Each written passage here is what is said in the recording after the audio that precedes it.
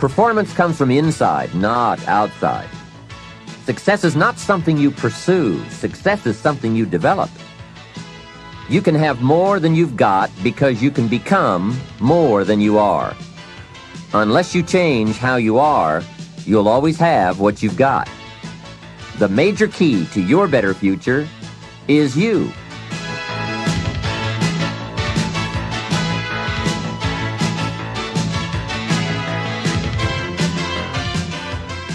The key to a great future is within you, and you'll be able to find it and use it with Success Strategies, 7 Keys to Wealth and Happiness.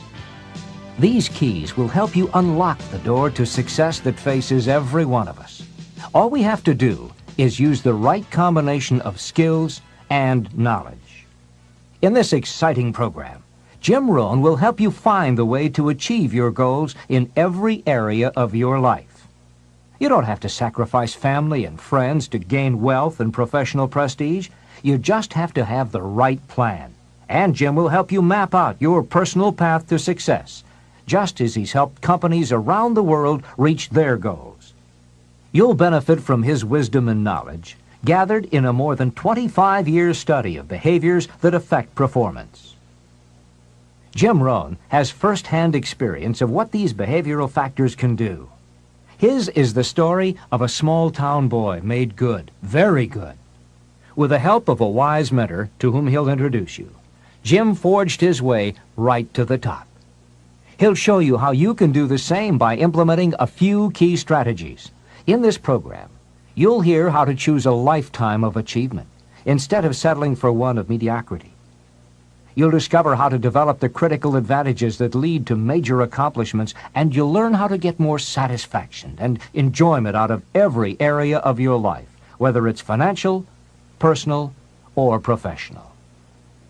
Jim Rohn's ideas work, as his clients around the world have discovered. He's earned a reputation as a dynamic and effective trainer all over North America, England, Spain, Taiwan, and Australia. In this program, you too will reap the benefits these companies have paid thousands of dollars for, and you'll have a private one-on-one session with Jim Rohn. And now, the Nightingale Conant Corporation is very pleased to present Mr. Jim Rohn.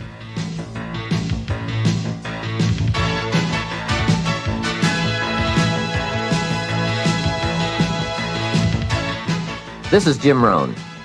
You're going to hear a great number of ideas as you go through the sessions on these 6 cassettes. Ideas that help successful people accomplish more of their goals, achieve certain wealth, and experience greater joy and satisfaction in their lives. My hope is that you'll find a few of these ideas very useful to you right now. Unfortunately, I don't know you personally. I'm not familiar with your dreams or your problems. But fortunately for you, I don't need to be, because the ideas we'll be talking about on these cassettes are fundamentals to the art of winning. They will help you achieve your most inspiring dreams, guaranteed. They are, in fact, the 7 fundamentals for wealth and happiness. As we go through these cassettes, you'll see very clearly for yourself just how these ideas can start making a major difference in your life right away. Where did these fundamentals come from? I didn't make them up. I first discovered them when I was 25 years old, at a time in my life when I needed some new ideas to help change the direction of my life. I wasn't destitute at the time, but I certainly needed some help. I guess we could all use a little help at age 25.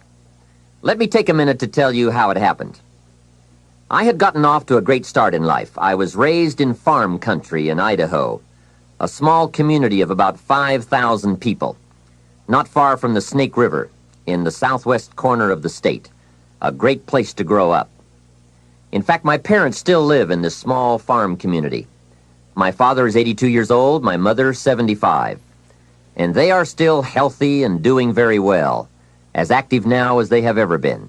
I'm very proud of them, and they have always been a great example for me. After graduating from high school, I went to 1 year of college, and then I decided I was smart enough, so I quit, which was one of my major mistakes. Among many major mistakes I made in those early days, But I was ambitious and willing to work hard, and figured I wouldn't have any trouble getting a job, which turned out to be accurate. So with a head full of dreams and ambitions, I started my first job.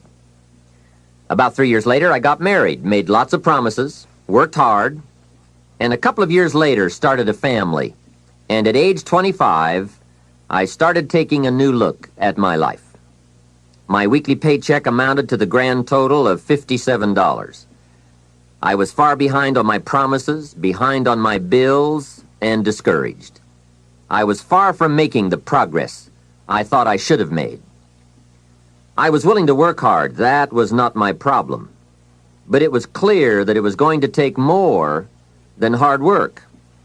And I didn't want to wind up at age 60 broke, needing assistance, like so many people I saw around me, not in the richest country in the world. So what do you do to change the direction of your life? I thought, well, I should go back to school. 1 year of college doesn't look that good on an application. But now with my family starting, going back to school seemed like a tough decision. I didn't have any money to start my own business. Money was one of my problems. I always had far too much month left over at the end of the money, if you've ever been in that position. I remember one time losing $10, and I was physically ill for 2 days over a $10 bill. Some of my friends tried to be cheerful. They said, look, maybe some poor person who needed it found it. But that was not really helpful.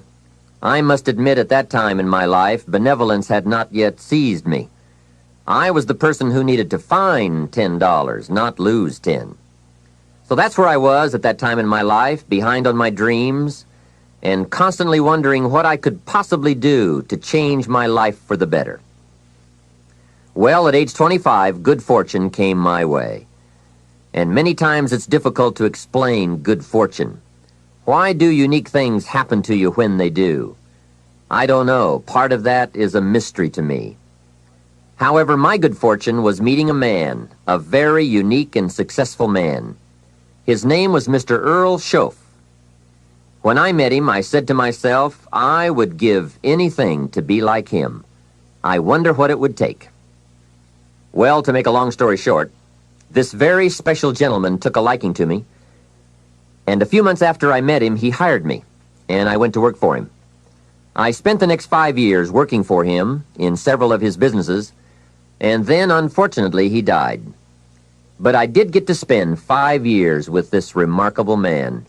And the best thing he gave me during that 5 years was not a job. The best thing he gave me was the benefit of his philosophy, the fundamentals of living successfully, how to be wealthy, how to be happy. And sure enough, his ideas worked for me.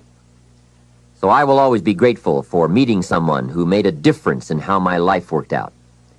I am sure if Mr. Schoaf were still alive, I would have called him one more time today and thanked him for sharing the ideas and inspiration that changed my life. For many years, I shared this philosophy for wealth and happiness with my business partners and met with equally exciting results. I am primarily a businessman, not a professional public speaker, but I have been intrigued with the challenge of trying to put into words the ideas that can make a difference in how a person's life works out. And now I have the chance to share these ideas with you. I don't claim to have all the answers on how to do well, but I do have some answers that have worked extremely well for me and thousands of others.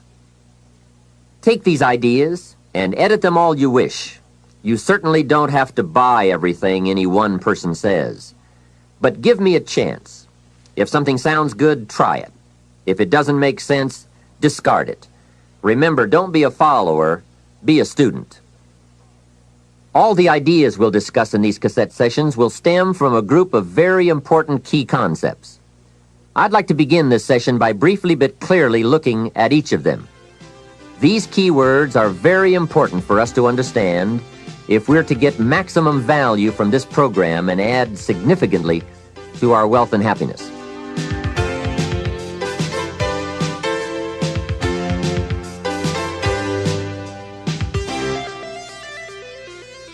The first key word is fundamentals.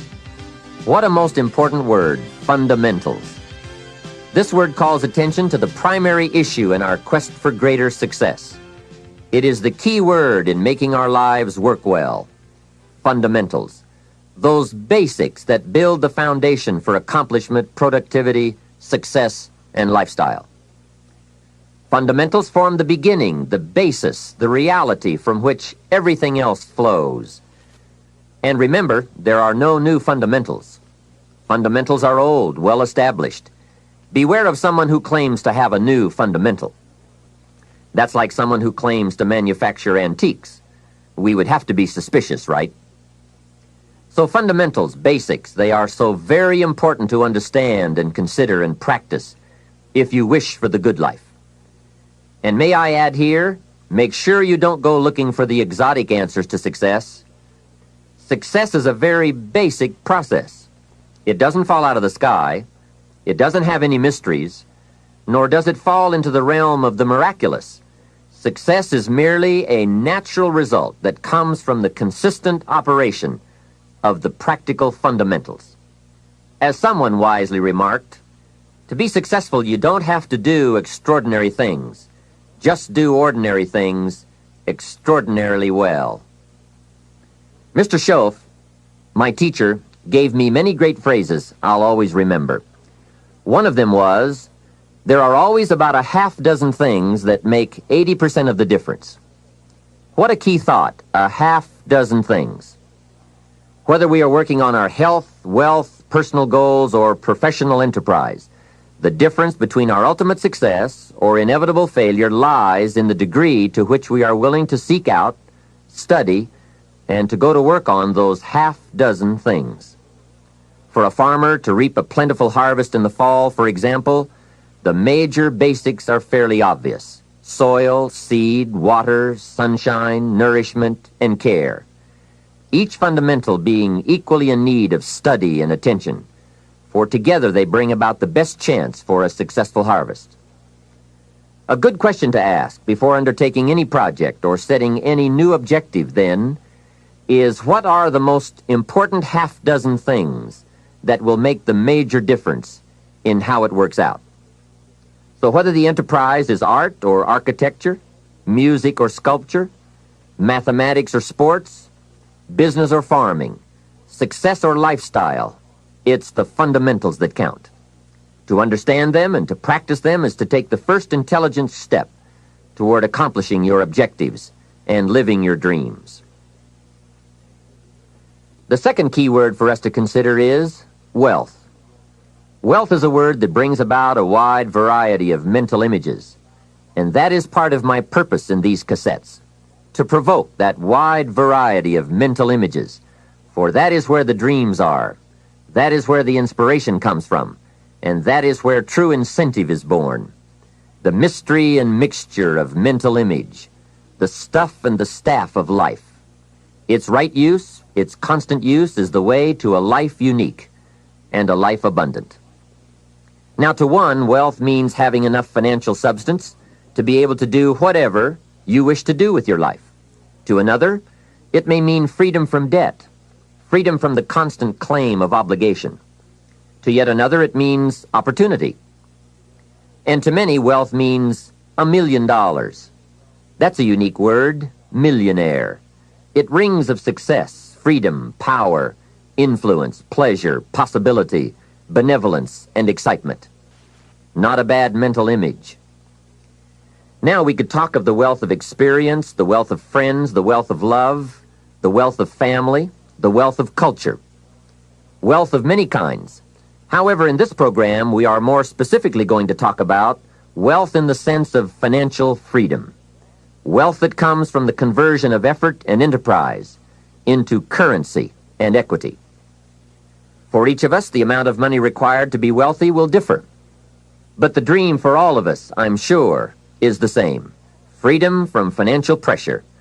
More freedom of choice, freedom to enjoy, and the opportunity to create and to share. Wealth, the possession of great financial resources that improves the quality of your life and gives you added dignity and expanded lifestyle. So decide for yourself what wealth means to you. Latch on to your own mental image of wealth And let's see if the ideas I'm about to bring to you will make sense and perhaps provide you with the inspiration to put the plan into high action so that as the days pass, you will discover a growing sense of freedom and dignity, self-worth, substance, and lifestyle. The next key word is happiness, the universal quest. Happiness is a joy that most often comes as a result of positive activity. Like wealth, it too has a wide variety of meanings and interpretations. Happiness is both the joy of discovery and the joy of knowing. It is a result of an awareness of the full range of life, the color, the sound, the harmony. And it is the joy that comes from designing a life and practicing the fine art of living well. Happiness is being able to explore the offerings of life by perception, response, and enjoyment. Happiness is both receiving and sharing, reaping and bestowing. It is being able to feast on harmony as well as food, on ideas as well as bread. Happiness is the deliberate act to create a wider world of experience and awareness. Happiness is having a handle on disappointment. It is being in control of both emotion and circumstance. Happiness is freedom from the negative children of fear, such as worry, low self-esteem, envy, greed, anger, resentment, and so on. Happiness is an awareness and a grasp of the positive power of life and loving values. It is an order of thought, activity, and lifestyle. Happiness is values in balance. It is contact with people of substance. Happiness is contentment with the tasks of your life. It is thought inspired by, organized with, and rooted in your personal philosophy. Happiness is a life well lived, in which a wide variety of experiences are deliberately captured to become an invaluable form of currency for you to spend and invest in your own better future. Happiness is activity with purpose. It's love in practice. Happiness is both a grasp of the obvious as well as an awe of the mysterious. But for most people around us, happiness seems to be either something left behind or something yet to be discovered. Like all the good things in life, happiness is elusive by nature, but not impossible to capture. A major key for bringing joy into our lives lies in the next word we shall briefly examine: discipline. If there is a magic word that stands out above all the rest, this is the one: discipline. And in this program, you'll discover how positive this word is. Discipline is the bridge between thought and accomplishment, the bridge between inspiration and value achievement, the bridge between necessity and productivity. Remember, all good things are upstream. The passing of time takes us adrifting, and drifting only brings us the negative, the disastrous, the disappointment, and the failure. Failure is not a cataclysmic event. It is not generally the result of one major incident, but rather a long list of accumulated little failings. Failing in life is failing to think today, failing to act today, failing to care, to strive, to climb, to learn, to keep trying day by day. If your goal requires that you write 10 letters today and you write only 3, you are down 7 letters. If you want to make 5 calls and you only make 1, you are down 4 on calls. If your plan calls for saving $10 today and you save none, you're down $10 today. Now the danger is looking at an undisciplined day and concluding that no great harm has been done. It doesn't seem like such a bad day. But add up these days to make a year, and then add up those years to make a lifetime, and perhaps you can now see how repeating today's small failures can easily turn your life into a major disaster. Success, on the other hand, is just the same process in reverse. If you plan to make 10 calls, and you end the day making 15, now you're up 5 calls. If you then get up a few on letters, move up the savings numbers, you can see what a massive difference it could make in a year, and what wealth and accomplishment awaits for a lifetime. Discipline is like a set of magic keys that unlocks all the doors of wealth, happiness, sophistication, culture, high self-esteem, pride, joy, accomplishment, satisfaction, and success. The first key to discipline is awareness of the need for and the value of discipline, and especially the discipline to make the changes. What will it take? What must I do? And what must I become to get all I want from my life? The second key is the willingness. More than that, the eagerness to maintain your new discipline deliberately, wisely, consistently. And the third key to discipline is the commitment to master the circumstances of your daily life, to see and harness the opportunities to make something of the sun and the rain, the good as well as what comes in the guise of misfortune. Discipline does many things, but most important of all is what it does for you. It makes you feel better about yourself. Even the smallest discipline can have an incredible effect on your attitude. And the good feeling you get, that surging feeling of self-worth that comes from starting a new discipline, is almost as good as the feeling that comes from the accomplishment of the discipline. Second, a new discipline immediately alters your life direction. You don't change destinations immediately. That is yet to come. But you can change direction immediately, and direction is very important. Third, discipline cooperates with nature. Everything strives. It is a common life function. How tall will a tree grow? As tall as it can. Everything strives to become all it can possibly be, and that striving to become is what discipline is all about. Disciplining ourselves to fulfill our natural potential to become all that we can be. And finally, discipline attracts opportunity. Opportunity is always looking for ambition and skill in action. Discipline taps the unlimited power of commitment. The human will in action, driven by inspiration, enticed by desire, tempered by reason, guided by intelligence, can bring you to that high and lofty place called the good life. Discipline, those unique steps of intelligent thought and activity that put a lid on temper and a faucet on courtesy, that develop positive and control negative, that encourage success and deter failure, that design lifestyle and control frustration, that enhance health and curb sickness, that promote happiness and manage sadness. Discipline, the start and the continuing process that brings all good things. And remember, anyone can start the process. It's not if I could, I would. It's if I would, I could. If I will, I can. So start the new process. You can begin a new habit no matter how small it is. Small isn't important. Whether or not you start and whether or not you continue are all that is important. And don't be deluded by an affirmation. Only affirm what you are truly prepared to do. Many of us delude ourselves with our words into believing that we're making changes and making progress, when in fact our daily activity is taking us in the exact opposite direction of our affirmations. Why would you walk in the opposite direction of your dreams? The man dreams of wealth and walks daily towards certain financial disaster. The man wishes for happiness and thinks the thoughts and commits the acts that take him to certain despair. So to have a prosperous life, start a prosperity plan. To become wealthy, start a wealth plan. Remember, you don't have to be wealthy to have a wealth plan. A person with no means can have a rich plan. If you are ill, start a health plan. If you don't have energy, start an energy plan. If you don't feel good, start a feel-good plan. If you're not smart, start a smart plan. If you can't, start a can plan. If you haven't, start a have plan. Anyone can. Even a bad person can start hearing good messages and reading good books. Recognize that the start of the better life, the happy life, the wealthy life, is today. This is exciting. Both the process and the result can begin today. Start the new journey today.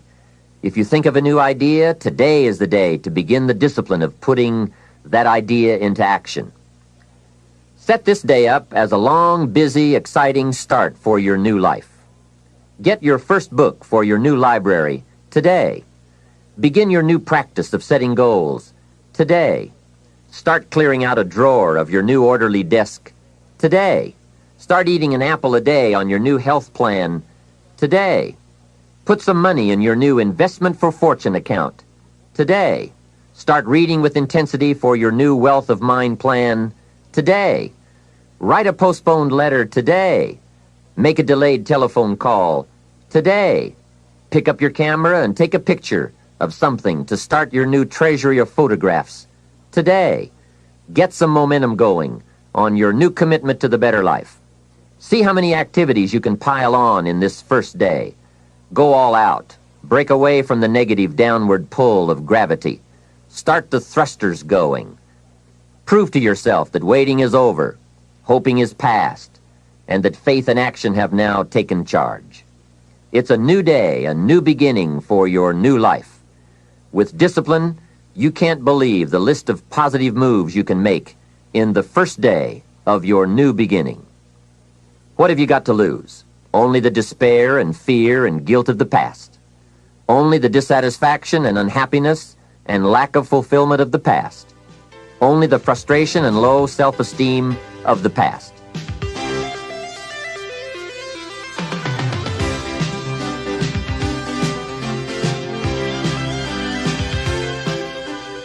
Take great pleasure in assisting in your own new birth, no matter how successful you may already be.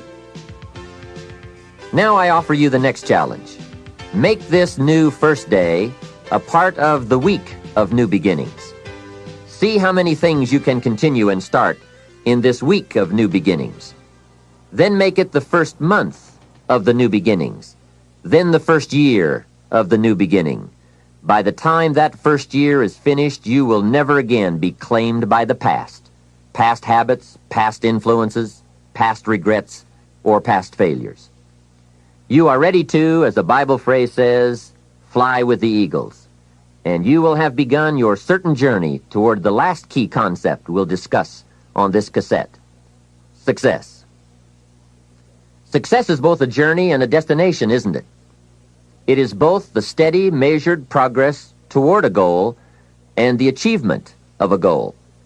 Success is an accomplishment, whether it be great or small, and it's an understanding of the potential and power of an entire human life. Success is an awareness of value, and it's the cultivation of value through discipline. It can be tangible or intangible. Success is a process of turning away from something in order to turn toward something else. From no exercise to exercise, from candy to fruit, from not investing to investing.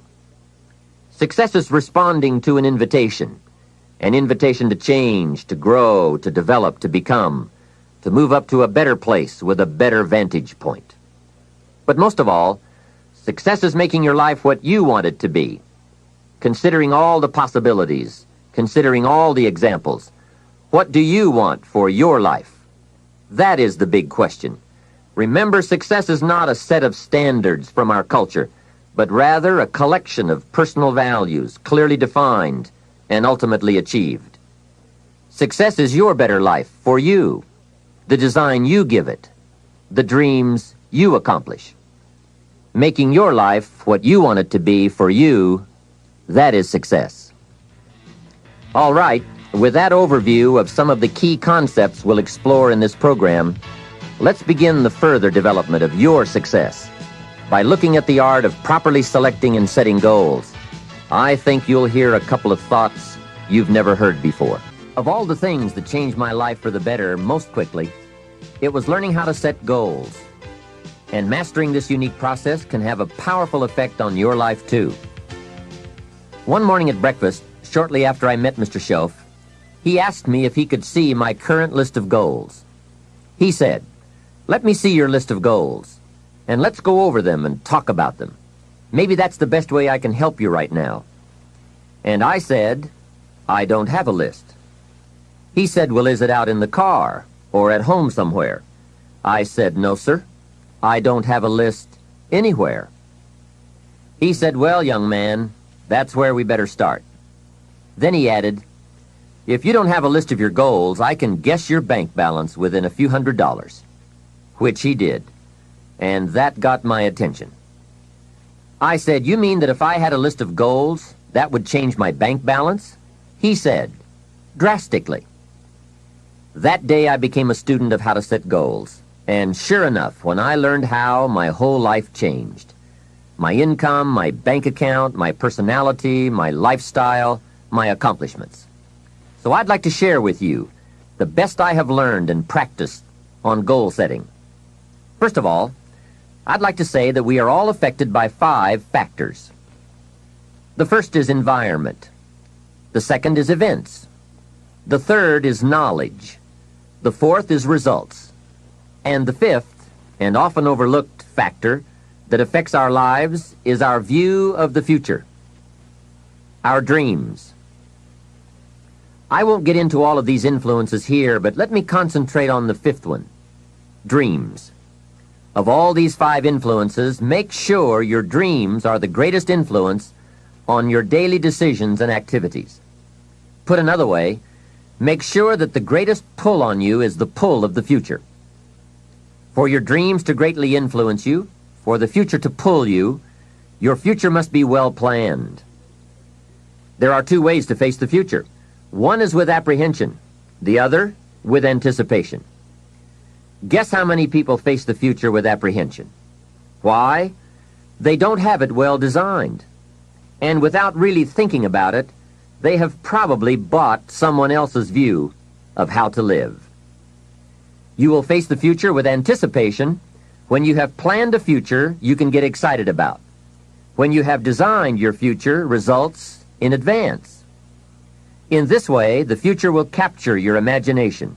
It will exert an enormous influence on you.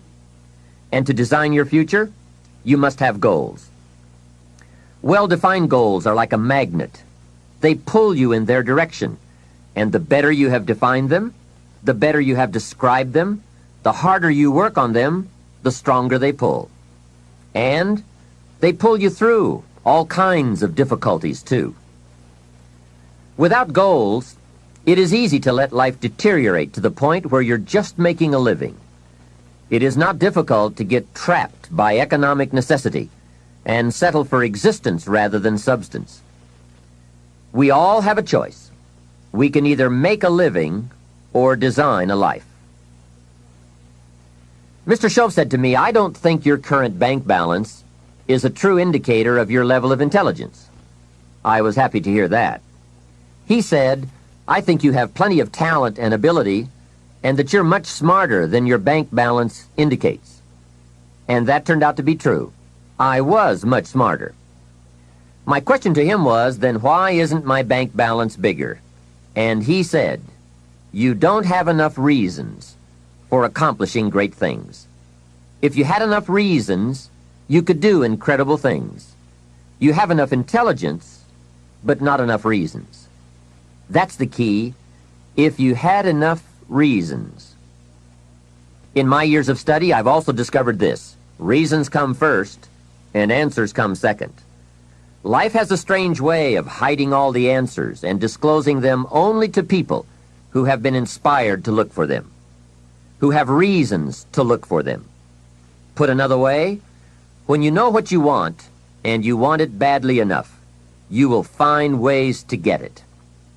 The answers, the methods, the solutions will become evident to you. Hey, what if you had to be rich? Are there any books and tapes on the subject? The answer is yes. There are plenty of good ones. But if you don't have to be rich, you probably won't read the books or listen to the tapes. What drives us to find the answers is necessity. So work on your reasons first, answer second. Now, what are some of the reasons for doing well? It varies from person to person. I'm sure that if you did a little soul searching, you could come up with a fairly strong list of reasons why you want to accomplish great things. There are personal reasons, sometimes uniquely personal reasons. Some people do well for the recognition. Some do well because of the way it makes them feel. They love the feeling of being a winner.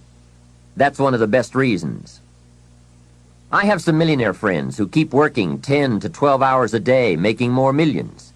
And it's not because they need the money. It's because of the joy, pleasure, and satisfaction that come to them from being constant winners. To them, money is not their main drive. It's not the money. It's the journey. Once in a while, someone says to me, if I had $1 million, I'd never work another day in my life.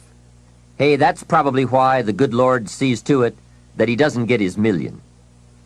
Because he'd just quit. Family is another reason, or motivator for doing well. Some people do extremely well because of other people. And that's a powerful reason. Sometimes we will do things for someone else that we would not do for ourselves. We are made that way. I met a man who once said to me, Mr. Rohn, to do everything I want to do around the world with my family, I need at least $250,000 a year. I thought, incredible. Could a man's family affect him that much? And the answer is, of course. How fortunate are the people who find themselves greatly affected by someone else. It's powerful. Benevolence, the desire to share, can be a powerful reason for wanting to achieve. Some people do extremely well gathering up resources, so they can then be benefactors. When Andrew Carnegie, the great steel magnate, died, his desk was opened, and in one of the desk drawers was found a slip of paper. On that slip of paper, Mr. Carnegie had written his goal for his life, and he wrote it when he was in his 20s. On that slip of paper he had written, I'm going to spend the first half of my life accumulating money. I'm going to spend the last half of my life giving it all away. That's terrific. He was so inspired by that goal that during the first half of his life he accumulated $450 million. And during the last half of his life, he gave it all away. How powerful.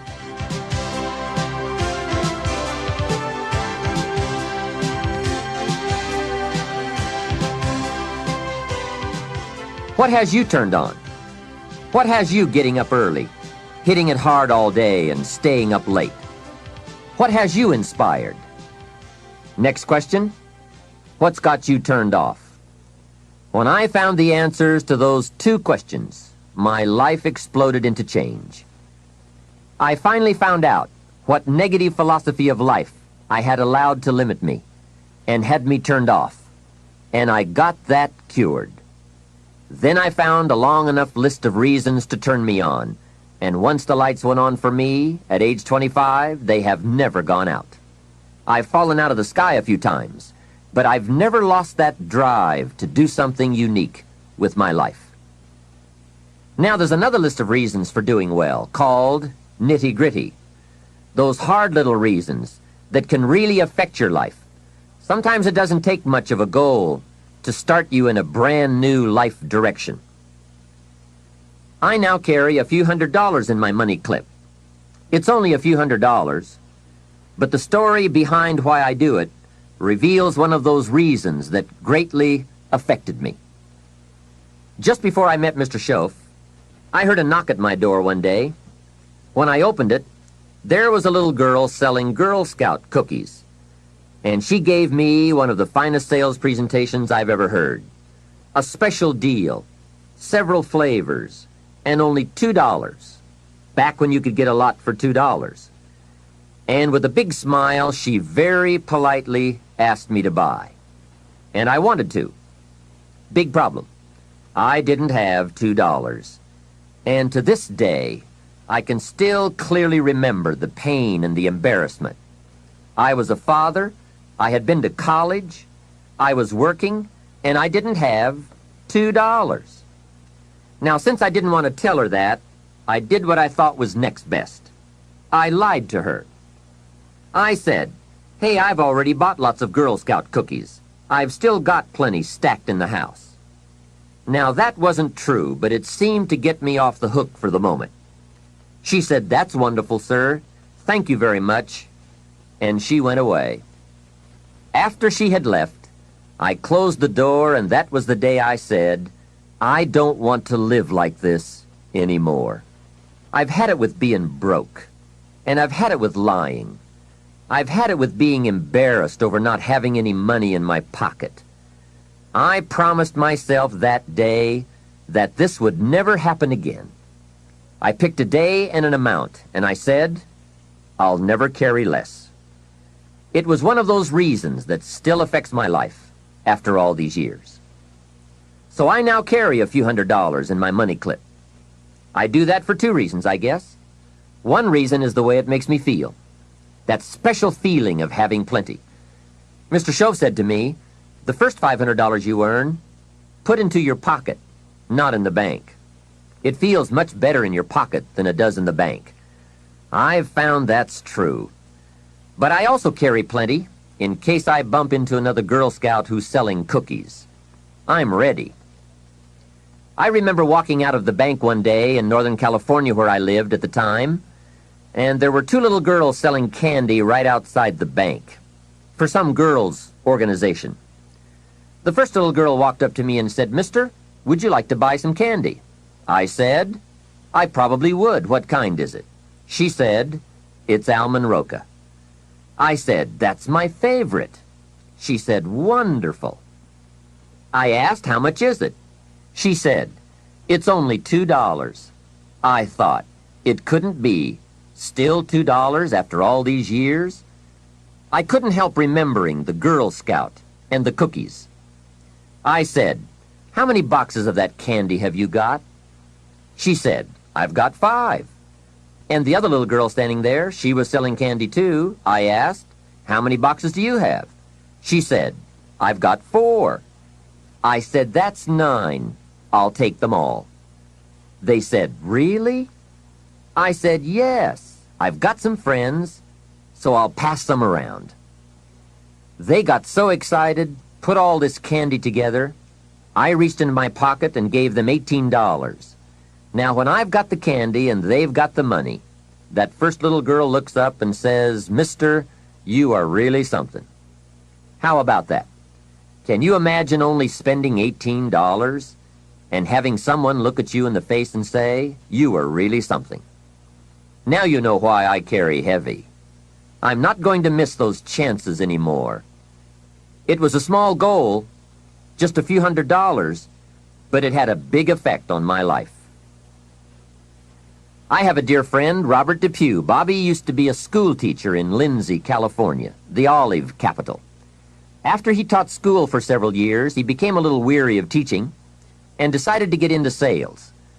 One day, without telling anyone, he quit his teaching job and jumped into sales. When he did, his brother poked fun at him. His brother said, "You're going to go right down the drain. You had a good teaching job. Now you're going to lose everything you have. You must be out of your mind." He put him down something fierce.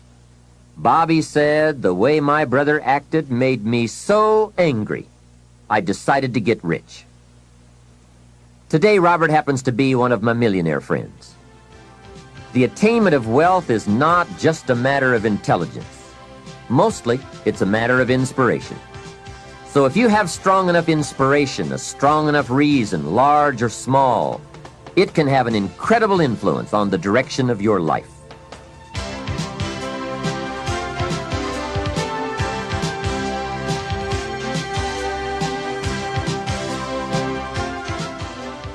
Now, we're going to take some time to actually start designing the next 10 years of your life.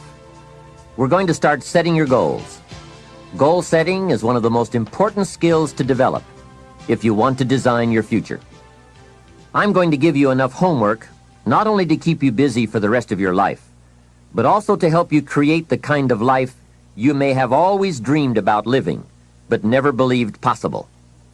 So let's get on with it. The sooner you exert the discipline, the sooner you will be enjoying the results.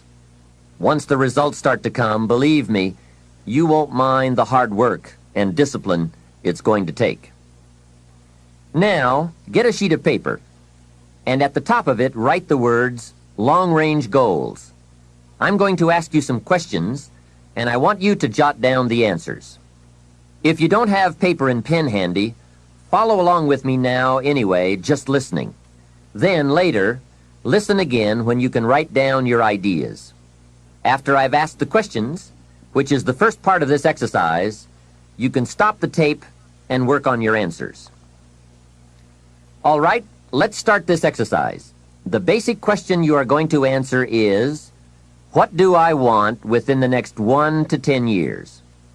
I want you to take about 12 to 15 minutes and make a list of at least 50 things you want within the next 1 to 10 years. These are long-range goals.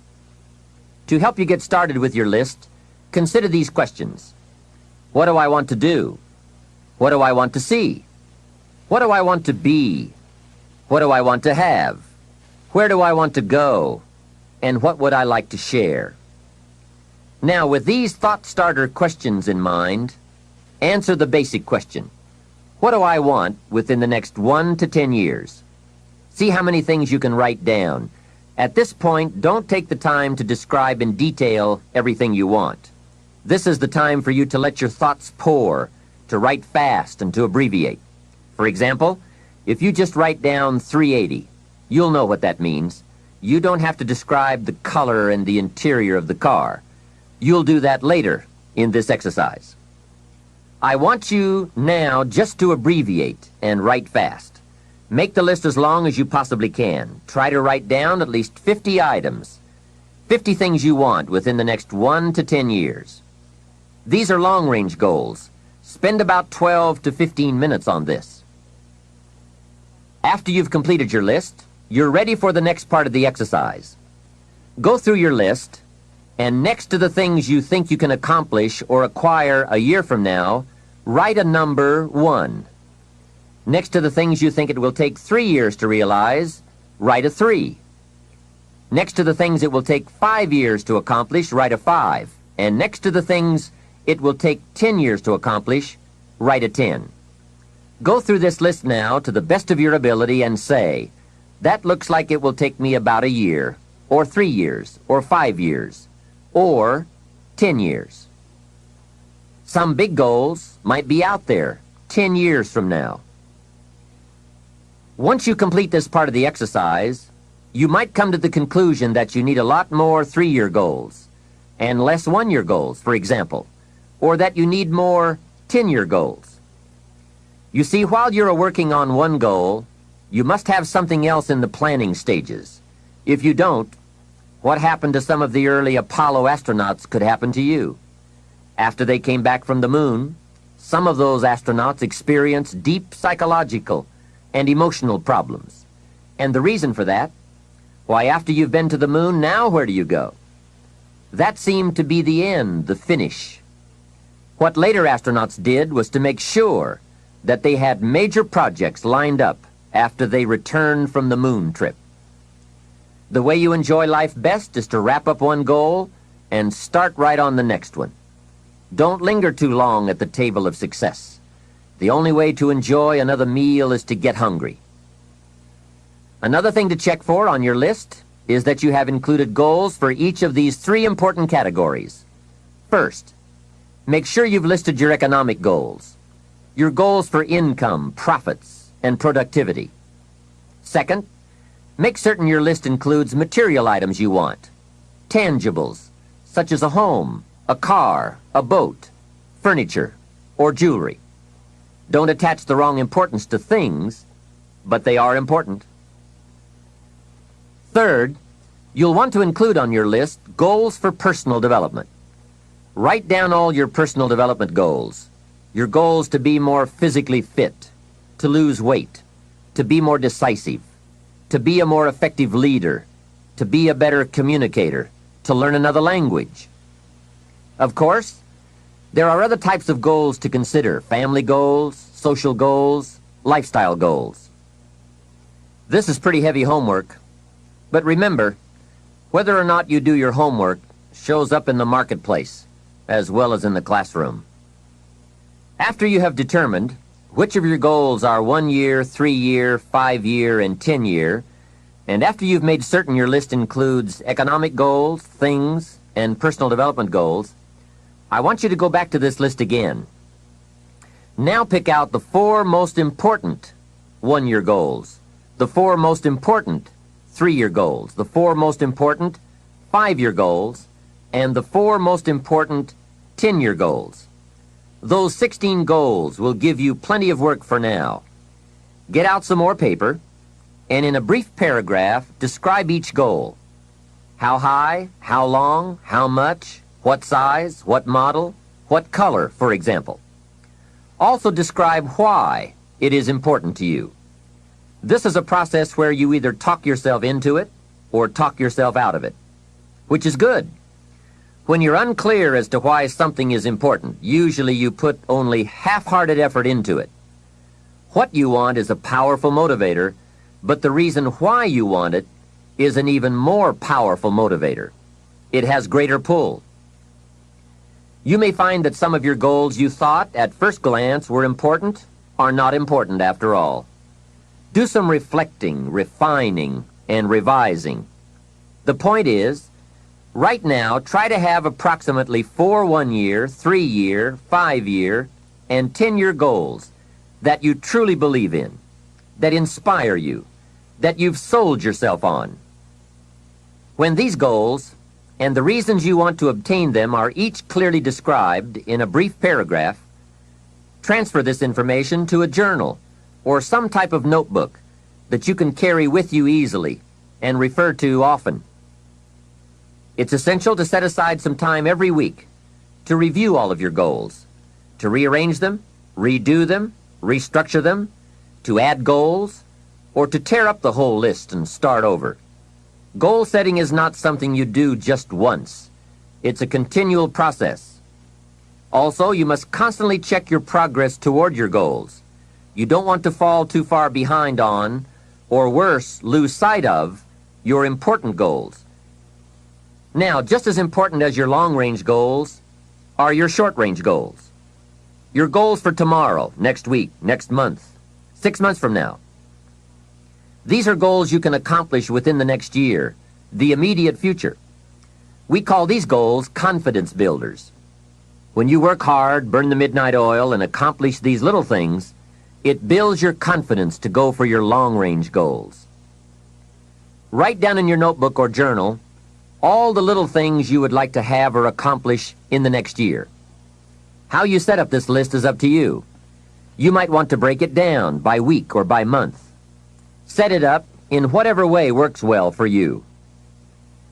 Part of the fun of having a list is being able to check off something as obtained or completed.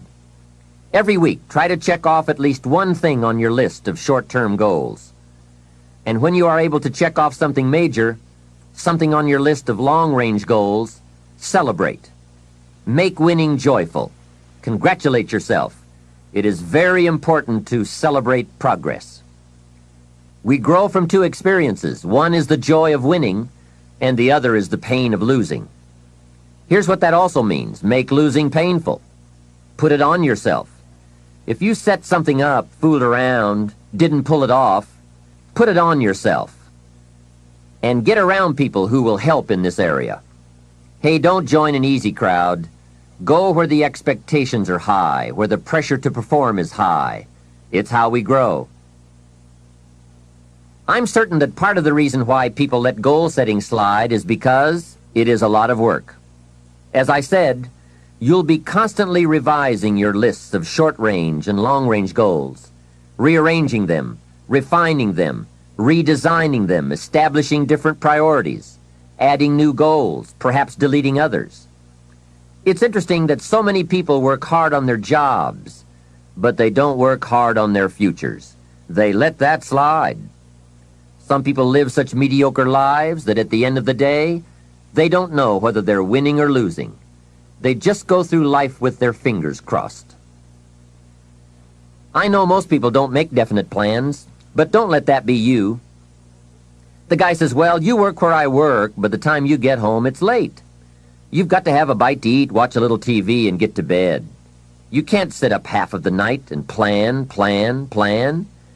And this is the guy who's behind on his car note. He's a good worker, hard worker, sincere. But I've discovered that you can be sincere and work hard all your life and wind up broke and embarrassed. You've got to be better than a good worker. You've got to be a good planner, a good goal setter. You've heard the old saying, the people who fail to plan are planning to fail. It's true. So work on your plans. Put yourself in the top few percent who put this power to work for themselves. Writing your goals down also shows you are serious. And to do better, you must get serious. You don't have dreams. I'd like to share with you some further observations I've made on goal setting. Understand that your goals, whatever they are affecting you all day long. Your goals affect your handshake, your attitude, how you feel. Your goals affect how you look, how you dress, how you walk, how you talk, all day, every day.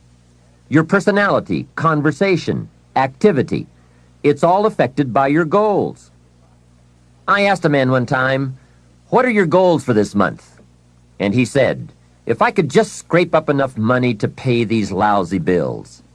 That was his goal. Hey, I'm not saying it isn't a goal. It is, but it's such a poor goal. It certainly isn't inspiring. You don't jump out of bed on Monday morning and say, "Oh boy, another chance to go out and scrape up the money to pay these lousy bills." The point is that goals should be fun. They should be big, challenging, rewarding. They should allow you to grow. Remember, too, that the major purpose of having a goal is not just to acquire the goal. The major reason for setting goals is to compel yourself to become the person it takes to achieve them. In other words, attaining the goal is of secondary importance. What's far more important is what you become in the pursuit of it. The greatest value in becoming a millionaire, for example, is not the $1 million. The greatest value is the skills, the knowledge, the discipline, and the leadership qualities you acquired in becoming a millionaire. It's the experience you acquired in planning, development, strategy. It's other qualities you acquired, such as courage, commitment, and willpower, to attract $1 million. You could lose everything you attained, but you could not lose the skills, knowledge, and experience you have obtained. Even better than having is being. Here's a most important question to spend some time answering. What kind of person will I have to become to get all I want? Write down a few thoughts on that. Write down some skills you'll have to develop, for example, and some of the things you're going to have to learn. Just spend a little time writing a few sentences on this. What kind of person will I have to become to get all I want? The answer to this will give you some personal development goals. Remember that income does not far exceed personal development. All of us have to do this kind of self-examination. I have to look at my own life and say, well, here's what I want, but am I willing to become what it takes to get what I want? If I'm too lazy, if I don't want to learn, read, study, and grow to become that kind of person, then I cannot attract what I want. Now, either I have to change my wants, or I have to change myself. Here are a few more key points I'd like to share with you on goals and designing your future. First, if you don't right now feel as if you're equipped to get all you want, just remember, ability will grow to match your strong dreams. That's why the goal-setting process we've discussed is so important. The more you work on this, the more ideas you will get on how you can change, how you can grow. I am nowhere near the person I was when I met Mr. Schoaf 25 years ago. I'm not that person anymore. I've changed. There's nothing you can do about the past, but you can do a great deal about your future. You don't have to be the same person you were yesterday. You can make changes in your life, absolutely startling changes, in a fairly short period of time. You can make changes you can't even conceive of now, if you give yourself a chance. Your abilities will grow. You have untapped talents and potential that you haven't even reached for yet. And as time goes on, you'll be able to reach deeper and deeper. The first thing you'll know, you'll be able to do things you never thought you could do. You'll be able to handle things you never thought you could handle. You'll have ideas that you've never had before. All of this is sparked by the goal-setting process. When you know what you want, and you want it badly enough, the answers will come to you. I can't tell you why it works. All I know is it works. Give yourself a chance to become all you can become and to accomplish all you can accomplish. Let me give you a Bible philosophy that teaches how to get whatever you want. Here's what it says. Ask. That's it. Ask. Of all the important skills to learn in life, be sure to include the skill of asking. What does ask mean? Ask means, what do you want? And the complete formula is staggering. It says ask, and you will receive. Hey, we ought to look into that. The man says, yes, but you work where I work. By the time you struggle home, it's late. You've got to get a bite to eat, watch a little TV, and get to bed. You can't sit up half the night and ask. And this guy is behind on his bills. He's a good worker, hard worker, sincere, but you've got to do better than work hard and be sincere all of your life. You'll wind up broke and embarrassed. You've got to be better than a good worker. You've got to be a good asker. Let me give you some key points on this asking and receiving, setting goals, asking of life. Here's part of the philosophy that helped me to change. First, asking starts the receiving process. Asking is like pushing a button, and all this machinery starts working, mental and emotional machinery. I don't even know how it works, but I do know it works. There are a lot of things you don't need to know how they work. Just work them. Some people are always studying the roots. Others are picking the fruit. It all depends on what end of it you want in on. So asking is the beginning of receiving. Second, receiving is not the problem. You don't have to work on receiving. It's automatic. So if receiving is not the problem, what is the problem? It's failing to ask. The man says, I see it now. I got up every day this year and hit it hard, but nowhere in my house is there a list of what I want from my life. Can you see? Good worker, poor asker. Third, receiving is like the ocean. There's plenty, especially in this country. It's like an ocean here. Here, success is not in short supply. It isn't rationed so that when you step up to the window, it's all gone. No. Well, if that's true, what is the problem? Well, the problem is some people go to the ocean with a teaspoon. Have you got the picture? A teaspoon. What I suggest you do in view of the size of the ocean is trade your teaspoon for at least a bucket, and you will look better at the ocean with a bucket. Kids won't make fun of you. Now, here's something else to remember about asking. There are two ways to ask. One is ask with intelligence. It didn't say ask intelligently, but I'm sure it meant that. Don't mumble. You won't get anything by mumbling. Be clear, be specific. Intelligent asking means how high, how long, how much, when, what size, what model, what color. Describe what you want. Define it. Remember, well-defined goals are like magnets. The better you define them, the stronger they pull. And give your goals purpose. Answer both questions. What do I want? That's the object. And the second question, what for? That's purpose. Purpose is stronger than object. What you want is powerful and it will pull, but what you want it for is more powerful. Here's the second way to ask. Ask with faith. Faith is the childish part.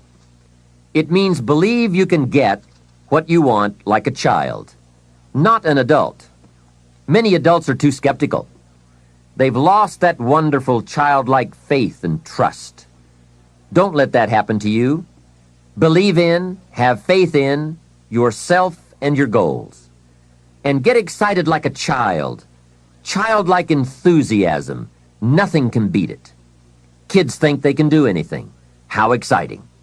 They hate to go to bed at night and can't wait to get up in the morning. Develop that kind of enthusiasm toward your life and your goals.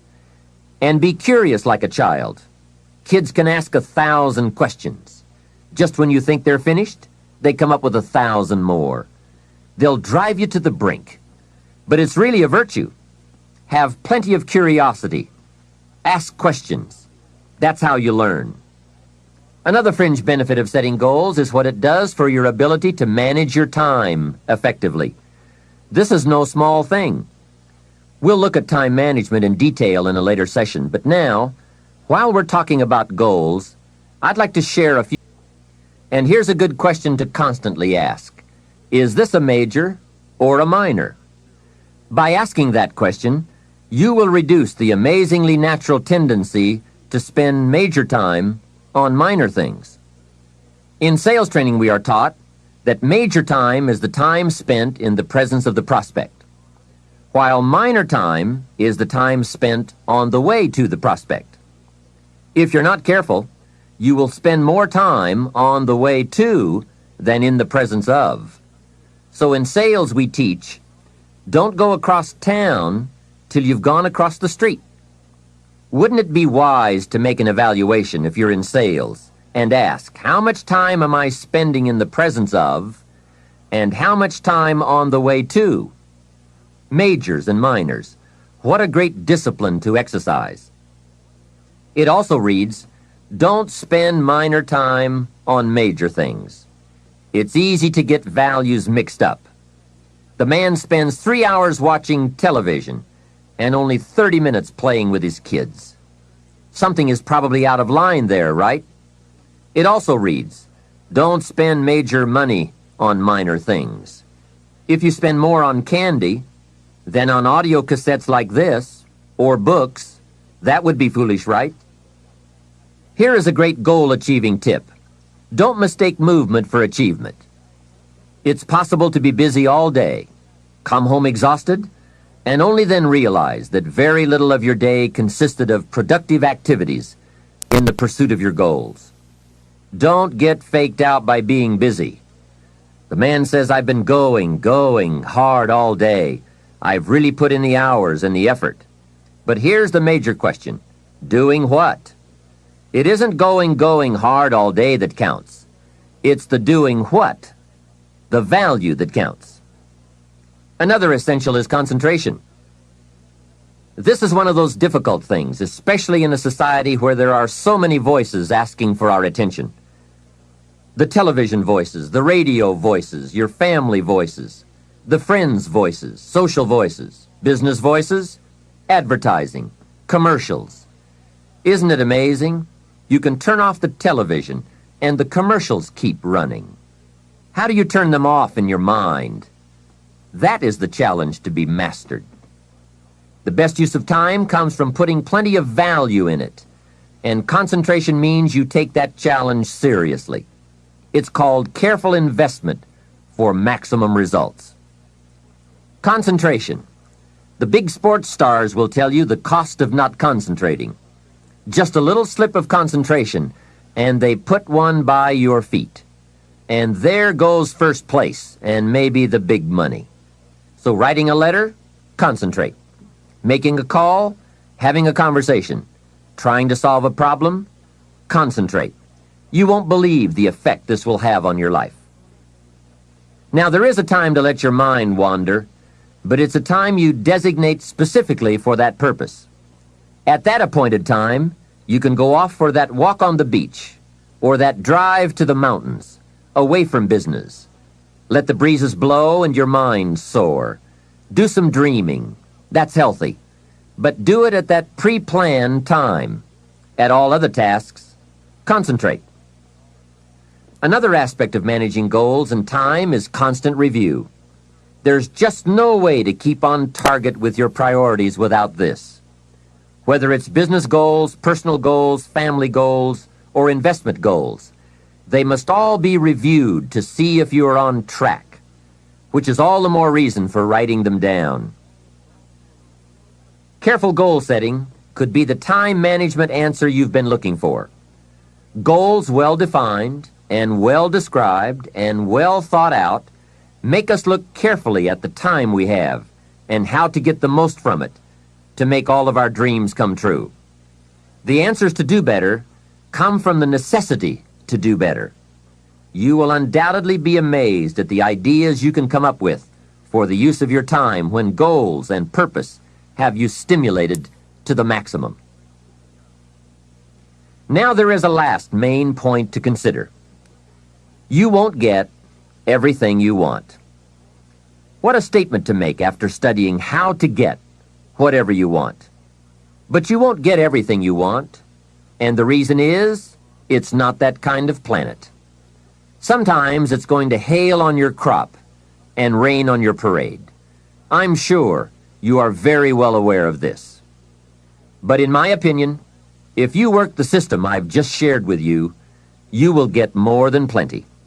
More often than not, you will get what you want. Those are good odds.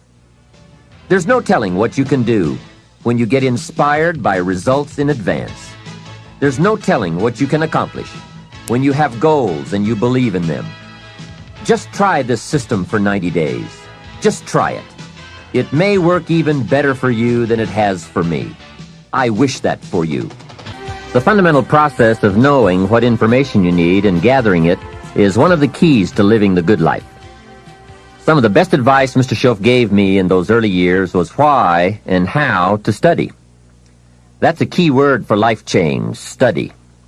If you wish to be successful, study success. If you wish to be happy, study happiness. Happiness is not an accident. It is first a study and then a practice. If you wish to be wealthy, study wealth. Would you like to guess how many people make wealth a study? Right, very few. Surely, since wealth and happiness and success are all values to cultivate, you would naturally assume that most people would make a careful study of them. Why they do not is yet another example of those aspects of life that fall into the category of mysteries of the mind. Remember, major keys to your better future are going to be ideas and information. If we have any lack, it is not because we lack money or opportunity or resources. It is because we lack ideas that have taken form from information. Many years ago, I learned that some of the best advice ever given comes from the Bible. There's a phrase in that amazing book that says, "If you search, you will find." So that is the way to discover ideas and life-changing information. Search. In order to find, you must search. You must go to the seminars and to the training classes. You must listen to the cassette programs that can give you breakthrough ideas. You must go and engage in conversations with people of substance. You must go looking, go searching. Rarely does a good idea interrupt you. And as you make a diligent search, you will find just the ideas you need. Now, here is the next key word in the process of seeking information that can change your life, and that word is capture. When you find a good idea, capture it. Don't trust your memory. Capture everything. Write it down. Record it. This is one of the reasons why we have put this program on cassette tapes, to capture the ideas. As a serious student of wealth and happiness, I would encourage you to make use of a journal as a gathering place for all the ideas that come your way. I consider personal journals to be one of the 3 treasures a wise person will leave behind. Here are those 3 treasures. One is your photographs. Take a lot of pictures. Being able to capture the event in a fraction of a second is a phenomenon of the 20th century, and how easy it is to take phenomena for granted. I've gone to Taiwan to lecture 3 times in the last 3 years.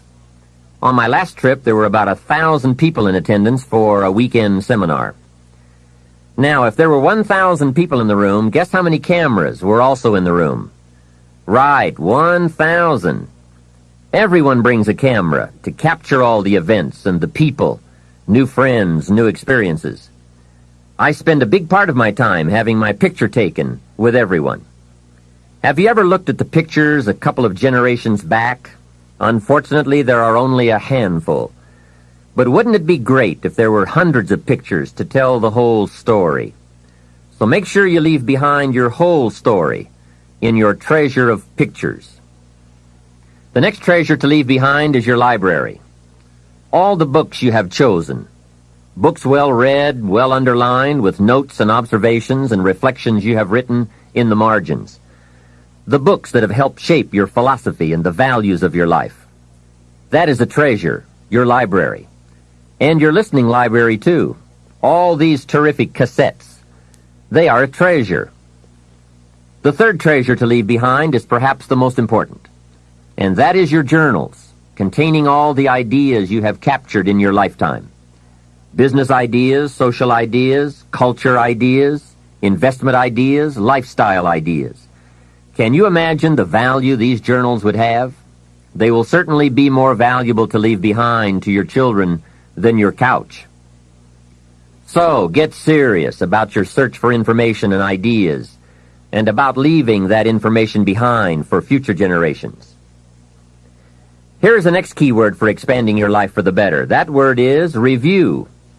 Go back over all your life experiences. Learn a skill called reflection, pondering life's events with the intent of learning. That is so important. I call it running the tapes again. The events of your life are some of the best sources of information. Don't merely go through your days, get from your days. Be aware of what's going on around you so that you will drive the grooves in the record of that day deep into your consciousness. Here are some good times to reflect. First, at the end of the day, take a few minutes and go back over your day. Where you went and what you did and what you said, what worked and what didn't. What do you want to do again? What do you want to correct? The colors, the sights, the sounds, the conversations, the experiences. You see, experience can become commodity, currency, coin, an incredible source of value, but only if you take time to reflect on the experience and turn it into something of value. As we mentioned in our first fundamental, it's not what happens that makes the difference in how your life works out, but rather what you do about what happens. And part of doing something about what happens is this process of reflection, studying an event in order to glean valuable information from it. Another time to reflect is at the end of the week. Take a few hours. Take a half a day at the end of the month. Take a weekend at the end of the year. Reason? To make the past more valuable. Sophisticated people have learned how to gather up the past and invest it in the future. When my father was about to celebrate his 76th birthday, I said to him, "Father, can you imagine what it's going to be like to gather up the last 75 years and invest them in your 76th? That's how life can become productive and exciting. Not just living one more year, but gathering up the years and investing them in the next one." By reflecting, you can gather up all the conversations you have ever had and invest all that you have learned and all that you have felt in the next conversation. Gather all your experiences and invest all that you have learned and felt in your next experience. And the more value, the more substance, the more information, the more wisdom you can gather from all of your yesterdays, the more exciting your future becomes. Probably all of us already know all that we need to know in order to make our lives turn out the way we want, except for one thing: how to gather what we've learned in order to invest it in what we want to become. So start a new discipline that can lead to wealth and happiness. Find out how things work. Never let it be said you didn't find out. Now let me give you a qualifying phrase. You may not be able to do all you find out, but make sure you find out all you can do. You don't want to wind up at the end of your life and find out that you lived only 1/10 of it, and the other 9/10 went down the drain. Not for lack of opportunity, but for lack of information.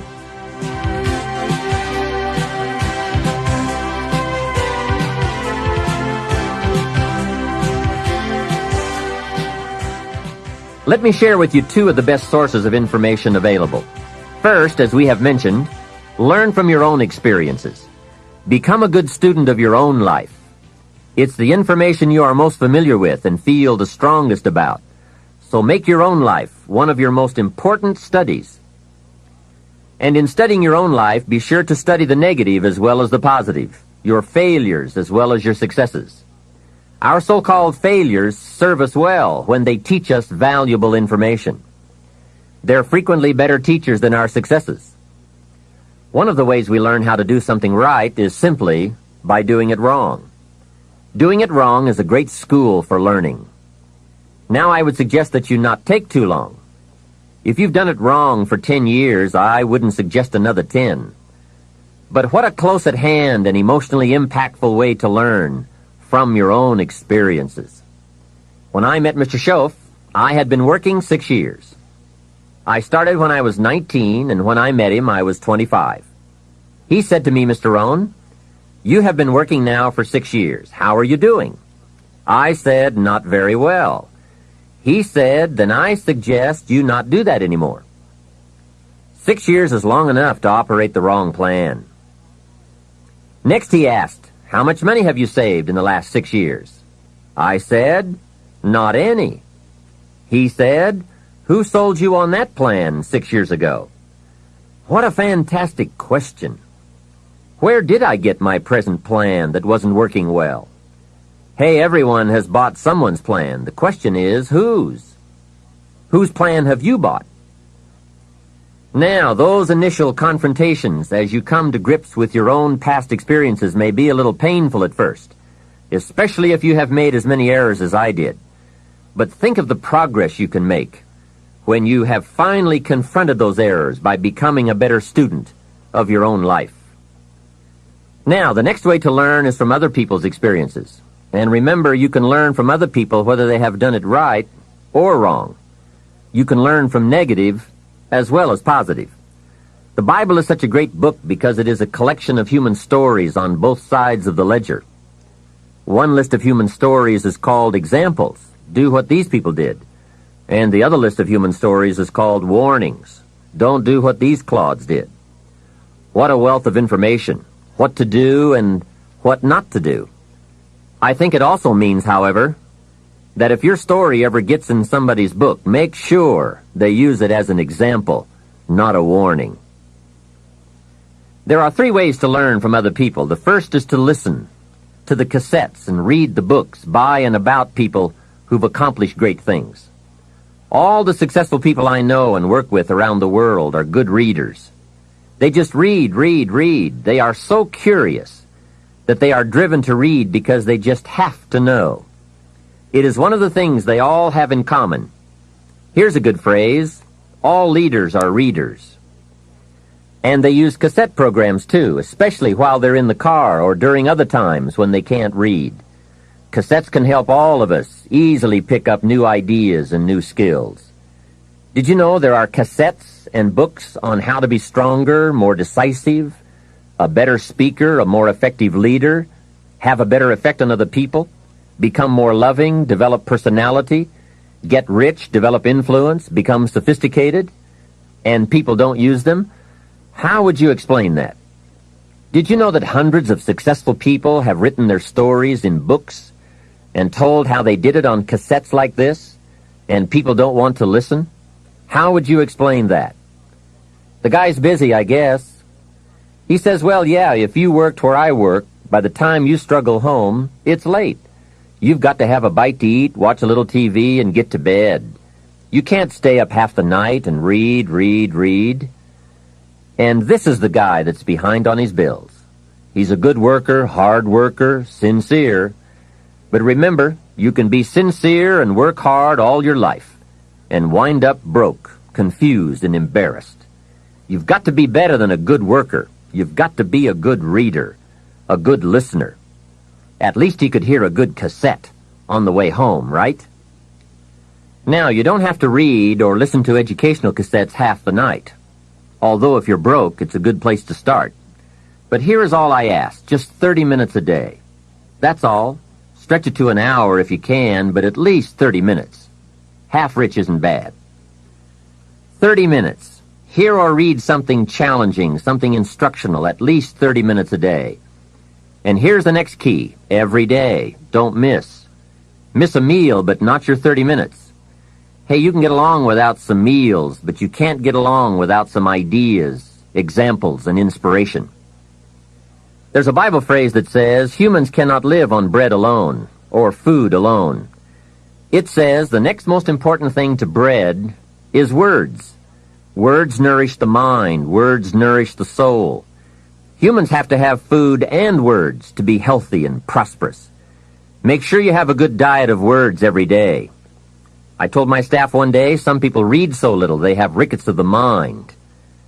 And also remember to properly feed the mind, you must have good balance. Don't just read or listen to the easy stuff. You can't live on mental candy. Here is a thought. Why not call good books and cassettes tapping the treasure of ideas? That's it. Tapping the treasure of ideas, like you're doing with this program. And if somebody's got a good excuse for not tapping the treasure of ideas for at least 30 minutes every day, or spending the money and getting the books and cassettes, I'd like to hear it. Some excuses you wouldn't believe. I say, John, I've got this gold mine. I've got so much gold, I don't know what to do with it all. Come on over and dig. John says, I don't have a shovel. I say, well, John, get you one. He says, do you know what they want for shovels? Hey, invest the money. Get the cassettes and books. The best money you can spend is money invested in your self-education. Don't shortchange yourself when it comes to investing in your own better future. Mr. Schoaf got me started on my library when I first met him. He said to me, become self-educated. Standard education will get you standard results. Check those numbers and see if that's what you want. And if it isn't, if you want something better than standard, you must become self-educated. So I went to work on my library, and I now have one of the best. Schoaf recommended a couple of books in particular to get me started. Now, I had a Bible, that's 66 books, so that was a pretty good start, and my parents saw to it that I had a good study of the Bible. But the first book Mr. Schoaf told me to get was the book Think and Grow Rich by Napoleon Hill. If you don't already have it, it's a great one to add to your library. Earl Nightingale has put it on cassette. The title should intrigue you, Think and Grow Rich. I read it several dozen times. Schoaf said repetition is the mother of skill. And if you could have seen my bank account at the time, you would have known I needed lots of that kind of repetition. Some of the ideas in that book made major changes in my life. As I look back now, the book was worth thousands, and I bought it for pennies. I learned a very valuable lesson. There can be a great deal of difference between cost and value. Before I met Mr. Schoaf, I used to ask, how much does it cost? After I met him, however, I soon learned to ask, how much is it worth? I started basing my life on worth instead of cost, and everything changed. So that was one book he recommended, Think and Grow Rich. The next book he recommended I get was a book on nutrition. Schoaf said, study nutrition. Vitality plays an important part in doing well. Some people don't do well because they don't feel well. It's not that they're not intelligent. It's that they're ill. They don't have the fire and the vitality to do well. So he really got on me about nutrition. Now, some of those health books are a bit weird, but you can separate out the weird stuff. There are cassettes on nutrition, too. Remember, don't be a follower. Be a student. Someone says, I read this book. Should I follow? And the answer is no. Read at least 2 books and make up your own mind. Don't be a follower. Be a student. So take care of yourself. There's a Bible phrase that says, many times the spirit is willing, but the body's weak. So you have to work on both. You wake up in the morning and the mind says, let's go get 'em. And the body says, I can't even get out of bed. So work on your health. A person's library of books and cassettes reveals his or her most dominant desires. It's interesting to walk into someone's house and browse through the library. What does your library say about you? So read all the books. Now here's good news. You don't have to read them all at once. Try this, 2 books a week. In 10 years is 1,000 books. If you read 1,000 books in the next 10 years, do you think they would greatly influence all the dimensions of your life? The answer is, of course. Well, here's what's exciting. It's only 2 books a week.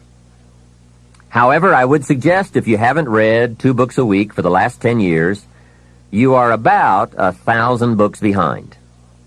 Can you imagine the incredible disadvantage it will be 10 years from now to stride into the marketplace 1,000 books behind? For some confrontations, you won't be a match. And for some opportunities, your knowledge will be too lacking. For some values, your philosophy will be too shallow.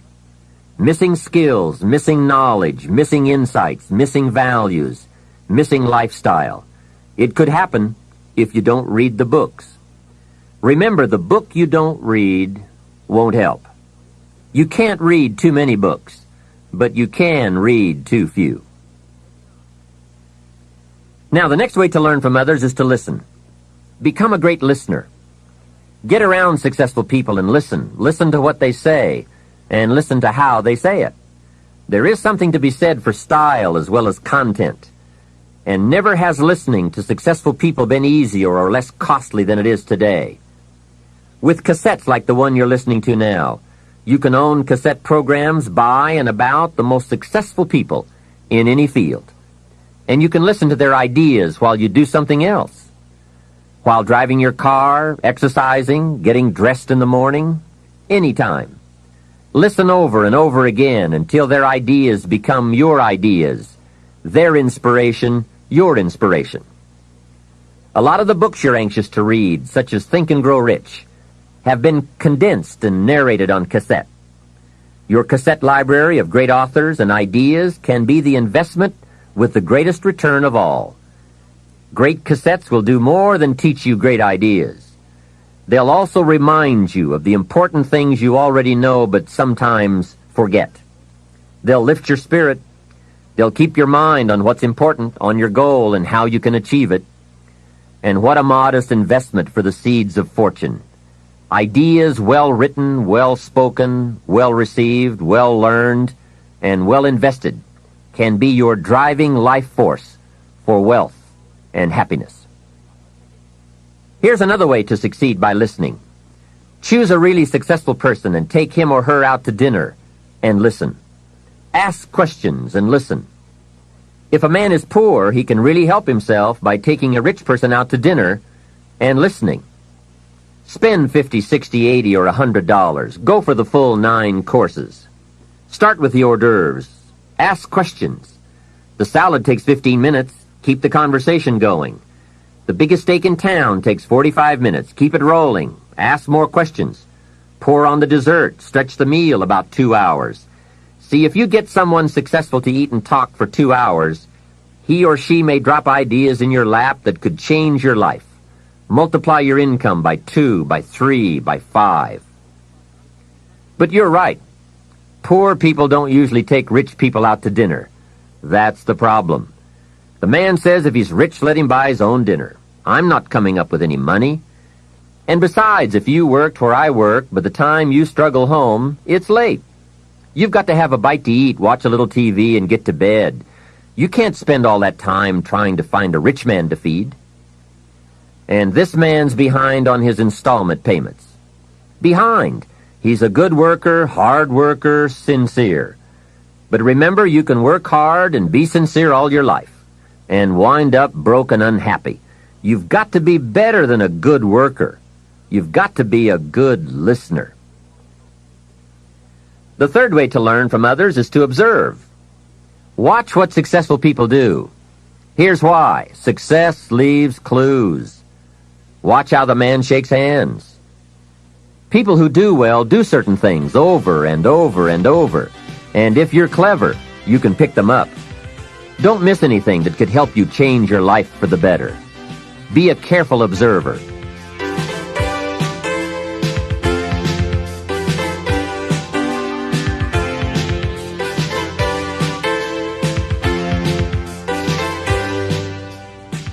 We have covered a lot of ideas in this part, but what a major fundamental to wealth and happiness. The consistent, disciplined, purposeful, constant search for knowledge.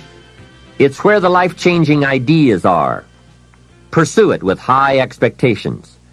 Spend the money and time and the effort. They're all investments, time, effort, and money, but the payoff is so great, it's hard to compare the cost to the reward. First is the money, and it does take some money. I have a great suggestion for the cassettes and the books and the lectures, the seminars, and the videos you need for a constant flow of ideas and inspiration.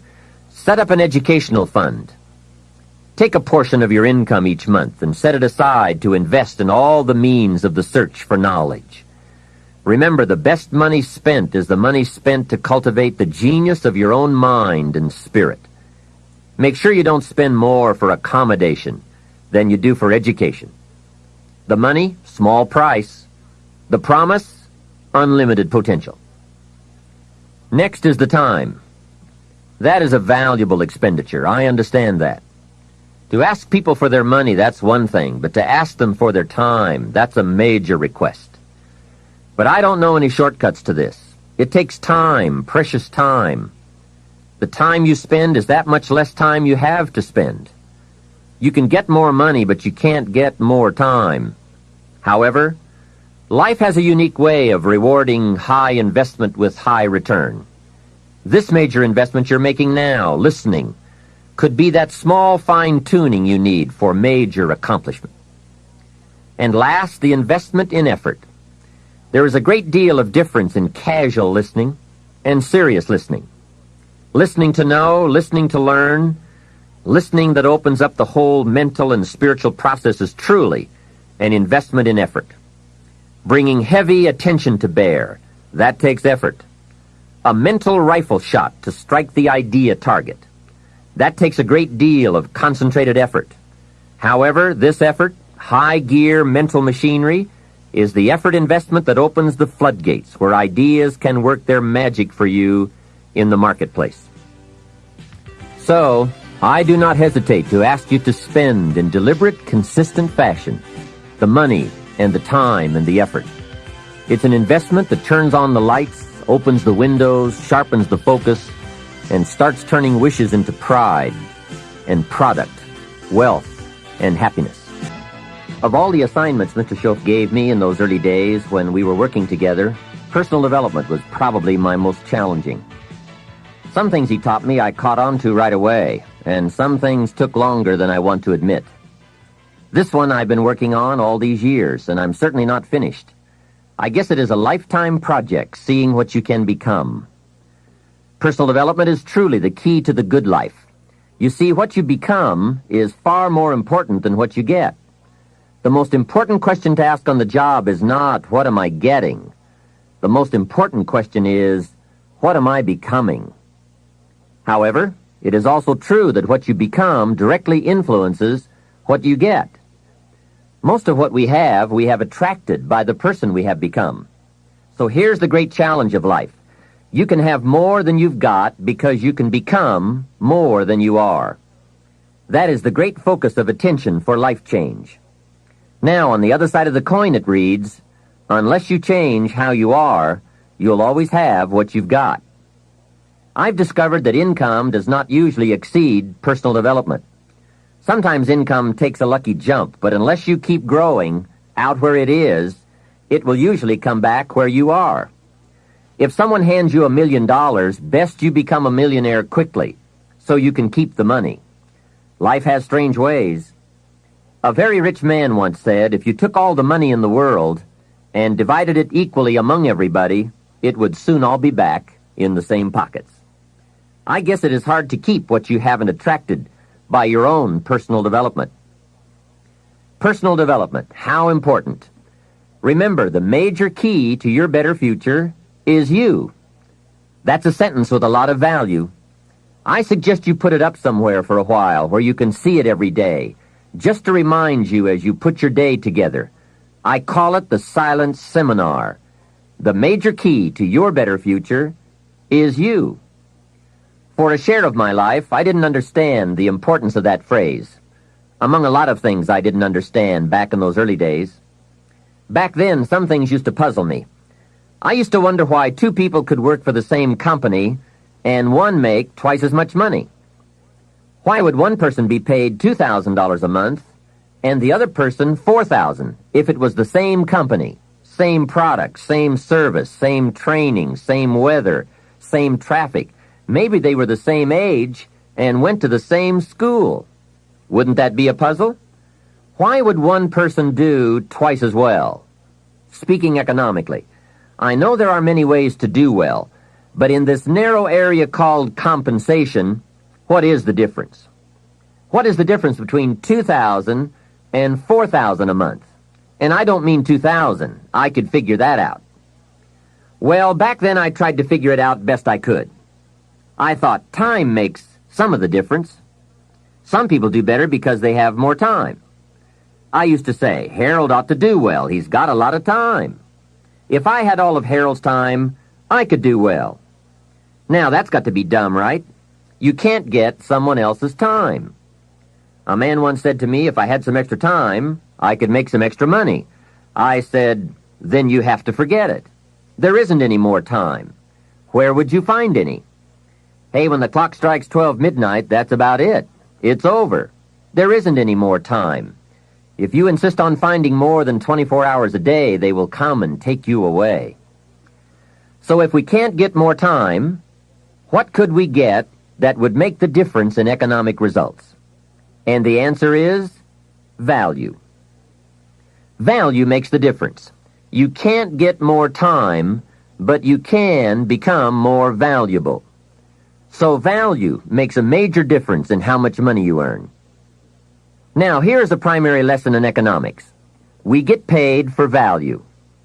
Bringing value to the marketplace is how we get paid. Whether you work on a job or whether you bring goods and services, we get paid for the value. Now, I know it takes time to bring value to the marketplace, but you don't get paid for the time. You get paid for the value. Mistakenly, the man says, I'm getting $20 an hour. And the correction is, no, not for the hour. If that was true, you could just stay home and have them send you your money. No, you don't get paid for an hour. You get paid for the value you put in an hour. An hour is simply a convenient way to measure the value. So one of the important questions to ask is it possible to become twice as valuable and make twice as much money in the same time? Could you become 3 times as valuable and make 3 times as much money in the same time? And the answer is, of course. Yes, you can become more valuable if, and it's always if, right? Life is known as the big if.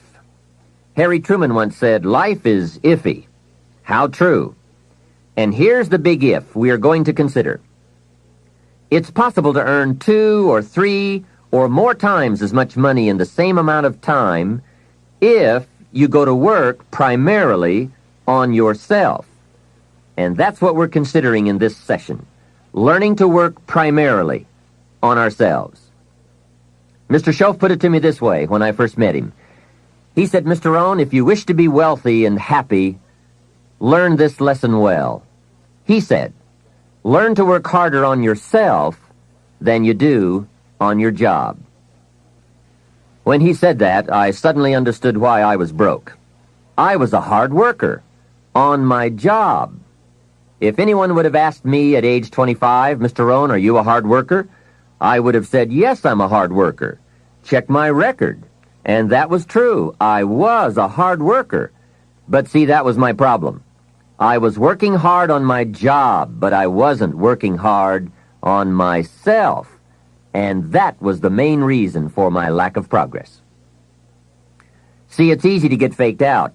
The man says, I've got 10 years of experience. I don't know why I'm not doing better. What he doesn't understand is that he probably has 1 year of experience repeated 10 times.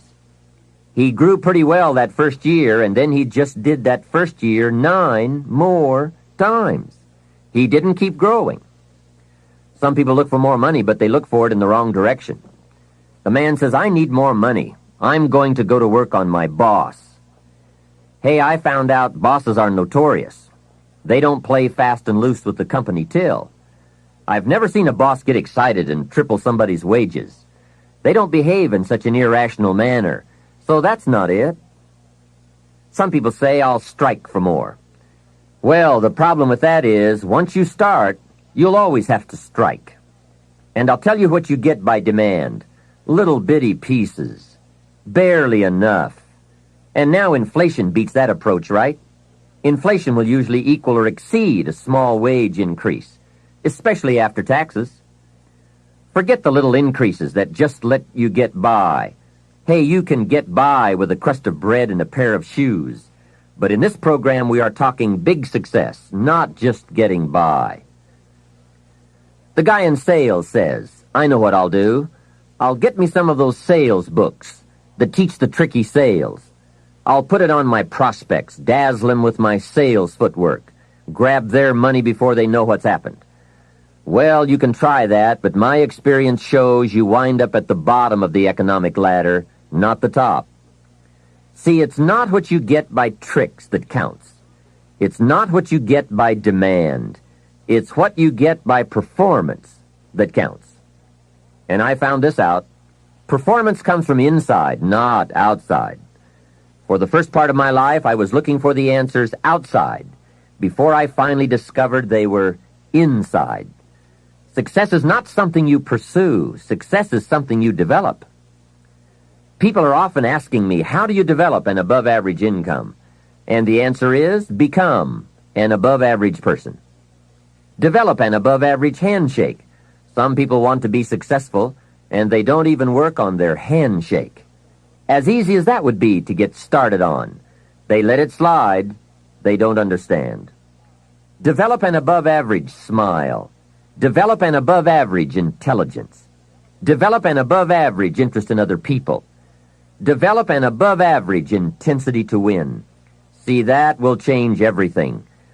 Probably one of the most frustrating experiences in life is looking for an above-average job with above-average pay without becoming an above-average person. It's called frustration. Mr. Schoaf one day gave me one of the most important statements of our entire association. I was giving him a rundown on how things hadn't worked out for me, and he said, Mr. Rohn, I have an answer for you if you will listen carefully. And listen carefully I did that day and for the next 5 years. If someone is wealthy and happy, you've got to listen. He said, Jim, I've only known you for a short time, but it is my honest opinion, for things to change for you, you've got to change. That was not quite the answer I was looking for, but that's the one he gave me. And now I bring it to you after pondering it all these years. For things to change for you, you've got to change, no matter what successes you've already achieved. Otherwise, it isn't going to change for you. Before I met Mr. Schoaf, I used to say, I sure hope things will change. That seemed to be my only hope. If it wasn't going to change, I was in serious trouble. Then I found out it wasn't going to change, and I was in serious trouble. Hey, remember, it isn't going to change. Not long ago, I did a seminar for a group of oil company executives during their convention in Honolulu. Sitting around this conference table, one of them asked, Mr. Rohn, you know some important people around the world. What do you think the next 10 years are going to be like? I said, gentlemen, I do know the right people. I can tell you. So they all listened very carefully. I said, gentlemen, based on the people I know, and from the best of my own experience, I've concluded that in the coming 10 years, it's going to be about like it's always been. Aren't you glad you're listening? I don't share that with just everybody.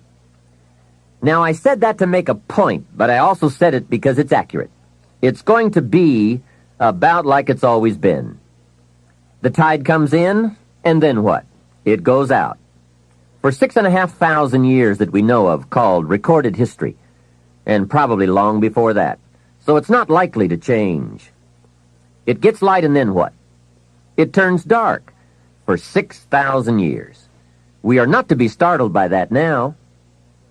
If the sun goes down and the man says, what's happened? What's happened? Surely he just got here, I guess. Hey, it always goes down about this time of day. In rotation, the next season after fall is winter. And pray tell, how often does winter follow fall? Every time, without fail, for 6,000 years that we know of. Now, some winters are long and some are short. Some are difficult and some are easy. But they always come right after fall. It isn't going to change. Sometimes you can figure it out. Sometimes there's no way to figure it out. Sometimes it goes well. Sometimes it gets in a knot. Sometimes it sails along. Sometimes it gets in reverse. See, that's not going to change. The last 6,000 years reads like this: opportunity mixed with difficulty. That's how it reads. It isn't going to change. The man says, well, then how will my life change? And the answer is, when you change. Whether I'm talking to high school kids or business executives, my message is always the same. The only way it gets better for you is when you get better. Better is not something you wish. Better is something you become.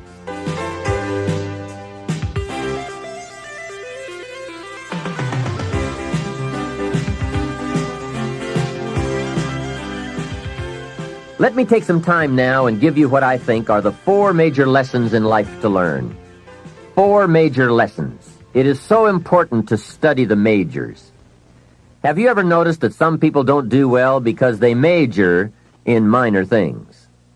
Whatever you do, check at the end of the week, the end of the year, and make sure you're not spending major time on minor things. Otherwise, you will wind up with a below-average life.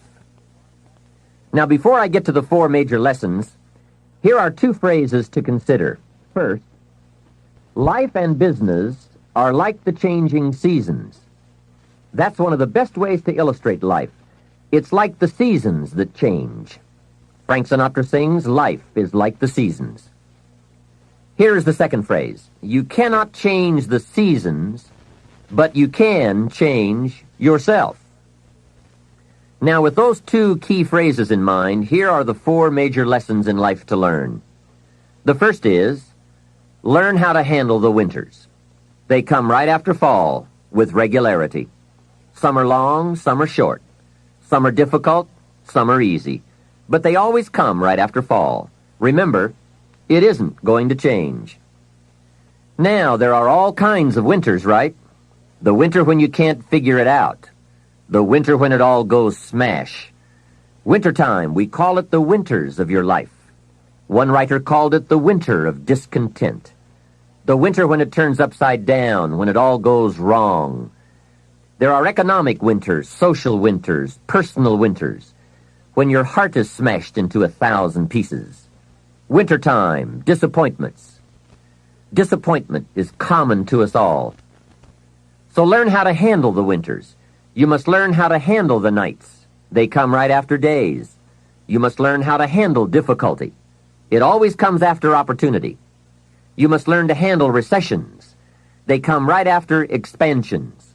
It isn't going to change. So the big question is, what do you do about the winters? Well, you can't get rid of January simply by tearing it off the calendar.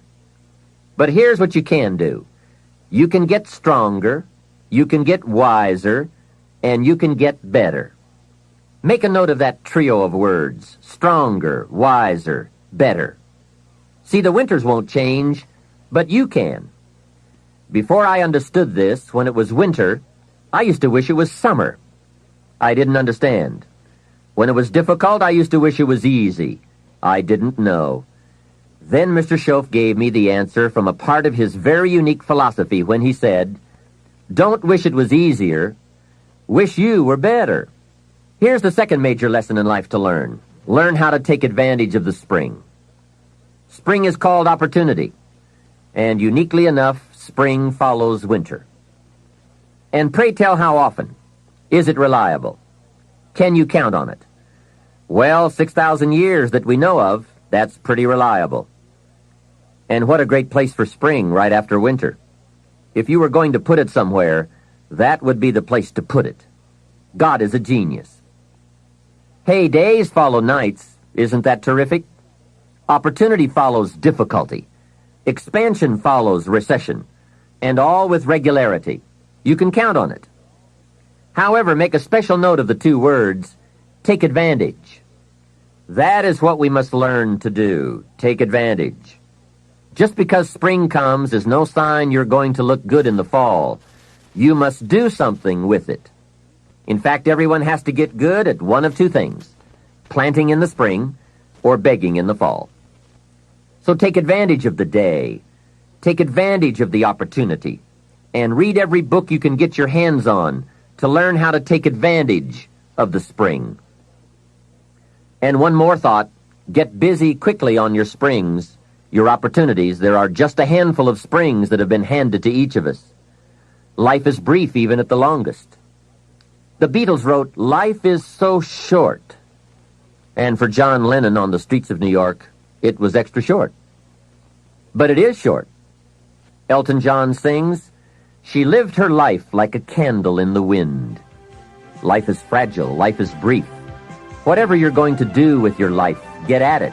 Don't just let the seasons pass.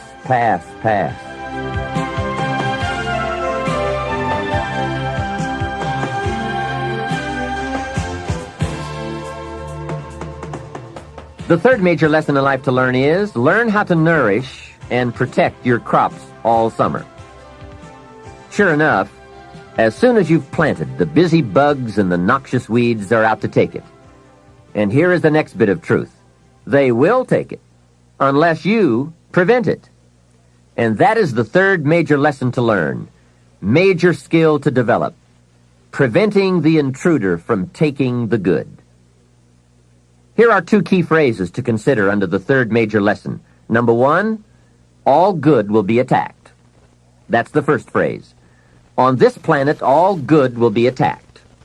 And don't press me for a why. I was not in on some of the early decisions, so I don't know why. All I know is, it's true. Let reality be your best beginning. Every garden will be invaded. Not to think so is naive.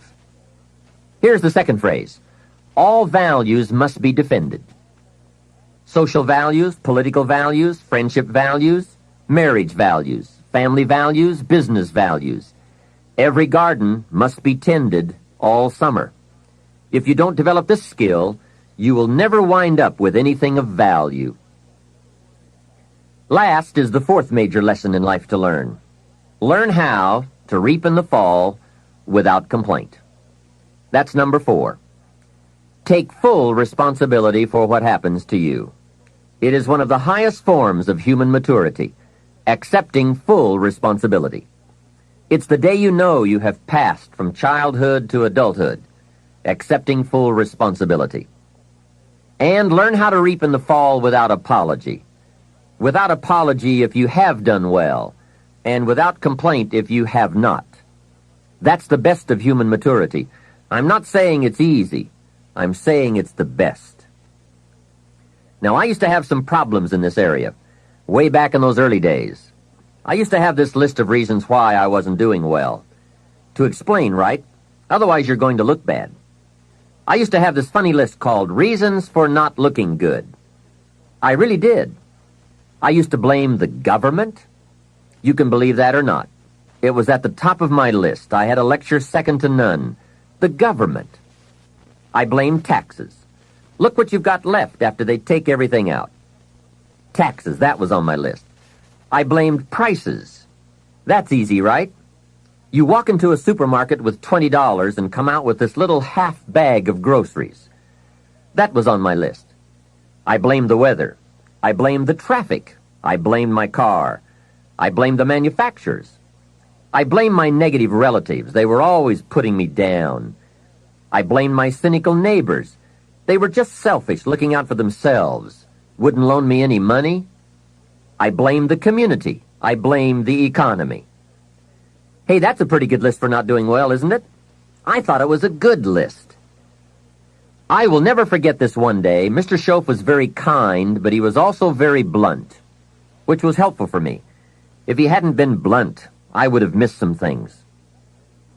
On this particular day, with a kind of question mark look on his face, he said, "Jim, just out of curiosity, tell me how come you haven't done well up until now?" Excellent question, right? Well, so I wouldn't look too bad, I decided to go through my list. How I ever had the nerve to do that, I don't know, but I did.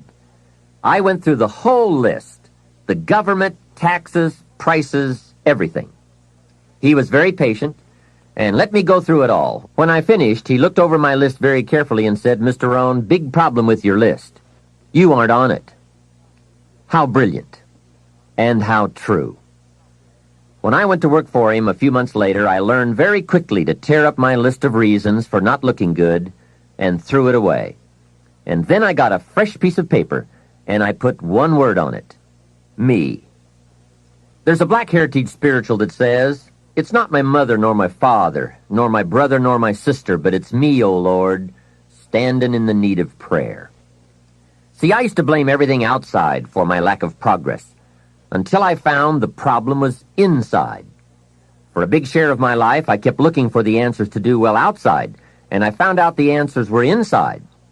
Success is not something you pursue. Success is something you become. You see, it's not what happens that determines the quality or the quantity of your life. It's not what happens. And the reason is because what happens to about everybody. The sun went down on all of us last night. A common event.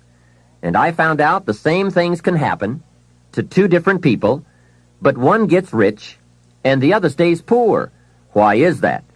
It's because it's not what happens, but rather it's what you do about it. That is an important phrase for your written and mental notes. It's not what happens. It's what you do that makes the difference in how your life works out. What happens is about the same for everybody. It's what people do that makes the difference. Anything can happen, right? I've heard all of the stories. Hey, I've been one of the stories. We could all tell stories for days on end. Anything can happen. Have you heard of Murphy's Laws? Surely you have. Murph had these laws. One of the laws was, if anything can go wrong, it will. That's one of Murphy's laws. Anything can happen. I've fallen out of the sky so many times, once to the tune of a couple of million. Devastating. Took me a while to get over that one. Now, it wasn't all that much, but it was all I had. That's much, right? When it's all you've got. If you've got 3 and 2 go and you've got 1 left, you aren't looking that bad, but when it all goes. I'm sure you've had that kind of experience. Of course, a long time ago, when you ran out of money and got to 0, you were all through. Heck, now you can whistle right on by 0, right? They will bury you these days. But those are happenings. Everyone's got the same happenings. The big question is, what are you going to do about it? Someone says, "Yes, but you don't understand the disappointments I've had." Come on. Everyone has disappointments. Disappointments are not special gifts reserved for the poor. Everybody has them. The question is, what are you going to do about it? While we're talking about personal development and letting go of limitations, here are what I consider to be the biggest self-imposed limitations any man or woman has ever had to deal with. First, procrastination. Procrastination is particularly life-threatening because when we put something off, it doesn't seem at the moment to be all that important. At the end of the day, if you have let a few things slide, it doesn't seem like such a bad day. However, enough of those days piled up will make a disastrous year, and eventually, a disastrous life. Our inability to come to grips with a natural tendency to procrastinate will surely send us drifting in the wrong direction. Before you reach the final session of this program, you'll have left procrastination behind, if you're still troubled by it. You'll have discovered that it's simply too costly to put up with any longer. Besides, you'll be too excited about where you're going to postpone the activities taking you there. Self-imposed limitation number 2. Blame. All of us have blamed others for our troubles from time to time. In fact, the tendency to blame someone or something goes back a long way. When there were only 2 people on earth, it wasn't long before they started blaming. The man said, "It was the woman. She got me into this." And the woman blamed the serpent. Blame seems to be one of those negative tendencies that just comes naturally. The ego striving to defend itself. Remember the list I came up with to explain why I wasn't doing well? One of the items that was high on my list was prices. I told Mr. Schoaf that my problem was everything costs too much. However, he soon set me straight on that by saying, "Mr. Rohn, that is not the problem. Let me tell you the real problem. You can't afford it. It's not it. If you keep dealing in it's, you will always be broke, unhappy, and disillusioned because you will never have enough. Don't deal in it's. Deal in you." When I finally learned to change my thinking from it to me, I changed my whole life. What a life-changing experience to finally meet someone who doesn't hesitate to put it on you or on your tendency to indulge in blame or procrastination. That is indeed a banner day when you meet someone who has learned how to skillfully and carefully attack the same problem that has kept you from doing very well, or kept you beneath your potential, or kept you off balance as to your own self-worth. It is so easy to mistake appearances for reality, to confuse the symptom with the real cause. Along with blame comes the third negative tendency we want to eliminate: excuses. Guess how many excuses we have? 1,000,000. And in the course of a lifetime, we will probably use them all, unless somebody finally comes along and blows all those excuses apart to make us come face to face with the real reasons for our current dilemma. Until that time, we will probably use another 1,000,000 excuses to prevent ourselves from having $1 million. Here's one of the major questions I'll pose to you during this program. What are you going to do starting today that will make a difference in how your life works out? Good question, right? What are you going to do? See, if you don't do something starting today that will make a difference, guess what? It's going to be the same. And you can guess what the next 5 years are going to be like. Just look at the last 5. The next 5 years will be like the last 5 unless you, Major Key, make all the changes. Now here's another key question. What can you do starting today that will make a difference? That's a good question. What can you do? What can you do with economic chaos? What can you do with massive disappointment when it's all gone wrong? What can you do when it won't work, when you've run out of money, when you don't feel well, and it's all gone sour? What can you do? Well, let me give you the broad answer first. Here's what you can do. You can do the most remarkable things, no matter what happens. Hey, people can do incredible things, unbelievable things. A man can do the most amazing things with the most impossible circumstances. A woman can do the most remarkable things with the most disastrous circumstances. Hey, I found out kids can do remarkable things. That is, if they have remarkable things to do. I also found out if they don't have remarkable things to do, there's no telling what they'll do. Now, here's why humans can do remarkable things. It's because they are remarkable. They are not dogs, animals, fish, birds, amoebas. Humans are different than any other creation. When a dog starts with weeds, he winds up with weeds, and the reason is because he's a dog. But that's not true with human beings. Human beings can turn weeds into gardens. That's one of the major differences, being a human versus being a dog. Humans can turn nothing into something, pennies into fortune, disaster into success. And the reason they can do such remarkable things is because they are remarkable. So why not reach down inside of you and come up with some more of those remarkable human gifts? They're there waiting to be discovered and employed. And with those gifts, change anything for you that you wish to change. And I challenge you to do that because you can change. If you don't like how it is for you, change it. If it isn't enough, change it. If it doesn't suit you, change it. If it doesn't please you, change it. And I challenge you to do all that because you can change. See, you don't ever have to be the same after today, only by choice. If you don't like your present address, change it. You're not a tree. Now for the process of change, just a philosophical pronouncement won't do. It takes more than that. And it takes more than enthusiasm. I know we are hearing a lot about enthusiasm these days. We're still hearing the old cliche of the 30s, to be enthusiastic, you must act enthusiastic. But see, that won't help. I'm sorry. Hey, after you have leaped about, there are some things you've got to do, or it isn't going to change for you. You can get all excited about lifting 200 pounds until you get to the gym. Then you need a new excitement. And the new excitement is discipline. Discipline, the major step to human progress. If there is one thing to get excited about, this is it. Get excited about your ability to make yourself do the necessary things to get a desired result. That's true excitement, not just optimistic panic. True excitement. Hey, what could you do starting today that would make a big difference in your life?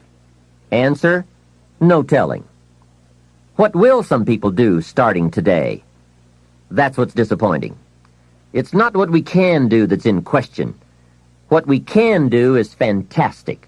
What we can do is unbelievable. What we can do, it's what we settle for that's disappointing. Remember, the major question to ask on the job is not, what are you getting? The major question to ask is, what are you becoming? What we become is what leads to all the good things. And the habits we form, habits of mind, attitude, and behavior, are a dominant part of what we are becoming. Now, I understand as well as anyone that forming new habits doesn't come easy. But new habits will come when we change. It is usually not in one cataclysmic explosion, but rather by changing small pieces and parts at a time. I think that's how most of us change. We just keep nudging ourselves in the right direction, forming one or two new habits at a time, little by little, until finally we've made the turn. And this is where the good life comes from, those personal changes. There's nothing you can do with the seasons, but there's everything you can do with yourself. Don't wish for the winters to change. Wish for your own attitudes, strength, and capabilities to change in order to handle the winters. Really making personal changes calls for 10% inspiration and 90% perspiration. Wishing we could change is a beginning, but now wish must be translated into activity, and inspiration and affirmation must lead to discipline. We can affirm that we are going to change, but we must now form new habits and develop new disciplines for the affirmation to come true. Make sure your activities are not going in the opposite direction of your affirmation. Make sure your daily thoughts and activities take you in the direction of your affirmation.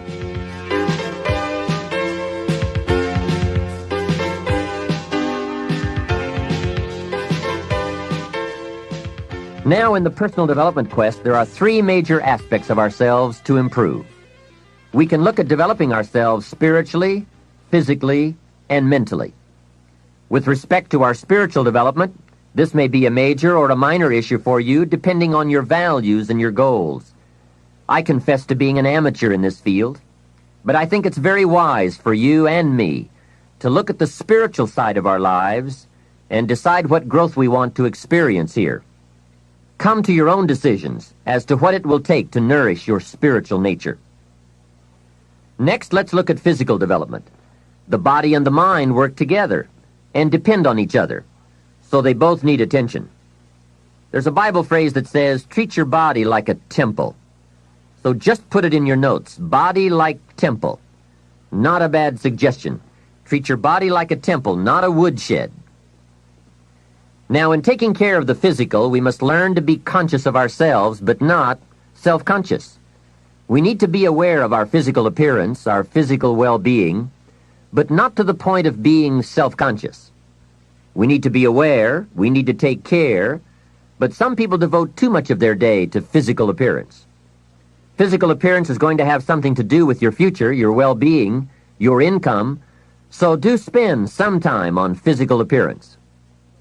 How we appear to other people does make a difference in terms of our acceptance and our ability to function and do well in the marketplace. In fact, there's another Bible phrase that says, take care of the outside for people and take care of the inside for God. People look on the outside, and God looks on the inside.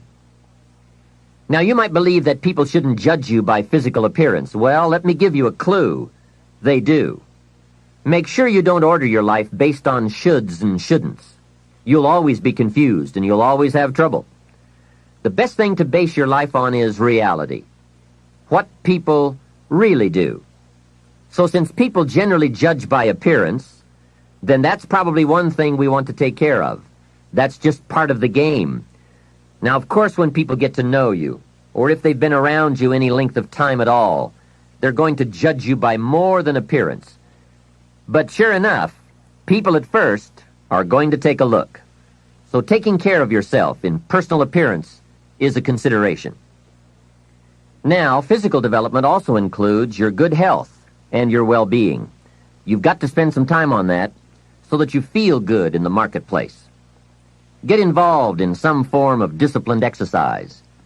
Keeping fit and feeling good has a positive effect on your attitude, not just your appearance. Even if you're not into sports, there are some cassette programs and books on how to stay in excellent shape in only 20 to 30 minutes a day. Get the tapes and find your best way to stay physically fit. Just develop a bit of consciousness about taking care of yourself physically. Physical fitness pays great dividends in terms of your energy level, your ability to live a long, healthy life, and your general sense of well-being. The other part of physical well-being is nutrition. There are some excellent cassettes and books on this subject for you to investigate as well. Do all you can to stay fit, to stay healthy, and to stay well, because physical health and fitness affect how you feel about yourself and how you perform in the marketplace. When you feel good about yourself, other people will feel good about you too. Appearance, vigor, vitality, and well-being have a lot to do with how your life works out. That's the physical side. Now, the mental exercise and nourishment are just as important as physical and spiritual exercise and nourishment.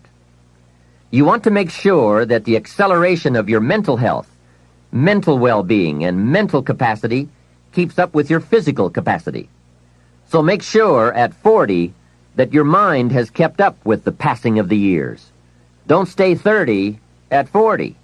Don't stay 30 at 50. Keep up the learning curve with mental exercises. I congratulate you for your investment in this cassette program as a further expansion and stimulation of your mind and your thinking. It's so important for you and me to be stretched beyond where we are. It's too easy to just comfortably sit and stop growing. It often doesn't seem to be that necessary to make the push, to make the effort to learn and to grow and to challenge yourself. But let me give you something to think about. The last few years of the 20th century are going to demand a lot more mental vigor and mental activity. The competition and complications of life are going to truly challenge the full capacity of our mentality. So, stretch your mind. It's easy when you finally find yourself in a good job to stop pursuing mental development. Have you heard about the accelerated learning curve? From birth up until the time we are about 18, our learning curve is dramatic, and our capacity to learn during this period is just staggering. We learn a tremendous amount very fast. We learn our language, our culture, our history, science, mathematics, everything. But guess when this learning curve starts to taper off? When we get our first job, usually. Now sometimes, for some people it will continue, but sure enough, here's where it usually levels off. If there are no more exams to take, if there's no demand to get out paper and pencil, why read any more books? Now you will just learn by some experience, just getting out there and by doing it wrong and doing it right and stumbling around. You learn some. But can you imagine what would happen if you kept an accelerated learning curve all the rest of your life? Can you imagine what you could learn to do, the skills you could develop, the capacities you could have? So here's what I'm asking you to do. Be that unusual person who keeps up his learning curve. Succeeding in life is not usual. It's unusual. You need to develop some unusual habits to earn the outstanding rewards. A friend of mine said, a standard education will get you standard results. You want a lot more than standard results? You need to become a lot more than a standard person. And now I've got some more good news for you. Never before in the history of the world has it been easier for someone like you or me to become educated, skilled, highly creative, innovative, and spilling over with profitable ways of thinking. I'm talking about making full use of audio cassettes like the one you're listening to now. You can turn your automobile into a professional growth seminar on wheels. I'm serious. Cassettes can turn the time you spend driving your car, dressing in the morning, or exercising into solid, effective personal development. While your friends are vegetating on the way to work, listening to the radio that doesn't help them one bit to do a better job, you're picking up new negotiating skills, better sales techniques, or a new creative way to solve problems. Keep building your library of fine, quality cassette resources. There isn't a better place you can put a few dollars every month. Become a student of good ideas, wherever they can be found. Always be on the lookout for a good idea, a business idea, a product idea, a service idea, an idea for personal improvement.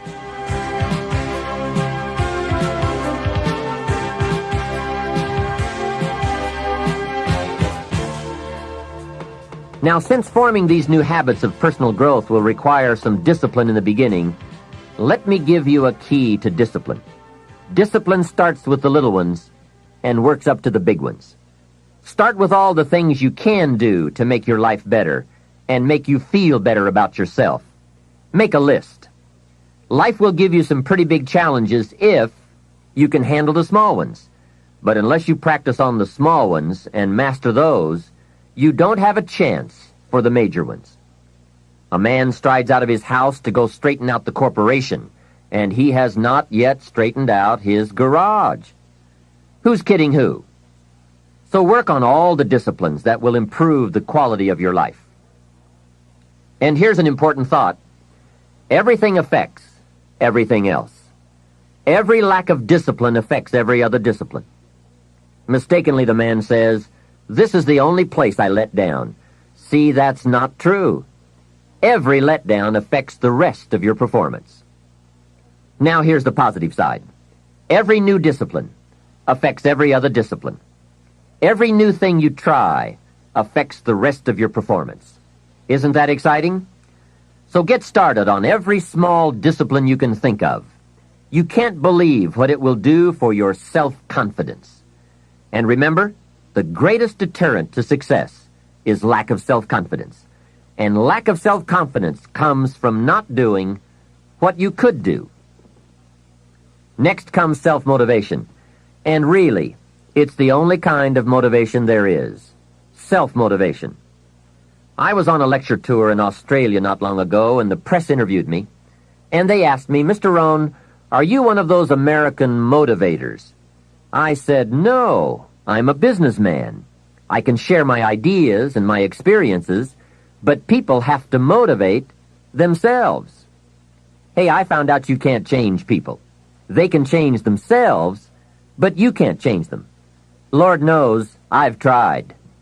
I had a super group of salespeople back in those early days, and I said, "I'm going to make them successful if it kills me." Guess what? I almost died. You can't do that.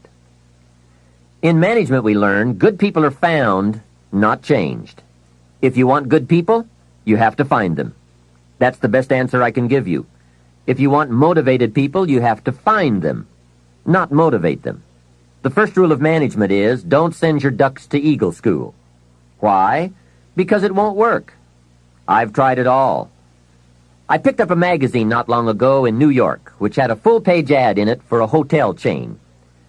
The first line of the ad read, "We do not teach our people to be nice." Now that got my attention. And the second line said, "We simply hire nice people." I thought, what a clever shortcut. Motivation is a mystery. Why some people are and some are not. Why does one person in sales see his first prospect at 7 in the morning and the other salesperson sees his first prospect at 11 in the morning? Why would one start at 7 and the other start at 11? I don't know. I call it mysteries of the mind. I give a lecture to 1,000 people. One walks out and says, I'm going to change my life. Someone else walks out with a yawn and says, I've heard all this stuff before. Why is that? Why aren't they both affected the same? I don't know. I call it mysteries of the mind. A wealthy man says to 1,000 people, I read this book, and it started me on the road to wealth. Guess how many people of the 1,000 go out and get the book? Answer, very few. Isn't that incredible? Why wouldn't everyone go get the book? It's called Mysteries of the Mind. To one person you say, you better slow down. You can't work that many hours, do that many things, go, go, go. You're going to have a heart attack and die. And to another person you say, when are you ever going to get off the couch? What is the difference? It's called mysteries of the mind. Why wouldn't everyone strive to be wealthy and happy? I don't know. It's a mystery. So, be self-motivated. Don't give that job away to someone else. The guy says, boy, if someone will just come by and turn me on. Hey, what if he doesn't show up? You've got to have a better plan for your life. Since you're self-motivated, and I would assume that you are since you've invested your money, and now you're investing your time to gather good ideas for more success, I want to share the best of what I've learned and experienced in my life. You deserve the best I have to give, and more. Now, I'm sure you'll agree that this fundamental personal development is a major part of the platform, the foundation on which you can build. So let's get on now with the rest of the fundamentals for wealth and happiness. Of all the subjects that stir the imagination, this has to be one of the major ones: financial independence, freedom from financial concerns, owning the financial resources that give you the means to really do what you want to do, to make your life all that you want it to be. We don't have time to go through all the interesting ideas that have been written and discussed on the subject of financial wealth, but I will offer you a few major ideas that have really made a difference in my life, financially and otherwise. Mr. Shove said to me that he thought it was a worthy goal to become financially independent for 3 major reasons. First, with money no longer a time-consuming consideration, I could then begin devoting heavy time to all the other dimensions of my life. Second, he suggested I become financially independent because it would tremendously increase my ability to help others. Only from positions of strength, including financial strength, can we help someone else. Finally, and most important, he said, I believe it is worthwhile to become financially independent for the sake of developing the person you must become to achieve that goal. What a major secret he taught me. Set a goal to entice you to become the person it takes to achieve it. Reaching the goal is the lesser value. The primary value lies in the person you become by reaching it. You see, it's not the $1 million that's most important. It's what you must do and become in order to be a millionaire. We're all aware that many people feel that we must be careful of focusing on money or affluence or abundance, that in it or in the pursuit of it there is danger. We often hear quoted from the Bible, the love of money is the root of all evil. And I do agree. If you make money your love, and you pursue affluence to the exclusion of or at the expense of other values of life, you have lost, not won. However, let us consider this question. If you could do better, should you? That's not a bad question. In the time allotted to labor, in the time given to economics, care for family, success, achievement, productivity, the creation of value, the development of skills and creativity, if you could do better, should you? I think that one of the greatest satisfactions of living life to the fullest is doing the best you can with whatever you have. Doing less than your best has ways of eroding the psyche. We seem to be creatures of enterprise. Surely it is the reason for the seasons. The soil and the sun and the rain and the seed all say, "What can you do with us?" The seasons say, "Do you have the genius to make something unique of us?" Life says, "Here's the raw material. What splendid things can you produce from all there is?" So, go for high productivity, the full employment of your genius, the full development of your potential in all areas of your life, including earning money. That is the essence of life. Truly sophisticated people know it isn't the amount that counts. It's doing all that you can with all you've got that counts. With that background, let me recommend a book for you to read. The title is The Richest Man in Babylon by George Clason. Perhaps you've already read it. I would suggest that you read it again. It's just a small book. You can read it in one evening.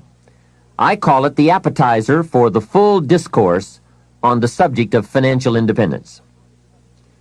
Now, let me give you the major theme of the book. The major theme is that what you do with what you have is more important than what you have. What you do with what you get is more important than what you get. What we do with what we have says so much about us. It reveals our philosophy of life, our attitude, what we know, and what we think, and the makeup of our character. It is a reflection of what is going on inside of our head and within our value system and decision-making process. It also reveals our ability to weigh and to perceive. The outer is always a reflection of the inner. It is an indication, a reading, a revealing. It speaks, it tells, it shows. Remember that key phrase I gave you earlier? Everything is symptomatic of something, and it is symptomatic of something right or something wrong. It is a wise policy not to ignore the symptoms, for they can be early signs of a poor choice of philosophy, or a sign that something important is being misread, misunderstood, miscalculated. So of all places, take a look here. What you are doing with your money says something about you. Now, what you're doing may be okay. All I'm suggesting is that you take a look. Let me give you some of the details of a good financial plan as suggested by Clason's book. First, a very broad but important statement. Learn to live on 70% of your net income. Net meaning the money you have left after paying your taxes. And before we go any further, let us consider that most important part of our personal, social, and economic life. We must all in our lifetime, whether we are young or old, understand the necessity and the practice of paying taxes. We have to teach our children as soon as they have any money at all from any source that if they spend it for anything, they immediately become what we call a consumer. And all consumers of goods and services, no matter how young, have to pay taxes. In California, where I live, if a child is only 10 years old and goes to the store to buy something that costs $1, the proprietor asks him for an extra 6 cents. The child may look at the price tag and say to the proprietor, "But it says $1. What's the 6 cents for?" And what a great time to teach the necessity for everybody to pay taxes, even at age 10. So a full explanation is due. If you're going to take 6 cents off a kid, you've got to tell him where it goes. After all, it is his 6 cents. He could well ask the proprietor, "Do you keep it?" The proprietor, of course, would explain that it's for taxes, that he doesn't get to keep it, that he merely collects it. The next obvious questions are, who gets it? And what is it used for? And with these very intelligent questions come some very important answers. To the child we explain, since we all have decided to live together, we call ourselves a society. And for that society to function, there are some things we cannot individually do for ourselves. We cannot each build a piece of the street. The machinery would be too expensive, and it would take too long to learn how to use it and then to do it. So we have a government, and government is people we have put to work doing those things for us as a community that we cannot do for ourselves. The streets, the sidewalks, the police, all of this must be paid for. So we have agreed to take some of the money when all of us buy something and give it to the government so that it can do things for us. This is such an important subject. Kids have to learn it. We all have to learn it. We then move up to federal taxes and all that those tax dollars are meant to do. Here's a pretty good way to explain federal taxes. I call paying taxes the care and feeding of the goose that lays the golden eggs. It is so very important to feed the goose, not abuse the goose, not tear off a wing of the goose, but to feed and care for it. You might say, well, yes, but the goose eats too much. Hey, that's probably true. But remember, just about every appetite eats too much. Don't we all eat too much? Let not one appetite accuse another. If you step on the scales and you're 10 pounds heavy, you've got to say, yes, me and the government are about 10 pounds heavy.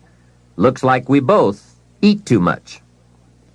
Remember, every appetite must be disciplined. Yours, mine, and the government's. We could all use a diet. Mr. Schoaf did give me a very great service when he taught me how to be a happy taxpayer. Now, I must admit it took a while, but I did finally become a happy taxpayer. Part of it was understanding what tax dollars were for, and that it is right for everyone to pay his fair share. I finally decided I didn't mind picking up my share of the tab for the radar. It's so necessary for our safety as a country to keep the international bullies away. Some people say, why bother with all that expensive equipment? After all, they won't come over here. Obviously, they haven't read their history books. Someone else says, I'm not picking up any part of the radar. Well, then I would suggest you go where they don't have any radar. If you are going to enjoy the benefits, then you have to pay your share. Jesus, the master teacher, gave some very clear advice one day when he said, pay Caesar first. Caesar meaning the government and taxes. Hey, that's pretty clear. Pay Caesar first. And for some unique reason, he didn't see fit to criticize Caesar. He just said, pay. I don't think we need a prophet to explain that one to us. Now, don't pay more than you should. Take advantage of the advantages and the incentives. But then when you get to the bottom line, whatever that is, pay it. And pay with happiness, knowing that you are feeding the goose that lays the golden eggs. The golden eggs of freedom, safety, protection, justice, free enterprise. A society that works, provides a market and unprecedented opportunity. Freedom of speech, freedom of religion, education for our children. This is the most powerful nation on earth, and it provides us with the greatest chance to create a unique life. Some goose, some eggs. And remember, everyone should pay. Dignity demands that we all contribute no matter how small the amount. Everyone should pay. Even the federal tax bill, in my opinion. If only $1 a year, that's okay. Just so you can say with dignity, I pay my fair share. A classic example. An ancient Bible story says Jesus and his disciples were watching people come by and contribute to the treasury. Some came by and gave large amounts. Some gave average amounts. And some gave modest amounts. The story then continues. A little lady came along and put 2 pennies in the treasury. Jesus said to his disciples, look at that. The lady and the 2 pennies. They said, 2 pennies? You give us this example out of all who made a contribution? 2 pennies? He said, you don't understand.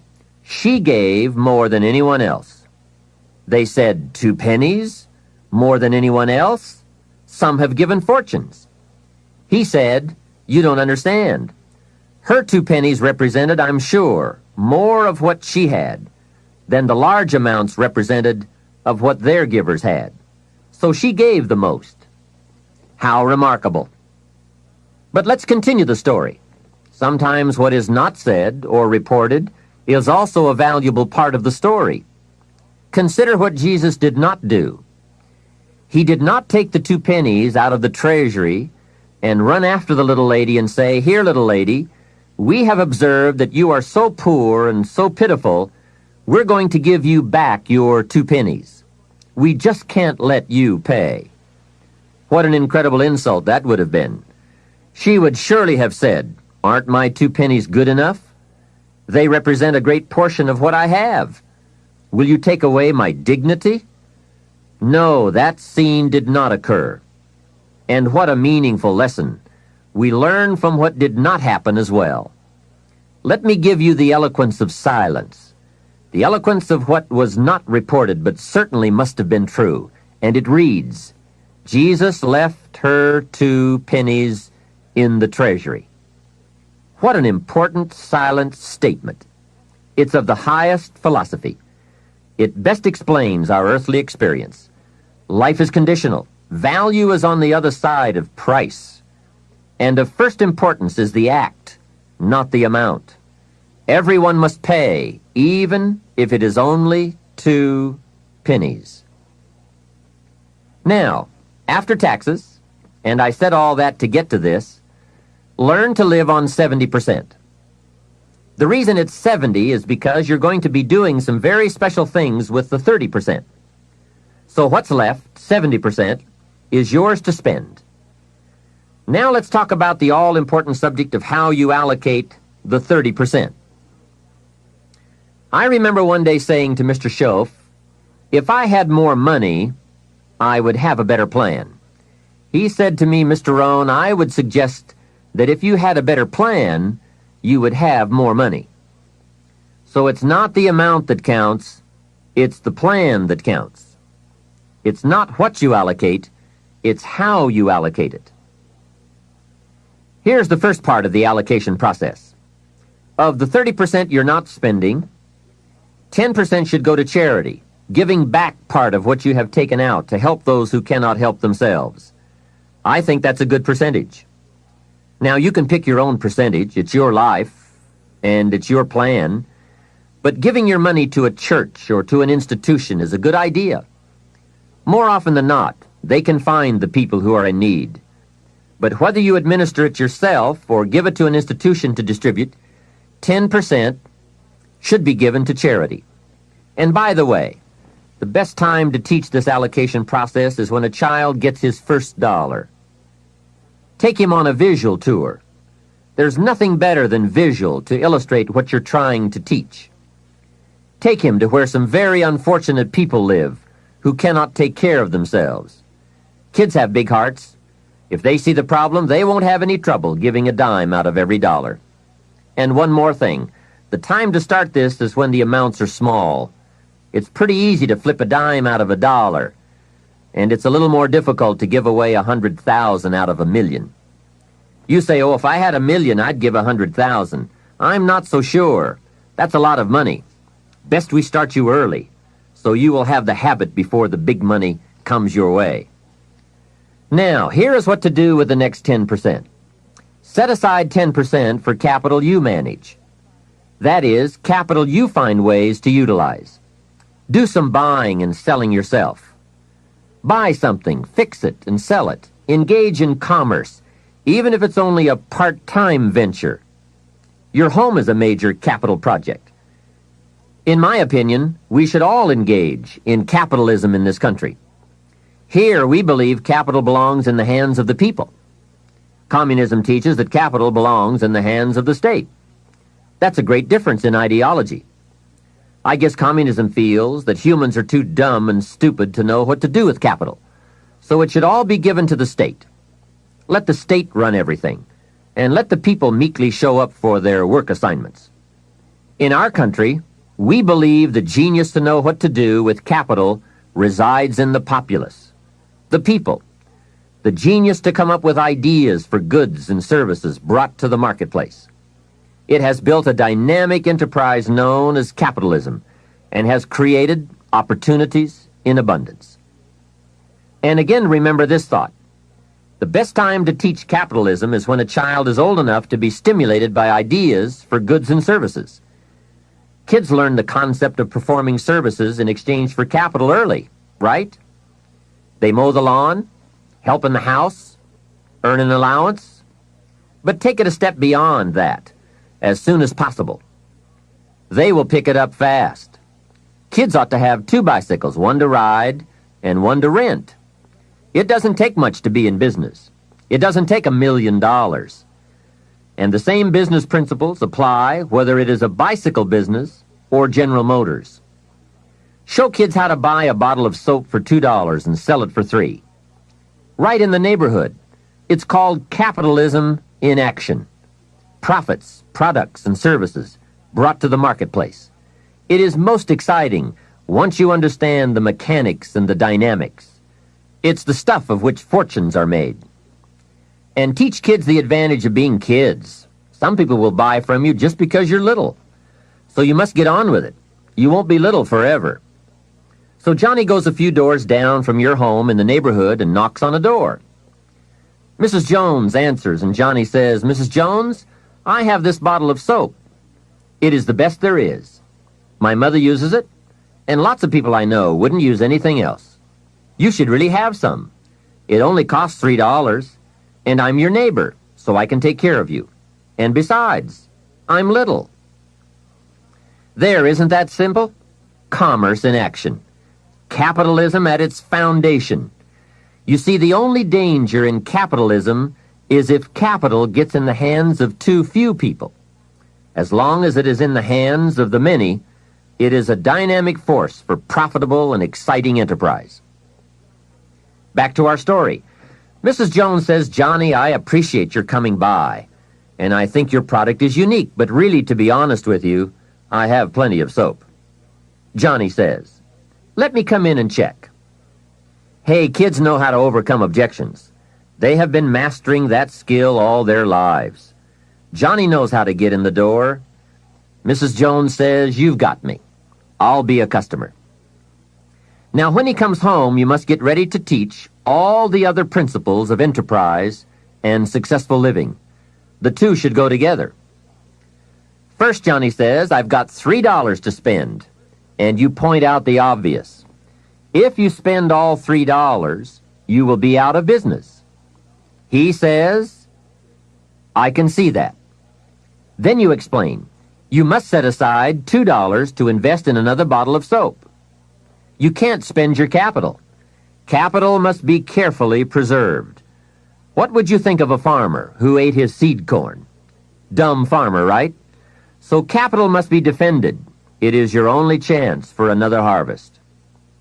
Now here's another thought for your notes. Make sure you turn part of your income into capital. I would suggest 10%. And use that 10% yourself to give your own skill a chance to do something remarkable in the marketplace. No telling what genius lies, unused, waiting for the spark of opportunity. It is part of the path of fortune. Use this thought. Why not work full-time on your job and part-time on your fortune? You can, you know. It's up to you.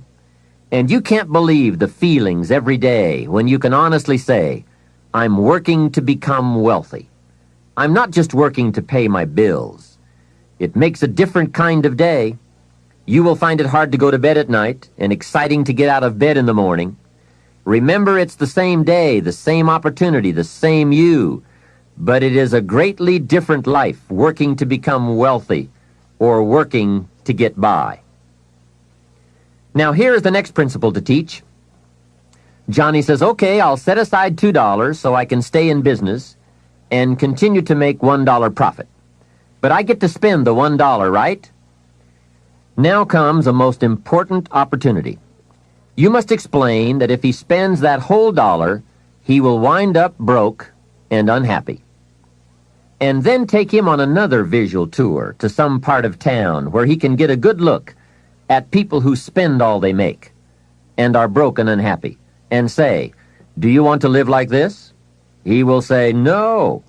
Then you say, "All right then, you can't spend the whole dollar." He says, "Well then, tell me what to do with it." And with that open door comes the obvious opportunity to teach all the principles of wealth and happiness and lifestyle. One of the major factors that affects your life, all your life, is what you do with your money. So here's what you do. First, pay your taxes, right? And for kids, that is easy. They pay when they spend, unless they make a lot of money. Then you must teach them to pay federal taxes. Remember the care and feeding of the goose that lays the golden eggs. Next comes the 10 cents for charity, which we have already covered. Johnny says, "Oh yes, here is a dime for those who cannot help themselves. Now I can spend the rest." Answer, no. You will wind up broke and unhappy. He says, "Okay, what now?" And now comes another major life lesson. The next 10 cents out of every dollar of wages or profit is for the increase of capital you manage. Set aside 10 cents out of every dollar profit so that someday you can buy 2 bottles of soap instead of 1. I'm sure Johnny will catch on to that one right away. He says, "Of course. If you buy 2 bottles instead of 1, you save yourself a trip." How clever. And the next point you teach is that some companies will sell you 2 bottles cheaper than if you buy just 1 bottle at a time. They sell you 1 bottle for $2 and 2 bottles for $3.80. Johnny says, "Wow, then when I sell it, I can make even more money." How clever. It's true, everybody benefits from the increase of capital. The company gets to sell 2 bottles at one time. You save a trip and some costs, and you can keep some of the saving or pass along some of it to Mrs. Jones, your customer. Let's review so far. First, pay taxes. Next, 10 cents for charity and 10 cents for capital you manage, and for the increase of that capital out of every dollar of wages or profits. Now, here's the third 10 cents from every dollar, and that is capital you provide. Take 10 cents out of every dollar and put it in a financial institution. And now we have come to a major benefit for all of us if you bring this 10% of your earnings to the marketplace. You see, some projects in our society need more capital than one person can provide. So we have a system whereby all of us can loan or invest our money in capital provided, so that large businesses can be built to provide more jobs and products and service and help create an even more dynamic society. So 10 cents out of every dollar should go into a savings account. I really prefer to call it an investment account because, and kids will love this, they pay you for the use of your money. You can get back the money you loaned, and you will have more profit from what you are paid for the use of your money. And be sure that you teach this, that if kids start this program from whatever they earn on a job or in engaging in enterprise or both while they are in their teens, by the time they are 40, they will be wealthy enough to be able to do what they want to do the rest of their lives, instead of all their lives doing what they have to do. Now, from your teenage years, it could take a much shorter period of time to become financially independent, depending on what ideas and opportunities you take advantage of. Mrs. Fields developed a new chocolate chip cookie and became a millionaire before she was 30. Mrs. Fields chocolate chip cookies. What an example of capital in the hands of the people, not in the hands of the state. A 10-year-old takes $1, searches around the community and finds a broken, abandoned wagon, pays $1 for it, brings it home, cleans it up, sands off the rust, paints it till it's shiny and new, straightens out the wheel, and sells the like-new wagon for $11. You ask, does a 10-year-old deserve $10 profit? And the answer is, of course. Society now has a mended wagon. And that's what it's all about. Find something and leave it better than you found it. Create a value. Build an equity. It's how we build this most dynamic society called America. And everyone can contribute. Everyone can bring some value to the marketplace. We can all be students of capital, profit, equity, and value. We can all engage in enterprise. We can all participate in the disciplines that bring wealth of lifestyle and treasure. All of us and our children can build the most powerful and attractive society ever. We have the knowledge, the tools, the schools, the market, the resources. All we need is the will. Let each of us begin. Its riches are for the having. All of these principles in action furnish, to the best of my knowledge, the best soil from which to have a high chance for fortune and lifestyle at a very early age.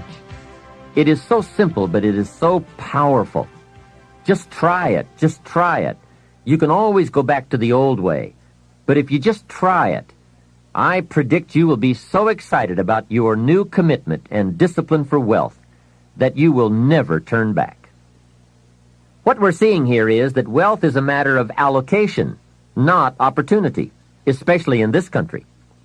There are subtleties on both sides of any issue of health and sickness, the issues of success and failure. It is the subtleties that determine the direction and the destination. The major reason it is so subtle is because what you do in a single day or a single week or month doesn't seem to matter that much. But remember, as we said earlier, everything matters. Everything weighs something. Sophisticated people never say, it doesn't matter. If you spend or invest $5 today, it doesn't seem to matter much either way. You seem to be no richer or poorer at the end of the day. But it does make all the difference in the world as you save $5 every day, and the days accumulate into weeks and into months and into years. You see, it's the accumulated total of the allocation of each day that makes all the difference in the world, whether you become rich or poor, healthy or ill, successful or mediocre. Now back to Johnny. He is going to ask about his investment account, where he's putting 10 cents out of every dollar. What kind of interest do they pay kids? So you give him the blockbuster, same as adults. That will be almost unbelievable. At last he can be treated like an adult, getting that adult interest when you're only a kid. And one added note, just by working this part of the financial independence plan alone, by putting aside less than $200 a month, will make you a millionaire in 30 years. Remember, it's called the subtlety of wealth or poverty. What you do in one day doesn't seem to matter. But as all sophisticated kids and adults know, it is the accumulated days of proper allocation of your money that makes you wealthy. It is using the ideas we're discussing, coupled with the passing of a little time, that creates fortunes. Now, the passing of time is automatic, but using the ideas is a matter of your own discipline. Whether you want to or not, or whether you care or not, bottom line, it's all up to you. Let me give you the definition of rich and poor. It is brief, but I'm sure you will get the message. Here it is. Poor people spend their money and save what's left. And you guessed it already. Rich people save their money and spend what's left. Remember, it's the same money, just a different philosophy. If 20 years ago, two people each earned $1,000 a month, and they each had an average increase in income over the last 20 years, one had the philosophy, spend your money, save what's left, and the other had the philosophy, save your money and spend what's left, today, 20 years later, we call one poor and the other rich. The difference was in philosophy. But I can't stress too much the subtlety of it all. At the end of a day or a week or a month, it doesn't seem to matter. A rich plan or a poor plan to an unsophisticated person. But to make wise decisions, we must all weigh a larger measure of the result. We don't just weigh a week. We weigh 5 years of weeks, 10 years of weeks, and let the weight of that measure determine the change in our weekly activity and commitment. Wise decisions for wealth and lifestyle come from the wise measure of results.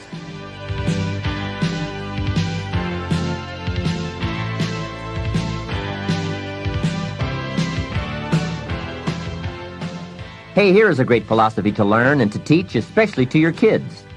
They will love it. It is called the ant philosophy. You know, little ants. There's a Bible phrase that says, everyone, especially lazy people, should study ants. Ants are unique. Consider this. First, an ant will never quit. If he is headed somewhere, and you put your hand in his way, he will try to climb over, climb under, climb around. He keeps trying. If you let him go on his way, away he goes. And if you put something in his way again, he will try again to go over, under, around. And guess how long an ant will try? Answer, until he dies. So, an ant will never quit. What a philosophy. Next part of the ant philosophy. Guess what an ant has in the back of his mind all summer? Answer, winter. Ants prepare for winter all summer. How very bright. Now, some adults aren't that smart. They think summer all summer. That philosophy we call fatal.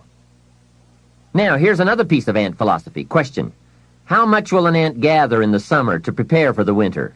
Answer, all he possibly can. That's it. The secret to the higher life, doing all you possibly can. That is the great life quest, seeing what all you can become.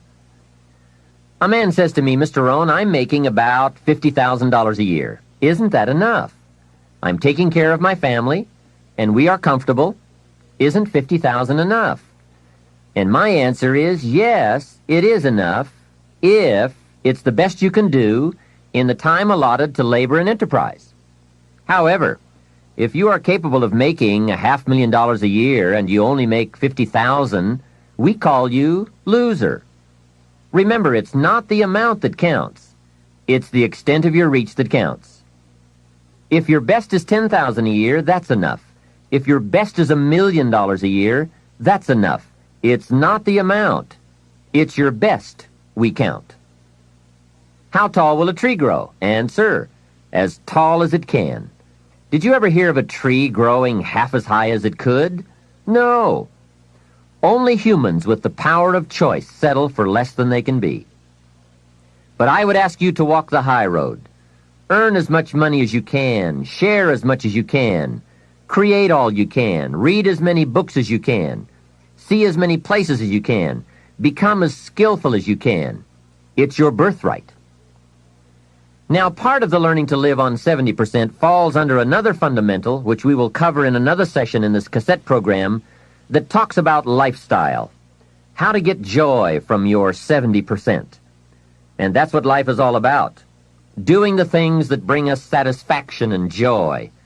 But before we move on to this subject, let me add a few closing notes on the subject of a good financial plan. I've come up with the major role of grandparents in this country. Here it is. The major role of grandparents in this country should be to teach their grandchildren how to be wealthy, cultured, and happy, just like me.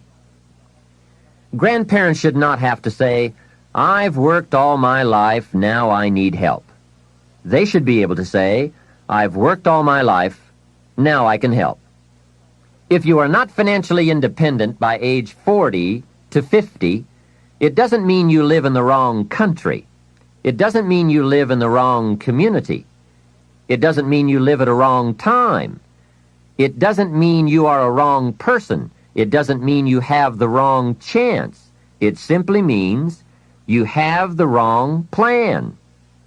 I discovered you can be a nice person with the wrong plan. You can be a sincere person with a poor plan. And remember, it's not uncommon. Everything by longevity tends to get off course. When they make a moonshot, it isn't the first set of the guidance systems that serves for the whole trip. They have what is known as mid-course corrections, those fine-tuned changes that set you on a more certain course. And on the way to the destination called the moon, they are so important. Hey, if there's one objective you don't want to miss, it's the moon.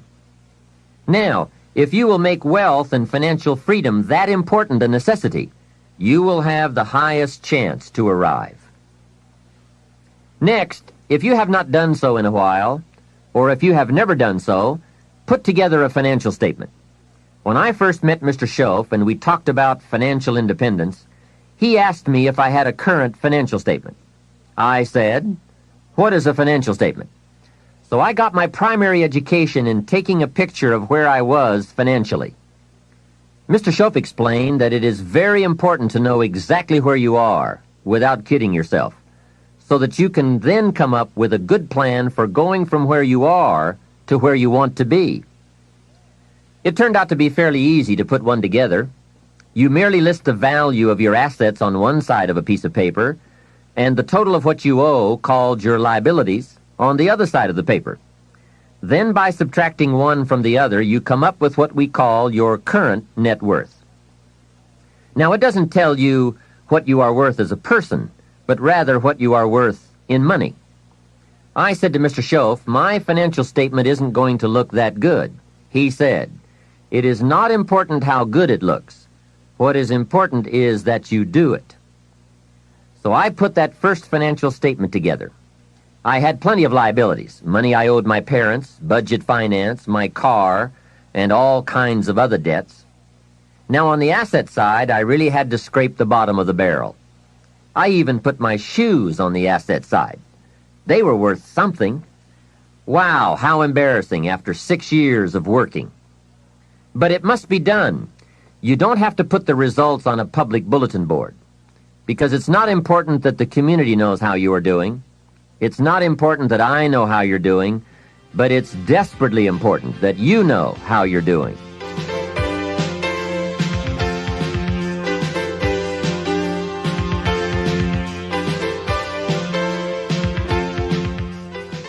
Here are some other points. First, keep excellent books, not only for tax purposes, but for yourself, your financial future, and for your own sense of self-worth. Have you ever heard the expression, I don't know where it all goes? Well, from now on, make a new commitment to financial independence and to the value and the feeling that comes from knowing where it all goes and where it all comes from. It is just one of those important disciplines that cause you to prove to yourself that you are on a new road, walking in a new direction, becoming a new person, and arriving at a new destination. Without that effort, you will keep falling back. Hey, I found out you can make $5,000 a month and still go broke. You say, how could you go broke making $5,000 a month? It's easy. Spend $6,000. And when you make $5,000, spending $6,000 is not that difficult. Someone once said, if your outgo exceeds your income, your upkeep becomes your downfall. So, be the master over whatever you have and whatever you are. That's where the seeds of greatness are sown. Great wealth, great health, great results, great influence, and great lifestyle. Take interest and even delight in doing all the small things well. It makes you a sophisticated person who knows where the beginnings of wealth and happiness are. There's a Bible phrase that we could quote here that would be appropriate. It says, if you will be faithful over a few things, the small things, you will someday be ruler over many things and major things. That's it. That's the philosophy that counts. Surely life is reluctant to hand a fortune to someone who constantly messes up his paycheck. It's not the amount that counts. It's the plan and the faithful discipline of that plan that counts. The disciplines are those ingenious keys that unlock the door to the kind of person we really want to become. And becoming attracts all those treasures and values that most anyone would call the good life. Life in abundance, life in productivity, life in enterprise, life in influence, life in style. Now, to wind up this rather lengthy subject, let me close with this. Mr. Shope's best instructions to me in those early years were to develop a new attitude about myself, and a new attitude about all the principles that it takes to make life unique. Develop a new attitude about taxes, about paying your bills, about the marketplace, opportunity, your chances, wealth, activity, prosperity, service, productivity. Let me give you a good example of my old attitude. I used to say, I hate to pay my taxes. Shope said, well, you can live that way if you want to. That's one attitude. I was a bit perplexed. I thought it was the only attitude. How strange. I used to say, I hate to pay my bills. And he said, well, you can live that way if you want to. I thought it was the only way. I used to say, I hate to part with my money. He said, that's one choice for lifestyle and attitude. I thought, could it be that there is another way to feel about it? He said, what if you said, I love to pay my taxes, knowing it's the care and feeding of the goose that lays the golden eggs? What if you said, I love to pay my bills, reduce my liabilities, and increase my assets? What if you said, I love to part with my money, put it into circulation, help build this dynamic society? Wouldn't that be a better way to live if you loved to instead of hated to? What an incredible way to look at it. I bought the idea and started the practice. I will admit that it took me a while to actually say truthfully, I love to. But when I did, I found a completely unique new way to live. To love to instead of hate to. Shof even taught me to pay my bills with enthusiasm. He said, the next time you pay $100 on an account, put a note inside with your check that says, with great excitement I send you this $100. He said you won't believe what happens on the other end. They don't get many notes like that. But best of all, you won't believe what happens on your end. The new feeling of being in control and having a philosophy of life that brings joy instead of frustration. This whole new attitude will create for you a whole new world. Remember, it's something anyone can do. Mr. Shof got me to open my first savings account. He said, do you have a savings account? I said, I don't have enough money. And he reminded me, it's not the amount that counts, it's the plan. The important thing is to begin. Wealth is a plan, not an amount. He asked me if I had $10. I said, well, yes. He said, then open up your savings account and do it with your new attitude and enthusiasm. Well, that took some doing.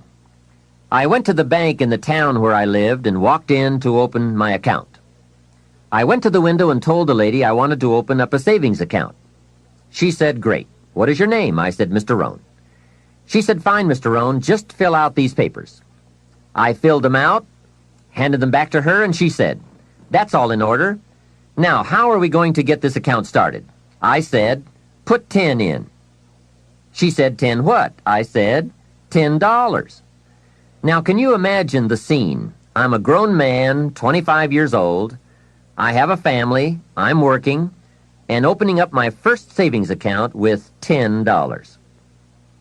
I said, hey, this may not seem like much, but I have a great plan. In fact, before long, I'll probably have the largest savings account in this bank. She said, well, if you say so.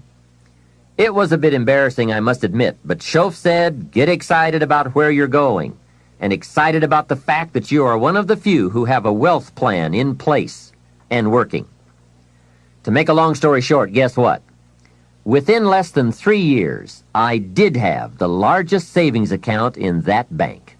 Now, it was just a small country bank, but I did reach my goal. What magic! And how quickly it works once you develop a new plan and a new attitude and commit to the discipline to do it. Wealth plans, anyone can have them. Wealth goals, anyone can design them. Wealth habits and disciplines, anyone can develop them. Why not start today? This can be a new day that opens up a new future and creates a new excitement about life and its possibilities for you. The management of time. Wouldn't you agree this has to be one of the master keys to wealth and happiness? I was in South Africa for a lecture tour some years ago, and I picked up this short article by Arnold Bennett on the subject of time. I thought it was excellent, and I'd like to share it with you now. Time, he wrote, is the inexplicable raw material of everything. With it, all is possible. Without it, nothing. The supply of time is truly a daily miracle, an affair genuinely astonishing when one examines it.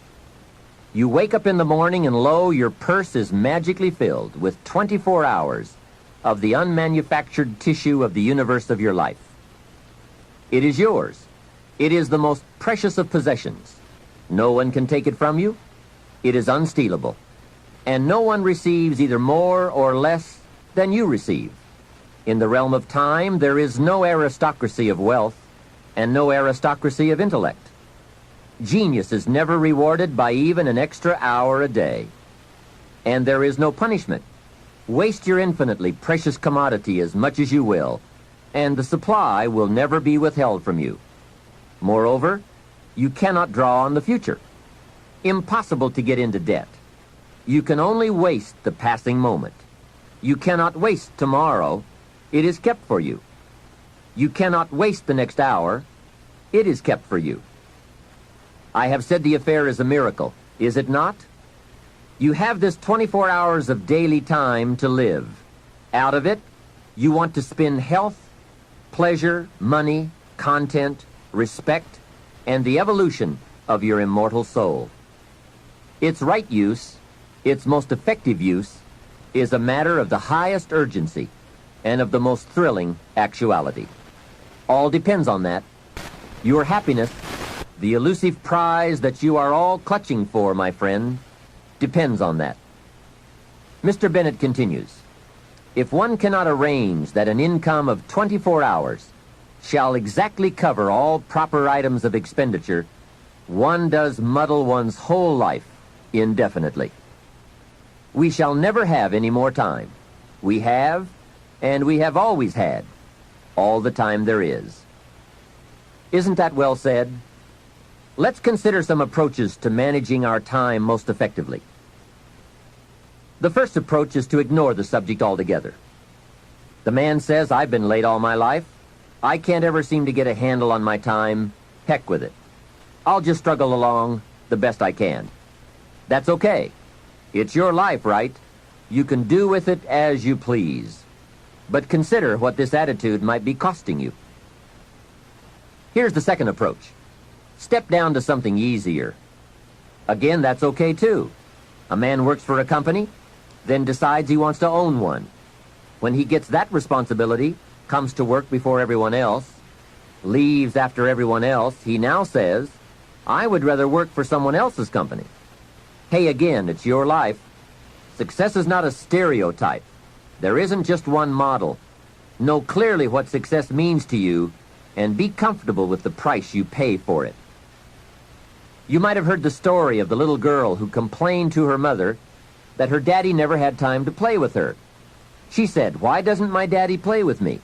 He comes home from work, goes to the study and works, comes out for dinner, goes back to work again. I want to play with my daddy. So her mother explained to her, your daddy is very busy. He loves you very much, and that is why he works so hard. At his office, he has so much work to do that he has to bring the rest of it home and finish it here. That is why he can't play with you. The little girl thought for a moment, trying to solve this problem, and came up with the answer.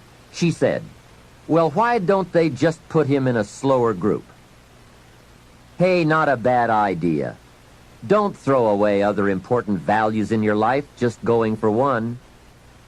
I went for some things in my life and found out later I had paid too much. If I had known how much they were going to cost, I never would have paid.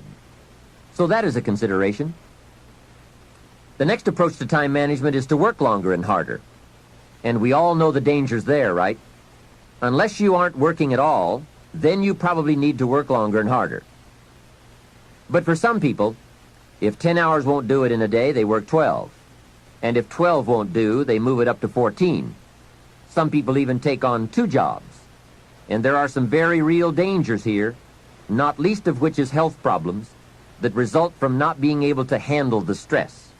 So you've got to be careful with this approach. The last approach, I think, is the best, and that is to get more out of you. In the time you have assigned to labor, make the hours more valuable. The key is not to work harder, but to work smarter. If you're putting in about 8 or 10 hours a day, 6 days a week, that's about it. You can't work much harder. But remember, it's not the hours you put in that counts. It's what you put in the hours. Get more from you to make the investment of time more valuable, and no telling how valuable you can become. We don't lack the capacity. We only lack the ideas and the will and the discipline to carry them out. In considering the subject of time management, remember that a big part of the key for changing is to take it in small steps. Most of us don't make revolutionary changes. We change a few degrees at a time. When you get some life momentum rolling, it's not that easy to make all the changes all at once. Hey, you can't whip a U-turn with the Queen Elizabeth II. When that big ship gets moving, they say it takes 7 miles just to get it stopped. So when it's really moving, you just have to nudge it a little, and finally you get it turned. That's a lot like our lives. A few nudges at a time. But if you're consistent, you can't believe the progress you can make in a fairly short period of time.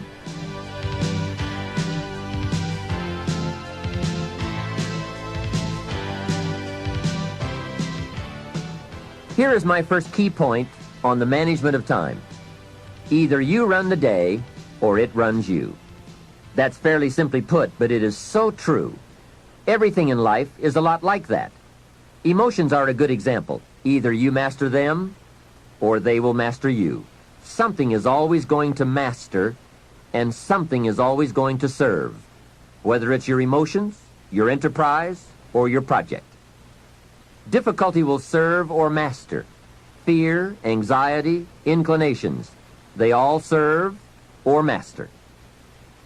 We must learn to send our inclinations to school, to teach them how to behave, how best to serve, and to learn their true value. So that is key 1. Get in charge. You be the master. It pays to take a look often and examine all the parts of your life and all the things that you are involved in and all the things that are affecting you so that you can get an intelligent answer to the question, who's in charge here? It's so easy when you get something started to unwittingly relinquish the reins of authority so that it begins to subtly but surely take over. Soon you become the servant. It dictates, it demands, and you respond. So let's turn this whole challenge around. You take over the reins of authority. You subtly but surely take charge. You dictate, you demand, and you will be delighted to see early signs of positive response from your enterprise, your business, and your life. The next time management essential is to learn to say no. I had some difficulty here. It is so easy to say yes to everything, trying to be a nice person, and then have to spend all that time trying to come up with excuses to get out of the obligation. It's one of the great time wasters. How much better to say, no, I don't think I can, but if that changes, I'll give you a call. And isn't it a better feeling to call someone with the good news, I can come, than with the bad news, guess what? I can't come. When in doubt, learn to say no. A friend of mine, Ron Reynolds, has a good saying, don't let your mouth overload your back. That's a great thought to keep in mind when scheduling your time. Here's the next tip. When you work, work, and when you play, play. For time efficiency, and for that good feeling that comes from doing something without any guilt feeling, don't mix the two. Many years ago, I used to say, I've got to get my family to the beach. I've been promising to take them to the beach. What are they going to think if I don't take them? Now guess where I am while I'm thinking about the beach. Right, at the office. Now I finally get my family to the beach, but at the beach I'm saying, I should be at the office. I have so much to do. Now I've messed up my beach time with the family by thinking about the office. So I learned this lesson. Make a play day, and a work day a work day. Don't mix the two. Sure enough, if you say I'm going to take off at 3 o'clock and go play, guess what you are thinking about all morning?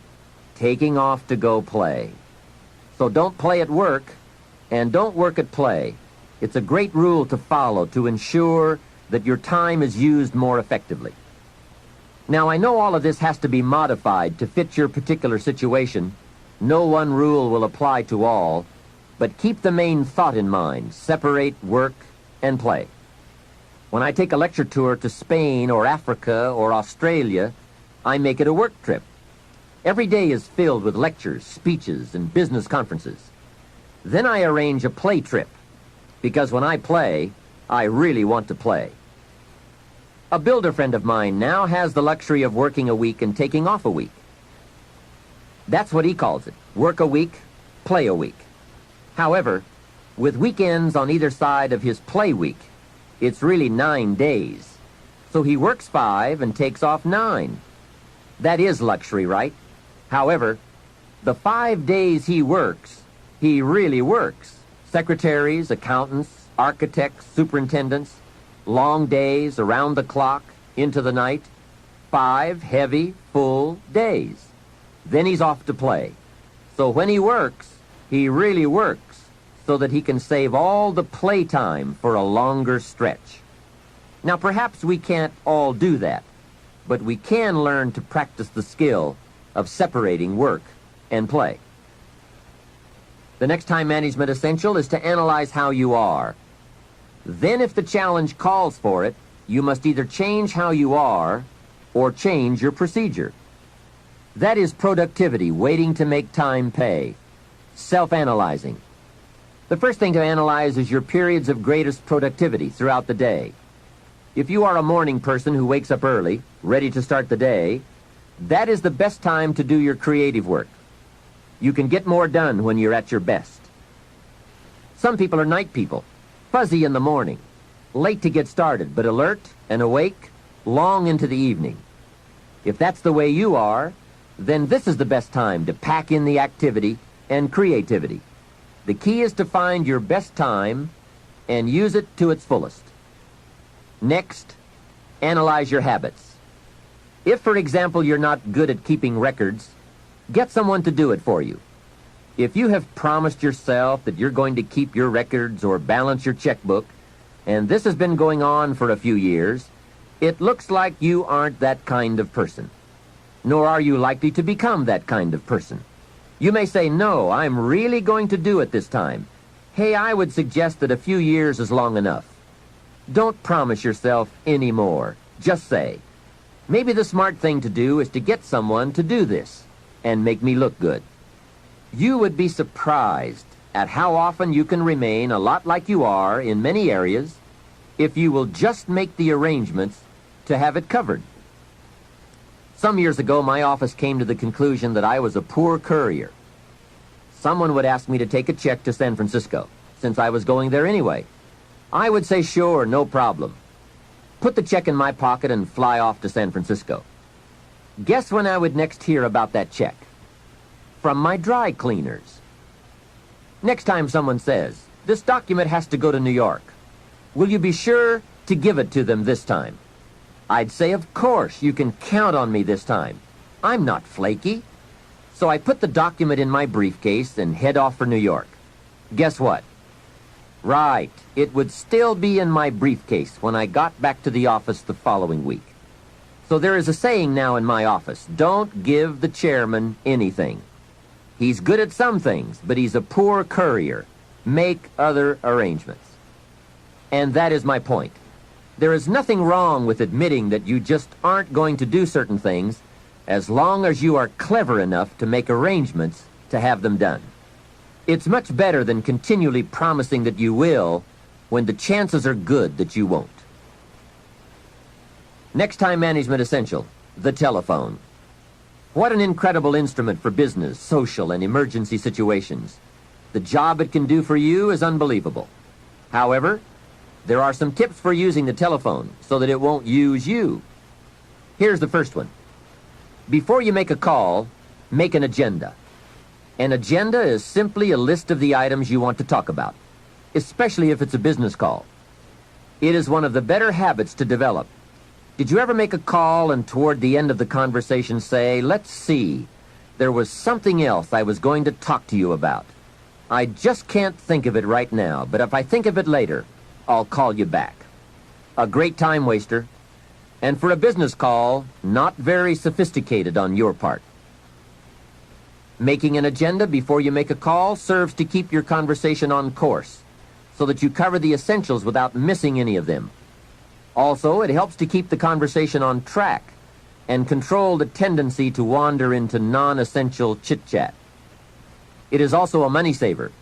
The extra minutes saved by keeping to an agenda and a few pleasantries is major. I know. My business telephone bill just in California got up to $13,000 a month, and this was one of the problems. Doing business internationally, we have learned the incredible savings of both time and money by taking the time to write down an agenda before we begin to dial. And here's another benefit. If you have made an agenda, when it comes time to recall that conversation you had, you've now got the details in writing. When you say, John, how are you doing on those 4 things we talked about the other day? And John says, what 4 things? We didn't talk about that. You now have a written record to show that you did. Remember, people can talk you out of what's in your head, but it's hard to talk you out of what's in your book. Next, if you can afford the luxury, have your calls screened. Then when you pick up the messages, you can decide who to call and when to call, and have the time to formulate the important information before you make the call. Now, this is a luxury, I will admit. It may be that you just have to answer the phone when the call comes in, but at least file this idea away for the future, when you might be able to use it. And one more, the telephone at home. Here you have to exercise great care to not let the telephone intrude. During social time with family or friends, my suggestion is that you shut the phone off. They have all those neat devices now, so you can. Put on the recorder to take messages or just pull the plug. Family is a high priority. Take care that valuable family time is not subject to frequent intrusions. If you set up this rule, you will not only have uninterrupted time with your family and friends, but also they will give you high marks for caring about them enough to make them a priority. Every situation calls for an evaluation of values. You've just got to weigh everything and make the necessary adjustments if you want to get full time and full value out of your life.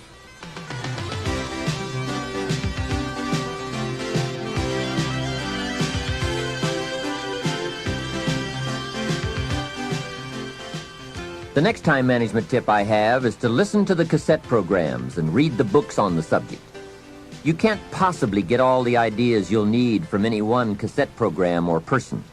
Remember, you have to go in search of the ideas. They don't just come by. Make a thorough investigation of the subject on your own. Sort out the ideas. Choose those that you think are most valid and put them to work in your life. Next point, be more alert and analyze all your procedures and tools. Old filing methods, old bookkeeping methods. Some things we do can become quickly outdated, especially these days. Check for all the new tools that can help you to use your time more efficiently. Dictating machines, tape recorders, answering devices, computers, calculators. There is just about every tool imaginable in today's marketplace. I now have a fabulous computer in my office that can do the most amazing things and save a great deal of time. I also have a portable computer typewriter that I can take on an airplane or in my motorhome. Then I merely transfer what I have typed onto special cassettes or send the information via telephone back to the main terminal. When I get home, all of my letters and scripts are typed and waiting for my signature or my attention. So take a look. Do some research, do some shopping, find out. No telling how much you can improve your efficiency or multiply your skills by eliminating the barriers and the hindrances so that you are now free to do all the creative things that make for fortune and lifestyle. Now here's an important time saver. Learn to ask questions. This habit will serve in so many ways. Have you ever talked to someone for an hour and then asked some questions and found out that you just wasted the last hour? Make a note. Almost everything is symptomatic of what's really wrong. Surface details don't usually give us enough information to effectively communicate. So, ask questions before. If John isn't making sales, we say, okay, let's get on him about making sales. But perhaps we should ask, why isn't he making sales? Someone says, he isn't making enough calls. We say, okay, let's get on him about making calls. Well, maybe we should ask another question first. Why isn't he making calls? Well, it's because he isn't getting up early and getting out into the marketplace. We say, okay, let's get on him about getting up early and getting out into the marketplace. Well, perhaps we should ask just one more question. Why isn't he getting up early and getting out into the marketplace? Now we have probably gotten to the heart of the problem. Perhaps it's something personal, problems at home, not his sales skills. The real problems are usually about 3 or 4 questions deep. So if you get good at asking questions, you can save yourself a lot of time by getting right at the heart of the matter when dealing with other people. Otherwise, you tend to waste valuable time just finding out what the problem really is. Now here's the last part of time management. Learn to think on paper. From all of my experience working on many projects and in many countries, one of the major time savers is thinking on paper. It is so important to take things out of your head and put them on paper, then work from the paper. Building your business is a lot like building a house. You take the ideas out of your head, put them on paper, and then build from the plan. We have a saying on this idea: operate from document, not from thought. It's just about over when a person wakes up in the morning and says, let's see, what shall I do today? Too late, right? The best thing you can do now is to take today off and at least plan tomorrow. Let me give you 4 major ways to think on paper. The first is a journal. I spend a lot of time talking about journals in my lectures and programs, primarily because it is such an invaluable tool for the serious student of the better life. A journal is merely a gathering place for all the good information that comes your way, from sermons, from books, from lectures, from business conferences, magazines, thinking time, research, any source of information that you feel is worth keeping. Don't let the good ideas of life escape you. Remember, most good ideas usually only come by once. Get into the habit of capturing them with pen and paper by making daily use of your journal. Now maybe you won't write in it every day, but at least make sure it's with you every day. Here's the second way to think on paper: a projects book. This is simply a ring binder with tabs in it to help you keep track of all the current people and projects you are involved with and need to work on to make all the parts of your life work to the maximum. If you are working with people, give them each a tab in your projects book.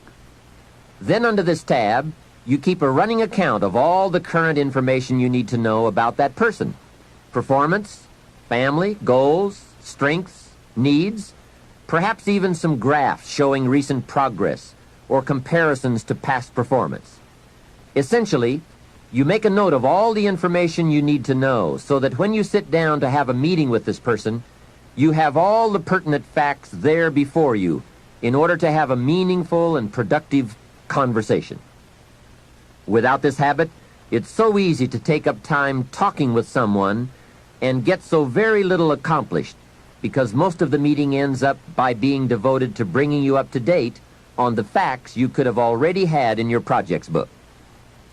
Now, depending on your particular business or enterprise, you might want to have a tab for each office or each department or each ongoing project. On a more personal level, you might want to have a tab for each family member or for your personal projects, investments, finances, game plans, and so forth. It's just an effective way to keep all the key pieces of information readily available so you won't have to be continuously hunting through files and drawers for the data. It is the best way I know of to study your business and life projects. A projects book is a guideline for this study. We simply don't study files. They are for storing information. The projects book is for the daily or weekly summary accounting of all the pieces, like a financial statement of your business at the end of the month. In fact, that is one of the sections in your projects book. And another secret. With a guideline to study, it keeps you on good mental track. If you try to study your business and your life in your head, you will for sure miss something, miscalculate, or let your mind go undisciplined in those high thought areas where the ideas and plans and inspiration for fortune lie. It's the organized, better disciplined thought that produces abundance. Everyone is thinking, but mostly about how to get by. I'm asking you to develop these tools and disciplines to think about how to become wealthy and happy, powerful and influential, sophisticated and unique. The next way to think on paper is to keep a day timer, a daily log of your list of things to do and your appointments and schedules. This is where I also keep the agenda for my telephone calls. It becomes a clear and useful record. If you have a business and need to keep track of expenses for income tax purposes, your day timer should also accommodate this need. A day timer is also a good place to record telephone numbers and other key information that you need on a daily basis. Basically, it's a way of keeping a record of your daily activities. Your day timer can also be used as a gathering place for all the details or highlights from your day which need to be logged into your journal or projects book at a later time. It's just an efficient means of keeping track of your days and scheduling your projects and appointments. I strongly recommend that you develop the day timer habit. It only takes a few minutes a day to keep your records up to date, and the time and information you save by using one is massive. Now here's the fourth way to think on paper: the all-important game plan. A game plan can make all the difference in the world in how your months and years work out for you in terms of both accomplishment and satisfaction.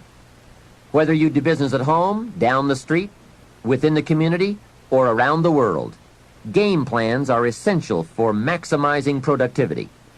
Here's a phrase worth remembering, and that is, don't start the day until you have it finished. That idea is worth the money. A plan before you start. A day is a major piece of the whole strategy of your wealth plan, your success plan. I know it is laborious, but it's labor and effort that pays in cash and accomplishment. And remember, value is on the other side of effort, not hope. Now, if you want to make a lot more progress and income, here's the key. Don't start the week until you have it finished. Of course, it is more challenging to finish a week than to finish a day, but the pay and the results are so exciting, you won't mind the challenge. And if you want to make a lot of money and big success, don't start the month until you have it finished. That one is a stretch, but high in reward. Now, if you want to start walking among the heavyweights, here's the key. Don't start the year until you have it finished. I don't want to kid you. This one is difficult. It's reserved for those few who do and become the superstars in accomplishment, enterprise, wealth, influence, and lifestyle.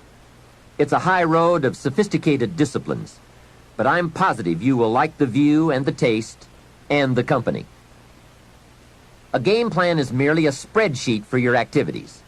It can be a game plan for a day, a week, a month, a year, several months, or several years. And a game plan can be for a single project or for a variety of concurrent projects. Here's how it works. On a sheet of graph paper, you make vertical columns for the weeks or months that this plan is to cover. Then, on the left side of the paper, you make a heading called Activities. Under this heading, you list all of the activities to be performed within that time frame. Let's say that part of your business requires providing ongoing training programs for your employees. Under the column marked Activities, you merely list the various training programs you wish to conduct for the next 12 months. Then under the vertical columns for each month, you block off particular periods of time for these training classes. Game plans can be used to help you plan almost any aspect of your business or enterprise. They can also be used to help you organize all areas of your life, from investment plans to reading plans. Game plans are particularly useful when it comes to scheduling family time, vacations, special weekends and trips, and so forth. Everyone who is important to you wants to see where he or she is on your game plan, especially if your business often requires you to spend a lot of time away from home. And remember, there's nothing like a visual plan. It's so much more effective to be able to show members of your family where they are on your game plan, as opposed to merely telling them in conversation. Now, a game plan can be as detailed as you wish, and please be forewarned now that you are probably going to tear up several before you get what you want. This is something you have to work with. Every game plan must be tailored to fit a particular need. The chart you use for your personal plans may not necessarily be suitable as a chart for your business plans. Here is another key benefit of using game plans. If you have your plan in your projects book or up on a wall somewhere, it serves as a constant reminder to get busy on all the activities you have scheduled. Or, if there are a lot of blank holes beside the activities you have listed, your plan reminds you to get busy scheduling them. Now you might well ask, doesn't a calendar do the same thing? Not really. Many of the events on your game plan will be on your calendar, but here are the major differences. First, the visual reminder of the spreadsheet and the list of activities on the left that have no corresponding time assigned to them on the right serve to remind you of what is not yet done. A calendar just won't give you that kind of information. And second, it is so important to take a look at 3 months, 6 months, 1 year at a time for highly effective planning. With a game plan, you can get a sense of the whole picture of the time frame and all of the important activities at one look. To effectively design something, you just have to have a picture of the whole finished project, complete, or as complete as possible. Game plans are both exciting and painful. Painful because of all the things you must get on with and plan, make up your mind about, or give serious thought to. And painful because they illustrate how far behind you are sometimes. But they are also very exciting, both because they help you to foresee how your life, your business, and your family are going to unfold over the coming months, and because they can help you get the job done. It's like looking at the artist's rendering of the finished project. It brings all kinds of feelings to the surface as we see it all take shape and unfold. And it also gives you that incredible feeling of being in charge. You have your life in hand and in order and well designed. Remember how valuable a day is. It is part of your whole life enterprise. A day is like a piece of the mosaic of your life. Fashion it wisely to the best of your genius. For as someone once said, at midnight, the winged messengers come and gather up all these pieces and take them off to wherever the mosaic is kept. And surely on occasion one messenger says to another, wait till you see this one. A well-fashioned day with a beginning and an end, a purpose and a content, a color and a character, a feel and a texture. This well-fashioned day takes its place among the many and becomes a valuable memory and treasure. An equity of experience and spirit and life. And remember, the genius to do all this lies within you. Never forget that. Some people say, if I was as smart as you are, make sure you make the correction in thinking to say, if I had developed as much of my smart as you have. That's it. We're all smart enough. We just have to develop that smart into a plan. Hopefully this program will help. There it is, how to think on paper. With those thoughts and with all the other things we've brought to your attention under the subject time management, let's move on to the next key to wealth and happiness. If you were to evaluate the major influences in your life that shape the person you are becoming, this has to be high on the list. The people you choose to allow into your life. Mr. Schoaf gave me a very important caution in those early days, which I would like to repeat here for you. He said, never underestimate the power of influence. What an important statement. The influence of those around us is so powerful. Many times we don't even realize we're being strongly influenced because it generally develops over an extended period of time.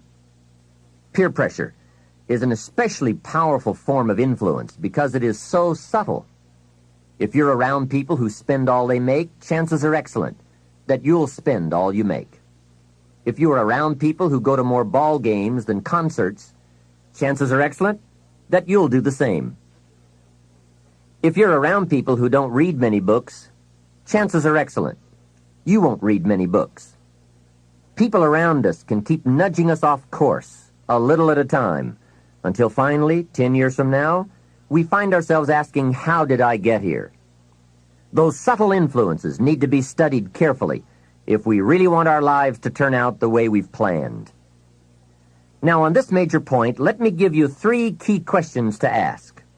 This may help you to make a better analysis of your current associations. Here is the first question. Who am I around? Good question. Make a mental study of the major people with whom you most often associate. You've got to evaluate everybody who is within the circle of being able to influence you. So, major question, who am I around? Next question, what are they doing to me? That's a major question to ask. What have they got me doing? What have they got me listening to? What have they got me reading? Where have they got me going? What have they got me thinking? How have they got me talking? And how have they got me feeling? What have they got me saying? You've just got to make a serious study of how others are influencing you, both negatively and positively. Now, maybe the influence of all those around you is okay, but just ask yourself. It doesn't hurt to ask. Who am I around, and what are they doing to me? Now, here's the final question. Is that okay? Maybe the people you associate with and their collective influence is okay, but then again, maybe it's not. All I'm suggesting here is that you take a close and objective look. Everything is worth a second look, especially the power of influence. Positive influence can have an incredible effect on your life, but so can negative influence. Both will take you somewhere, but only one will take you in the direction you truly wish to go. It's so easy just to dismiss the things that influence our lives. The man says, I live here, but I don't think it matters. I'm around these people, but I don't think it hurts. I would take another look at that. I've got a good phrase for you. Everything matters. Now, sure, some things matter more than others, but everything matters. Everything weighs something. So you've got to keep checking to find out whether associations are tipping the scales toward the positive or toward the negative. It doesn't hurt to look, right? Ignorance is never the best policy. Finding out is the best policy. Remember, part of the purpose of this program is to get us to say, the days of kidding myself are over. I really want to know what I have become and what I am becoming. I want to know where my strengths and my weaknesses lie. What has power over me? What's influencing me? What have I allowed to affect my life? Perhaps you've heard the story of the little bird. He had his wing over his eye and he was crying. The owl said to the little bird, "You're crying." "Yes," said the little bird, and he pulled his wing away from his eye. "Oh, I see," said the owl. "You're crying because the big bird pecked out your eye." And the little bird said, "No, I'm not crying because the big bird pecked out my eye. I'm crying because I let him." Hey, it's easy to let influences shape our lives, to let associations determine our direction, to let persuasions overwhelm us, to let tides take us, to let pressures make us.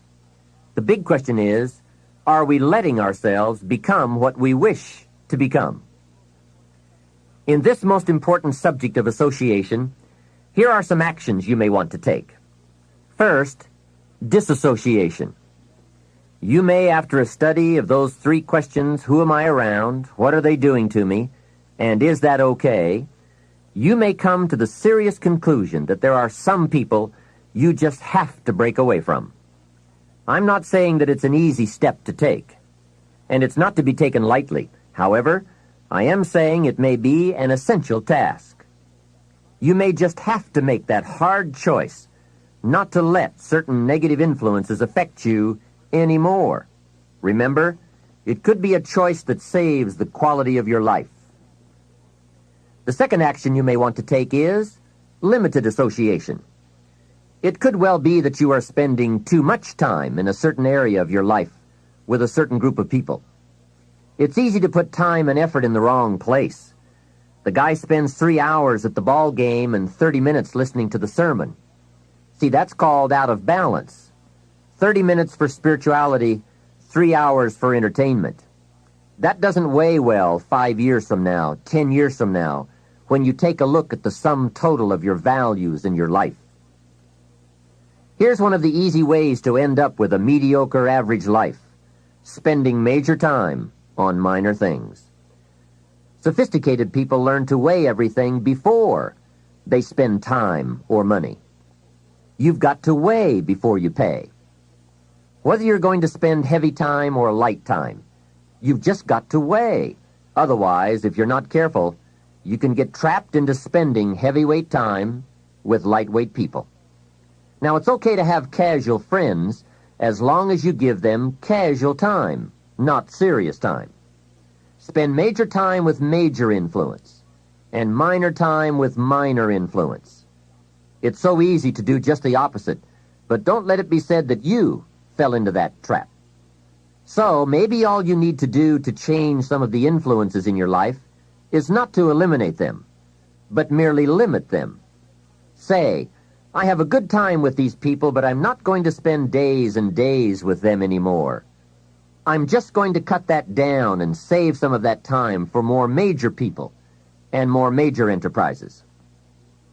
Remember, it's your life. You can spend your time with whomever you want and whenever you want. But you didn't invest in this program for me to kid you. Take a look at your priorities and your values. We have so little time at our disposal. Wouldn't it make sense to invest it wisely? If you have only $100 in your pocket, it's okay to spend 20 for fun and put 80 toward your important values and commitments. But would you be happy reversing those percentages? Better to put the majority of your money where you know it will get you a positive return, rather than put it where the taste is brief and the results are poor. Of course, you must be the judge. You must determine whether the situation and the people call for disassociation or limited association. But remember, if it isn't taking you where you want to be 5 years from now, 10 years from now, now is the time to fix it. The third process is the one I most strongly suggest you begin, and that is called expanded association. That is, spending more time with the right people. People of substance and culture, people who understand philosophy and discipline, people of accomplishment and character. Many years ago, Mr. Schoaf said to me, Mr. Rohn, if you truly wish to be successful, you've got to get around the right people. Then he said, it looks like in your present circumstances you're going to have to plot and scheme. And that was true. I had to plot and scheme to get around the right people. On some of those early opportunities I had to be around successful people, I would park my car a couple of blocks away. I knew that if they saw my car, I'd never get in. On more than one occasion, I got the question, how did you get here? To which I would respond, oh, someone dropped me off. And that was me dropping me off a couple of blocks away.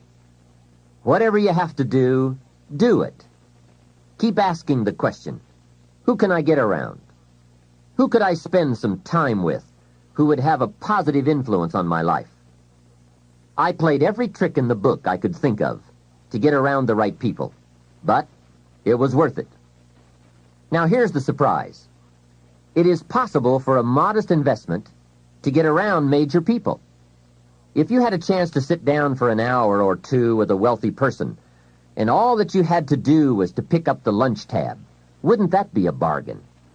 That person might drop an idea on you that could change your life. For a lunch tab, And that's where we need to go to get our success plan, from successful people. Don't pick up your plan, especially your financial plan, from unsuccessful people. Here is something else exciting. It's possible for people of modest means to start a wealth plan. You don't have to be wealthy to have a wealth plan. You don't even have to be healthy to start a health plan. All you have to be is smart.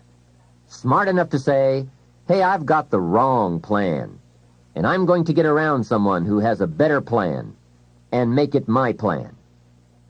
So, find some successful people to help you fill out your success plan. Find somebody healthy to get your better health plan going. Find somebody living a unique lifestyle to develop your lifestyle plan. This is called association on purpose, getting around the right people by expanding your circle of influence. I have a really unique friend. I'm always trying to find more ways to spend more time with him. He's the big game hunter, millionaire, businessman, traveler, and in my opinion, one of the world's great philosophers. He has two special gifts among many that make it worth all the time I can possibly spend with him. And those gifts are, 1, the ability to absorb, the ability to soak up a day and all of its events. His memory is uncanny. I swear he remembers in detail almost every day of his life and every book he's read. I think it is more exciting for him to go to Spain and come back and tell you about it than it is to go yourself. And the reason is, when he's there, he doesn't miss anything. He picks up the sounds and the colors, the experiences and the happenings. He absorbs like a sponge the sights, the people, the whole scene. Then he has this second unique gift, the gift of expression. He can put all he saw and touched and felt into words, exciting words. When he talks, you can feel the water lapping on your feet. You can see the colors. You can smell the aroma of the flowers and the food. What great gifts to absorb and to express. If I spend a day with him, I get my time's worth. He can put a year into a day's conversation. It leaves you spellbound. He can read a book and with flawless detail give you a capsule version, and more often than not, make it more exciting than if you read the book yourself. From Shakespeare to the Beatles, from Africa to Beverly Hills, he's got it, recorded it, and can express it with spirit and precision. You can imagine what a valuable association this is for me. From this association, I've multiplied my knowledge, my perception, my skill, my enterprise, and my lifestyle many times over.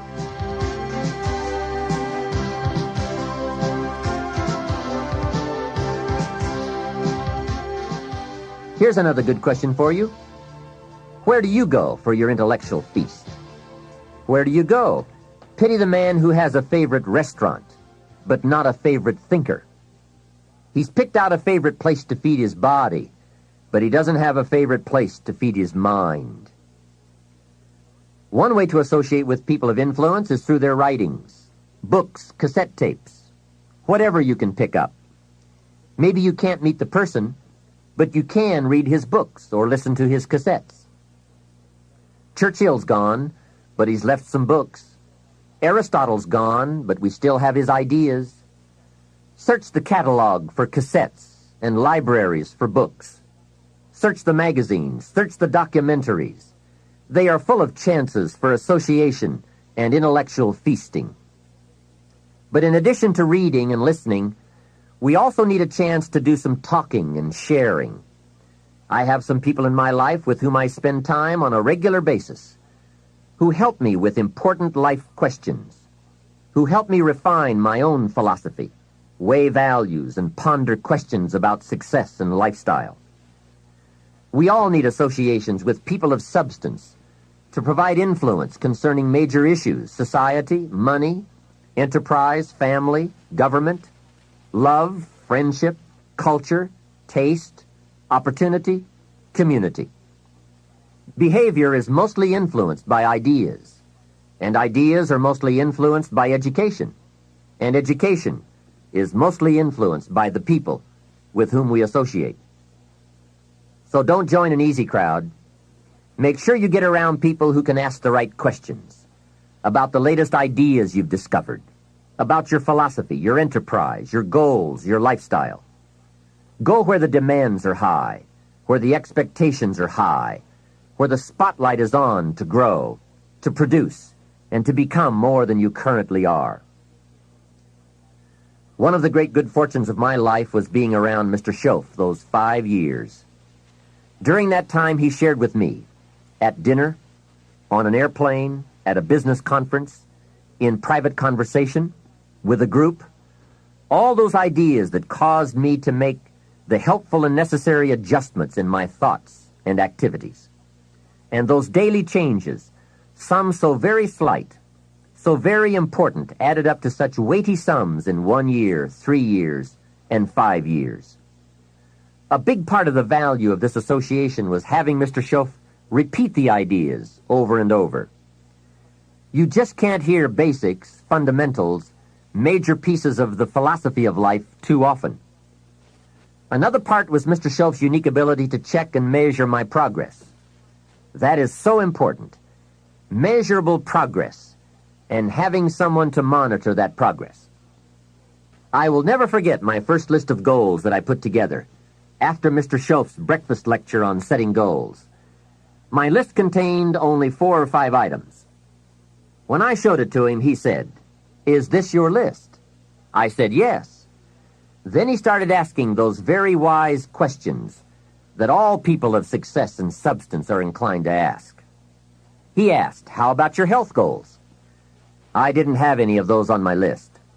He asked, "How about your investment goals?" Those were lacking. "How about your travel goals, your family goals? How about your goals for gifts and sharing? Who would you like to meet? What would you like to become? What skills would you like to develop? Did you ever want to write a book, a poem? Would you like to be a sophisticated person of power and influence and culture? How about education for your children? Would you like to be debt-free? How about a splendid library stocked with the best of books? Would you like to make some new friends? Did you ever want to parachute out of an airplane? Fly a glider? Own a music library? Would you like to see New York?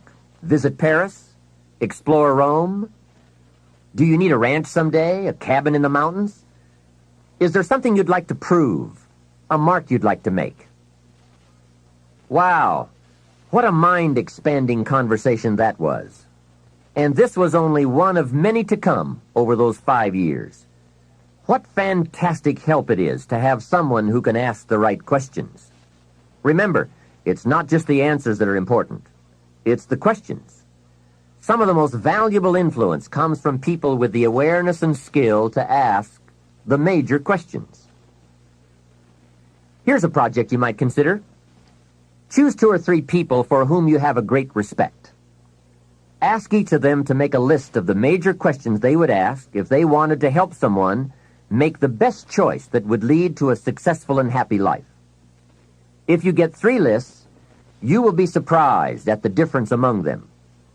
Successful people approach life from a variety of experiences and a variety of attitudes. Now, from these questions, you may get enough homework to get busy on for years to come. Another benefit of my association with Mr. Schoaf was that I kept growing in experience, knowledge, and accomplishment, and was able to bring all that value to the same basic questions. What a learning experience that was. Some of the early questions I had shrugged off, I now saw a growing importance they had. It was really my education that was changing, not the questions. It's like reading the Bible or listening to cassettes. When you have some added, measurable experience, you now bring to the reading and listening a new worth. You now listen and read at a new level. And the substance gleaned, the wisdom gathered from that new level can well be where your fortune and the best of your lifestyle can be developed. One more thought, and that is, strive to become the kind of person that people of quality and substance would want to be associated with. Become a person of skillful language, positive attitude, well-read and well-disciplined. a person of culture and intelligence. You will be uniquely rewarded by this reputation, drawing exciting people to you. Remember, to attract valuable people, you must be attractive. Association is truly one of the 7 fundamentals to your future wealth and happiness. It has such a major effect on how your life works out. Constantly be aware of the power of influence. Continually weigh your time and your associations and put them to better work for you. Of all the parts of our life we want to work well, perhaps the most important is lifestyle. Mr. Schoaf gave me one of his strongest concepts when he said, "Don't just learn how to earn, learn how to live." And that's what lifestyle is all about, learning how to live. Here's one of the great challenges of life: being happy with what you have while in pursuit of what you want. I have found it a practice well worth exercising with skill. Now consider this.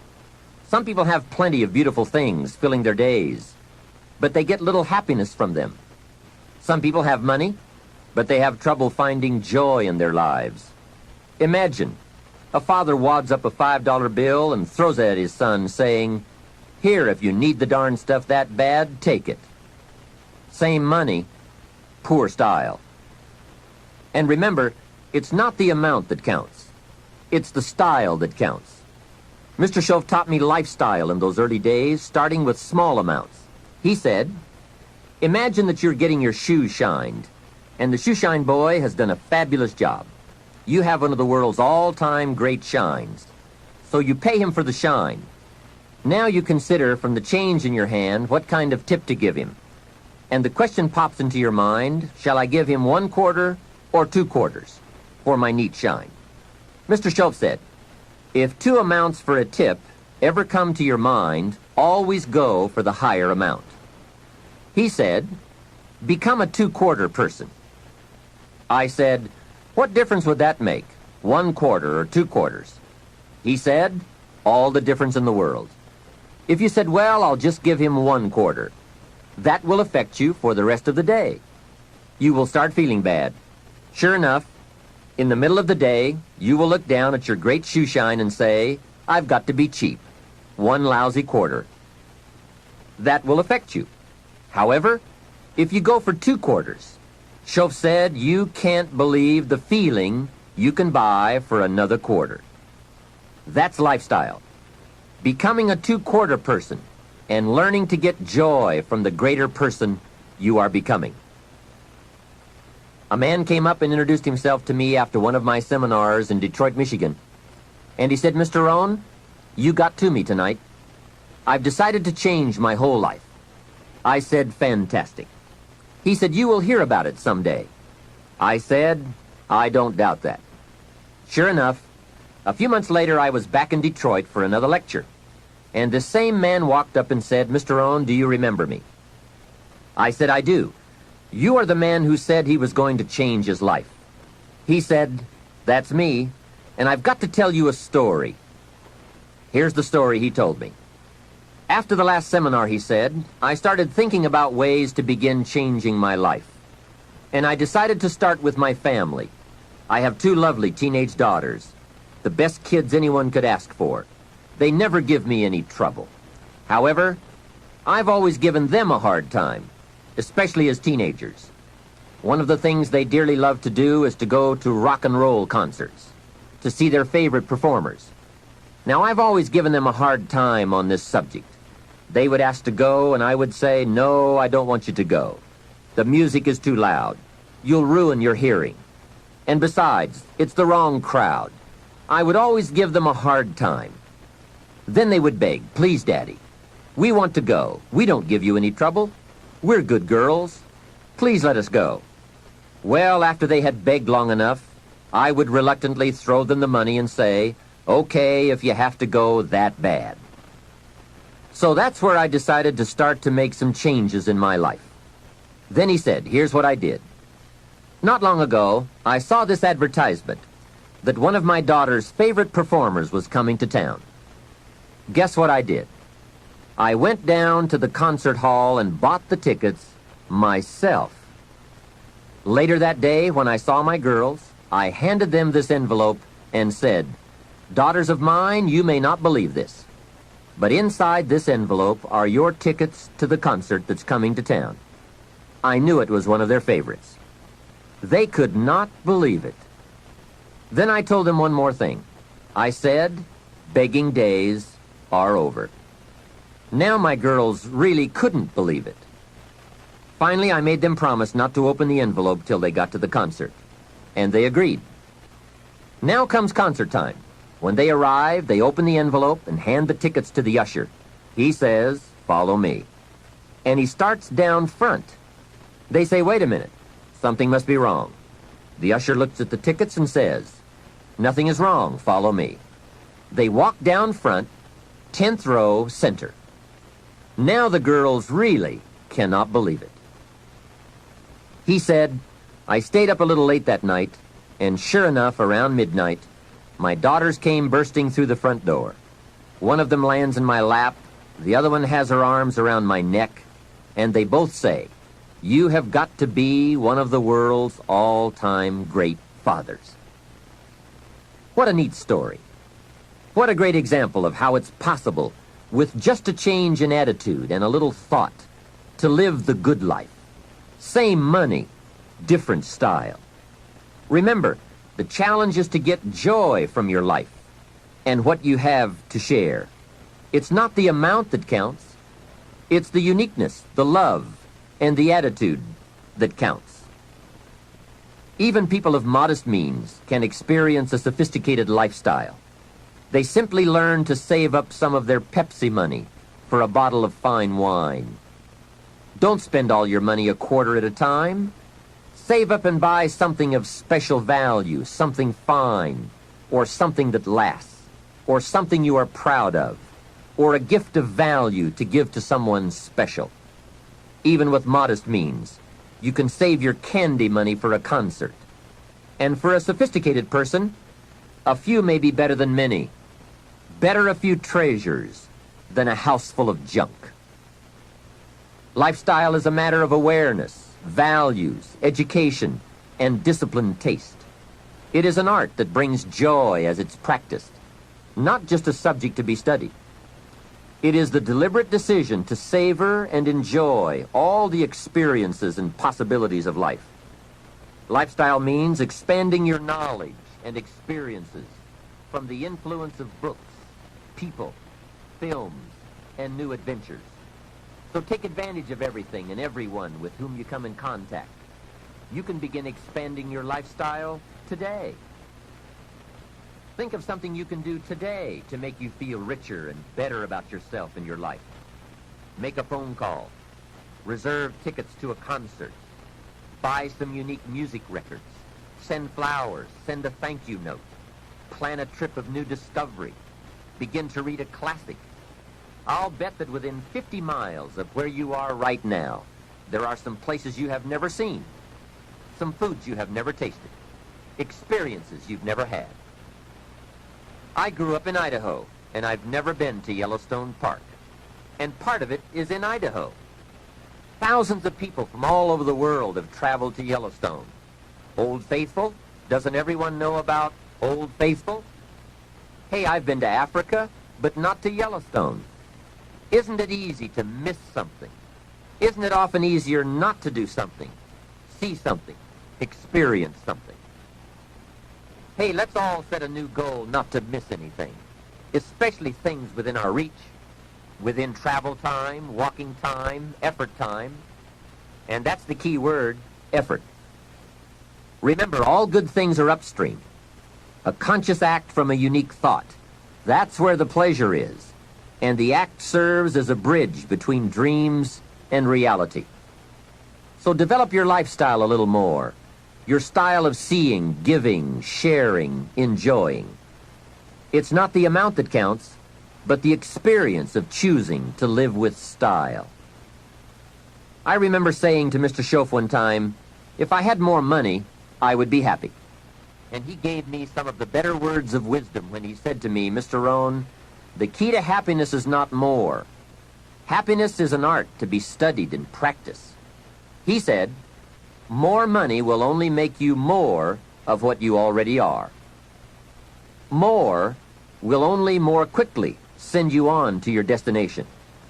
He said, if you're inclined to be unhappy, if you get a lot of money, you will be miserable. More money will only make you more. More money will only amplify. If you're inclined to be mean and you get a lot of money, you will be a terror. If you're inclined to drink a little too much, when you get a lot of money, you can now become a drunk because you can drink everything. So style is not more. Style is an art, a genius, a design. Lifestyle is reserved for those who are willing to study and practice the higher arts of life. Lifestyle is culture, music, dance, art, sculpture, literature, plays, concerts. Lifestyle is a taste of the fine, the better, the best. Mortimer Adler, the philosopher, says, if we don't go for the higher tastes, we will settle for the lower ones. So develop an appreciation for the fine. That is a worthy purpose. Developing an appetite for the unique things in life. Study the art and reach for the best.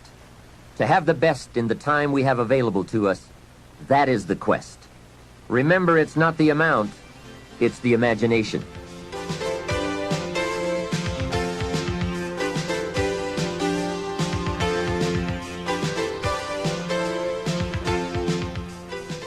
My lady and I were on a trip to Carmel, California one sunny summer day to do some shopping and exploring. I stopped to have the car serviced at a gas station. This young man, about 18 or 19, I would guess, came bouncing out to the car with a big smile, and he said, "Can I help you?" I said, "Yes. A full tank of gas, please." Well, not only did he fill the tank with gas, he checked every tire, washed every window, even the moonroof, checked everything, and all the time he was working, he was whistling and singing. My lady and I couldn't believe all the service and his obvious happiness. The young man brought me the bill, and as I was signing it, I said, "Hey, you really have taken good care of us. I appreciate it." And he said, "I really enjoy working. It's fun for me. I get to meet nice people like you." We couldn't believe it. This kid was something else. I said, "My lady and I are going to Carmel, and we want to drink one of those $2 milkshakes on the way up there. Where is the nearest Baskin-Robbins?" He said, "That's a great idea. Baskin-Robbins is just a few blocks away." And he told us where to find it. And he said, "Don't park out front. Park around to the side so your car won't get hit." What a kid. So we drove to Baskin-Robbins, walked in, and checked the flavor board, and ordered milkshakes. However, instead of ordering 2 milkshakes, we ordered 3. Then we drove back to the station. The young kid dashes out to the car again and says, "Hey, I see you got your milkshakes." I said, "Yes, and this one is for you." When I offered it to him through the window, he couldn't believe it.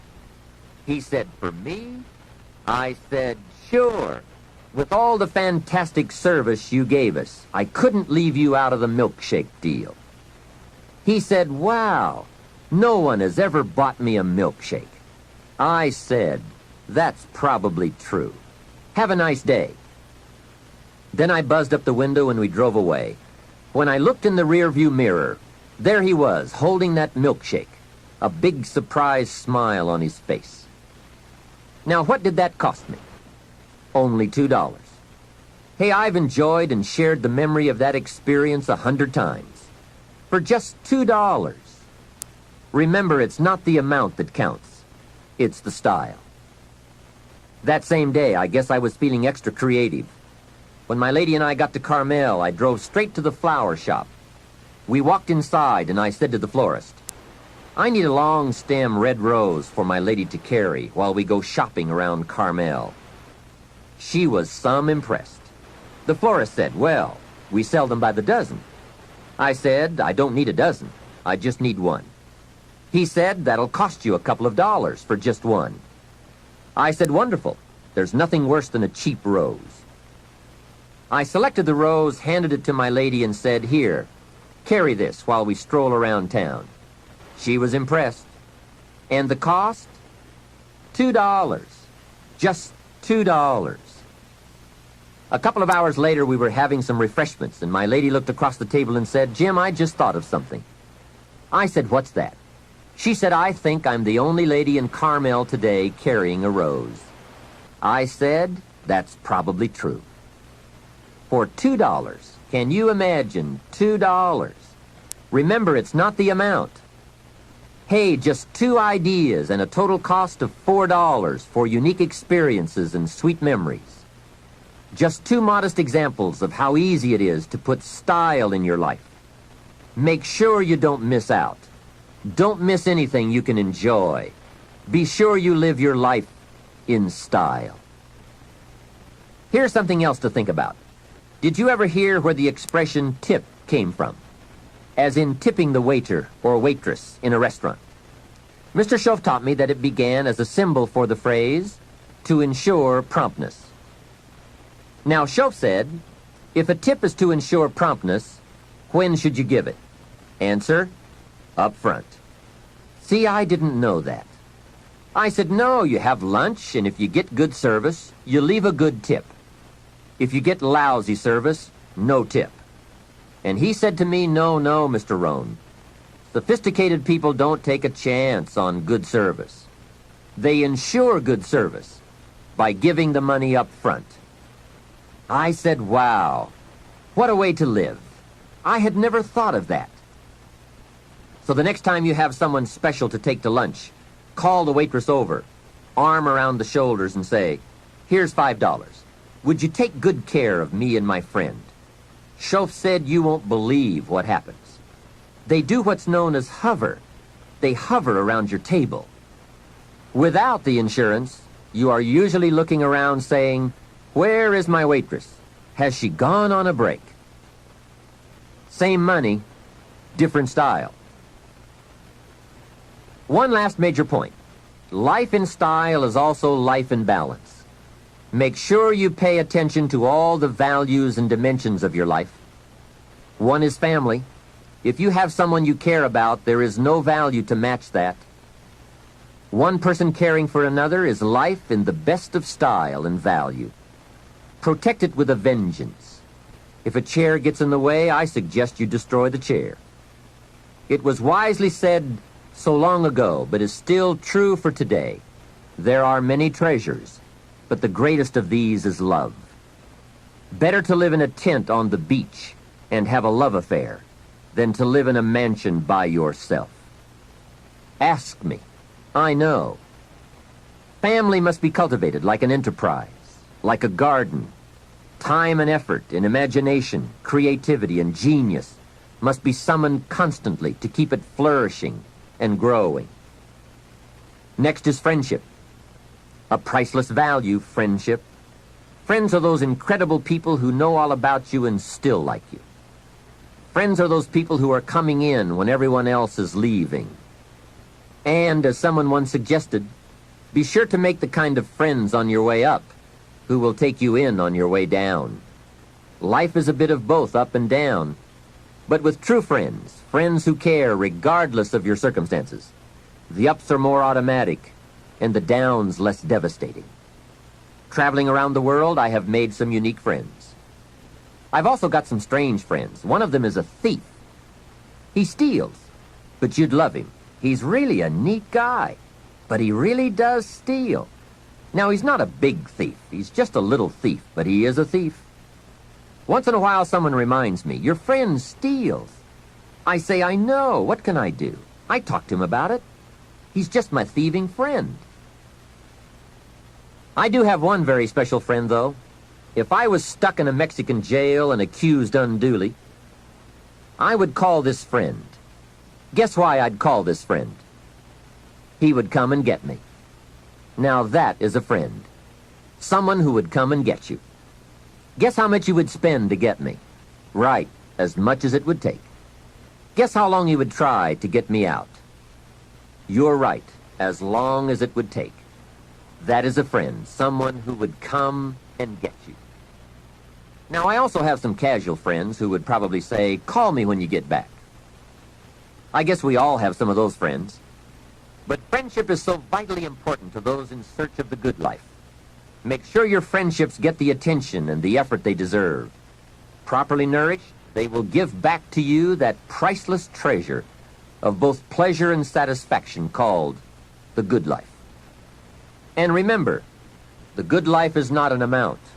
The good life is an attitude, an act, an idea, a discovery, a search.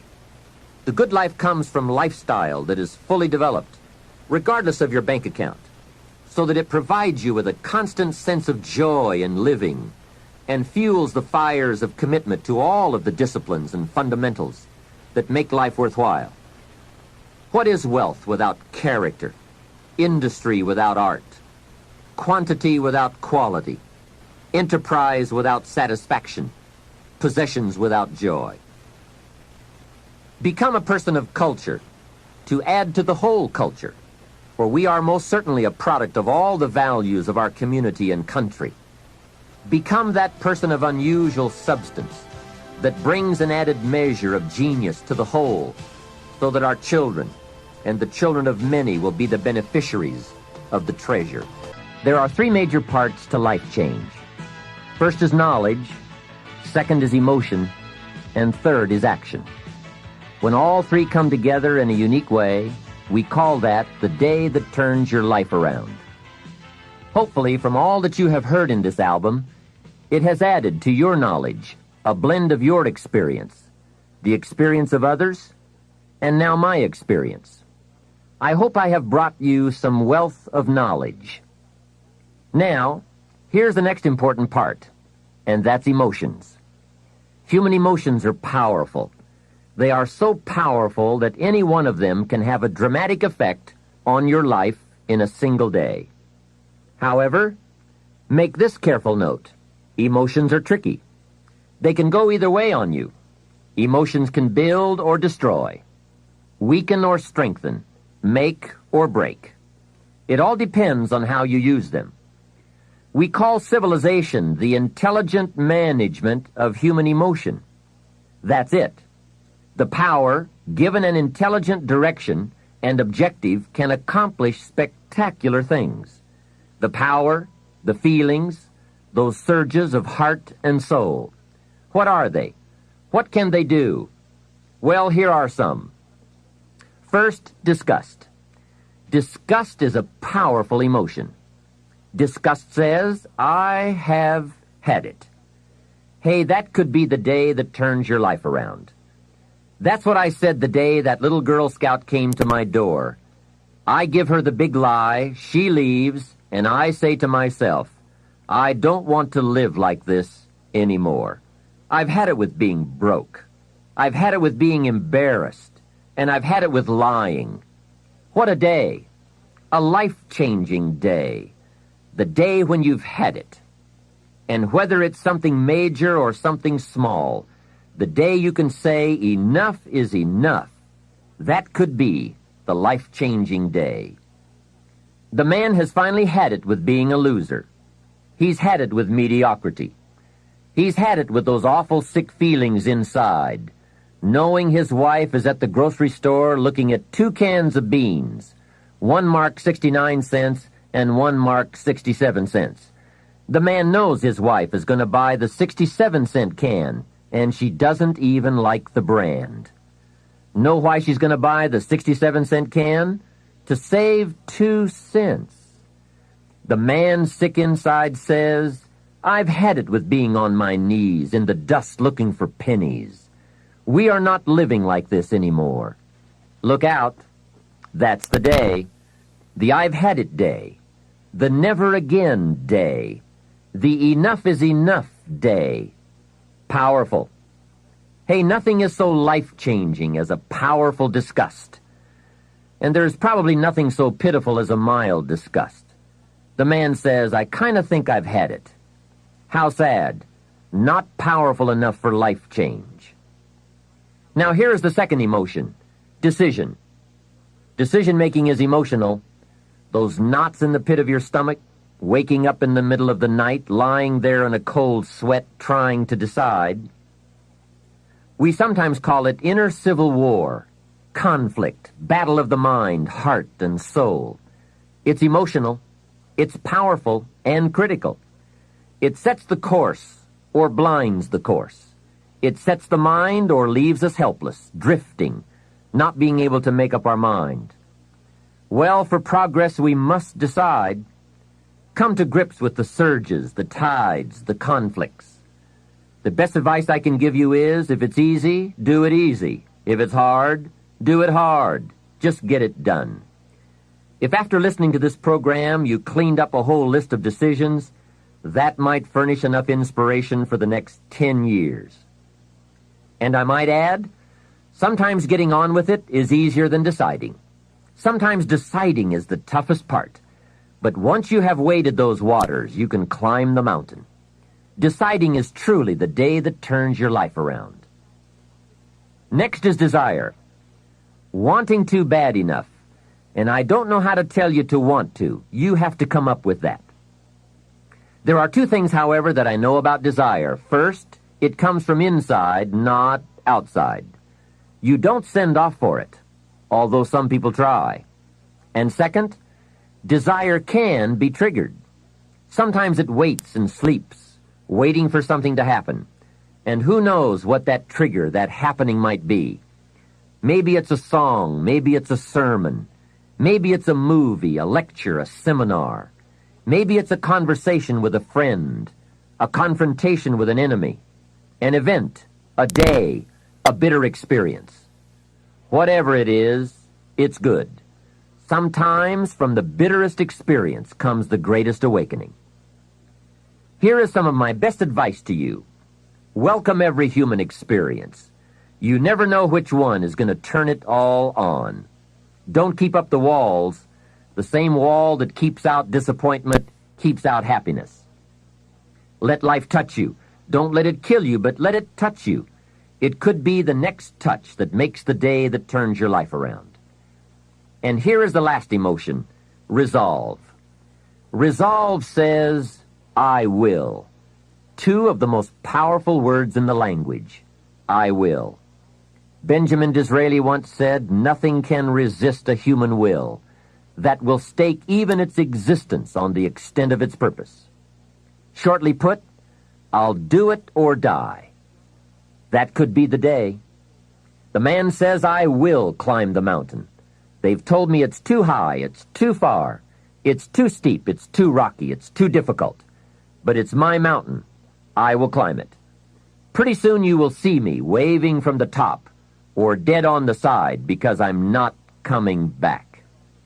Hey, that's powerful. Time and fate and circumstance call a hasty conference, and they all agree. We might as well let John have it. He says he's going to get it or die. Wow, that's it.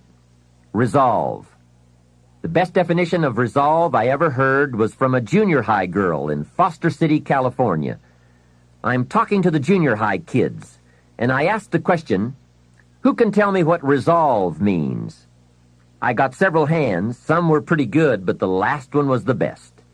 She said, I think resolve means promising yourself you will never give up. I said, that's it. Best I've heard. Promise yourself you will never give up.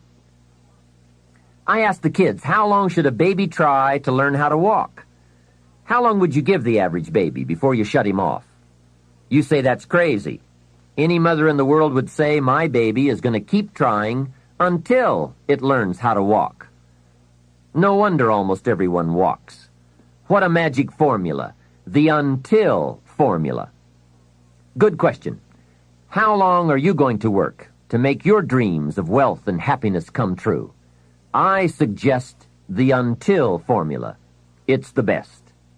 Emotions, disgust, decision, desire, resolve. Now let me give you the third part of the equation. That equation that gets results. It's action. Disciplined action. There's a famous line that says, don't just be listeners, be doers. That's it. Doers. The whole world loves the doers. That's what makes the wealth and the winning. Doing, disciplined, emotional action.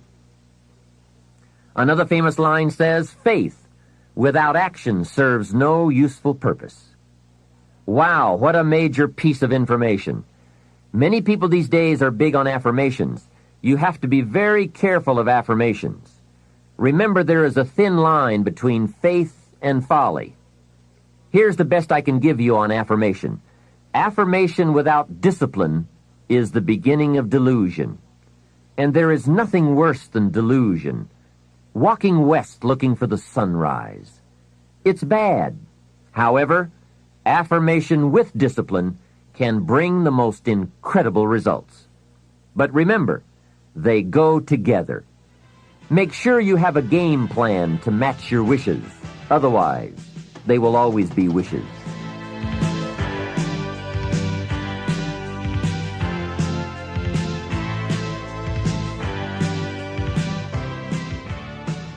Now, in closing, I ask you to consider these 4 questions. I call them questions to ponder. The first question is why? Why should you try? Kids often ask, why? It's a good question. Ask yourself, why get up that early?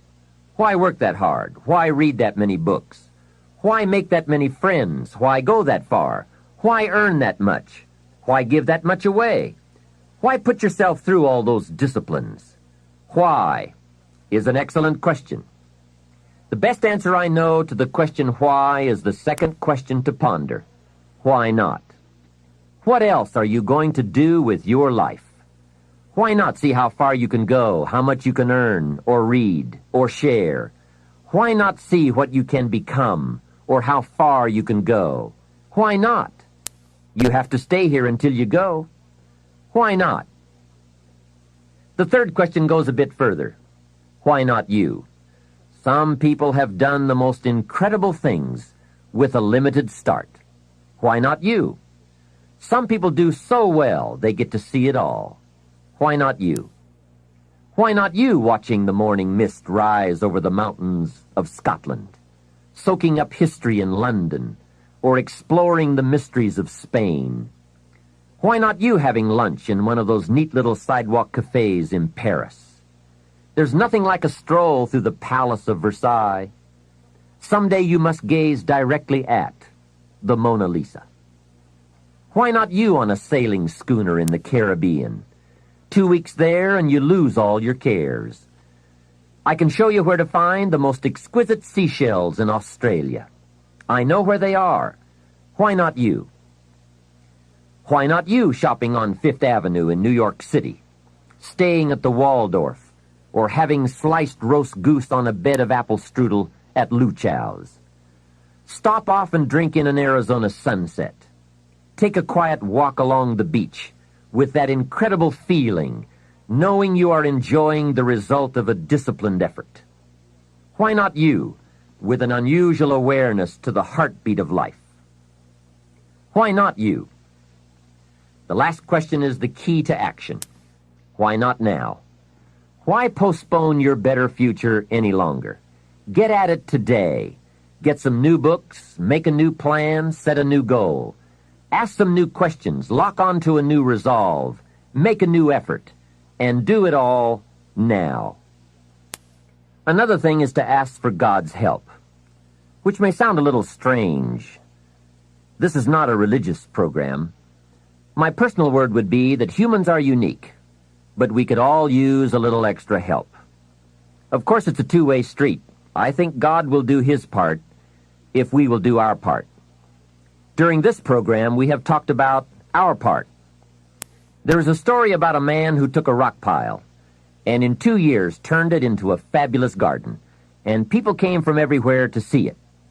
One day a man came by, saw the garden, and thought it was fabulous, but he wanted to make sure the gardener did not take all the credit. He had this deep feeling inside that a lot of people leave God out. So he toured the garden and had a chance to meet the gardener. When he met him, he shook his hand and said, "Mr. Gardener, you and the good Lord together have made this beautiful garden." The gardener understood his message and his point, so he said, "I think that's true. If it was not for the sunshine and the rain, and the miracle of the seed and the soil and the seasons, there would be no garden at all." But he said, you know, you should have seen this place a couple of years ago when God had it all by himself. I think that's true. We do play an important part in this challenge called making all we can out of all we have.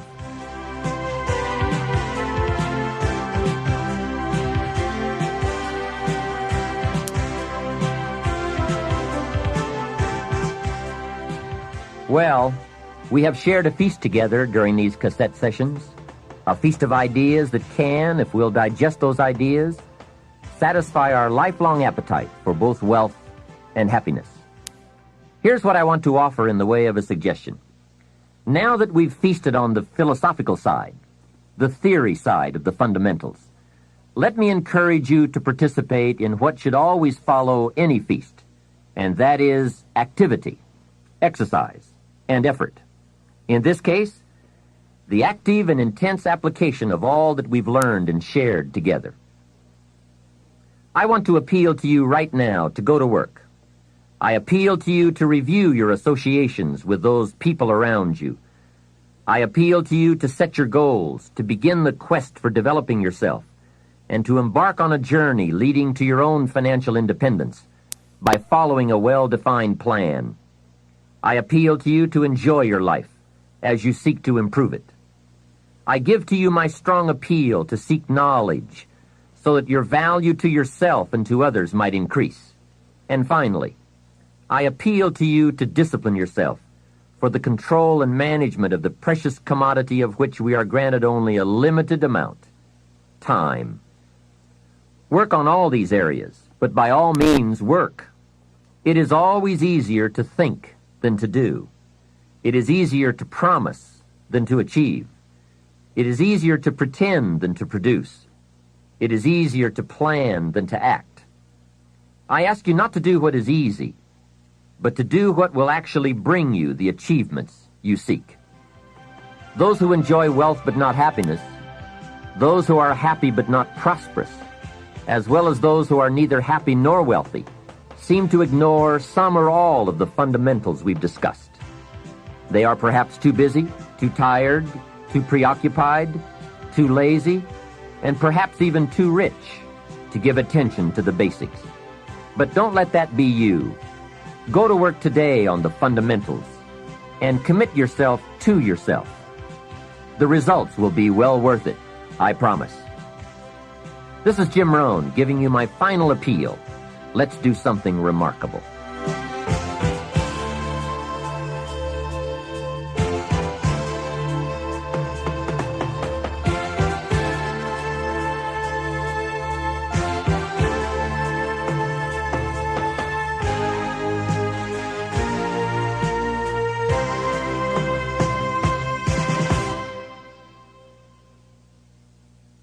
We know you've benefited from this remarkable program, Success Strategies, 7 Keys to Wealth and Happiness.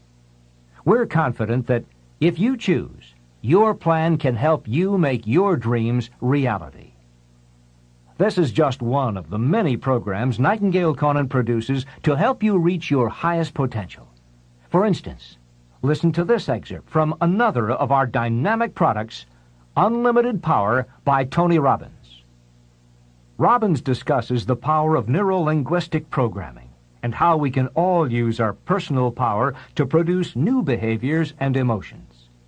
In this segment, he talks about how movie maker Steven Spielberg got his start by using his personal power.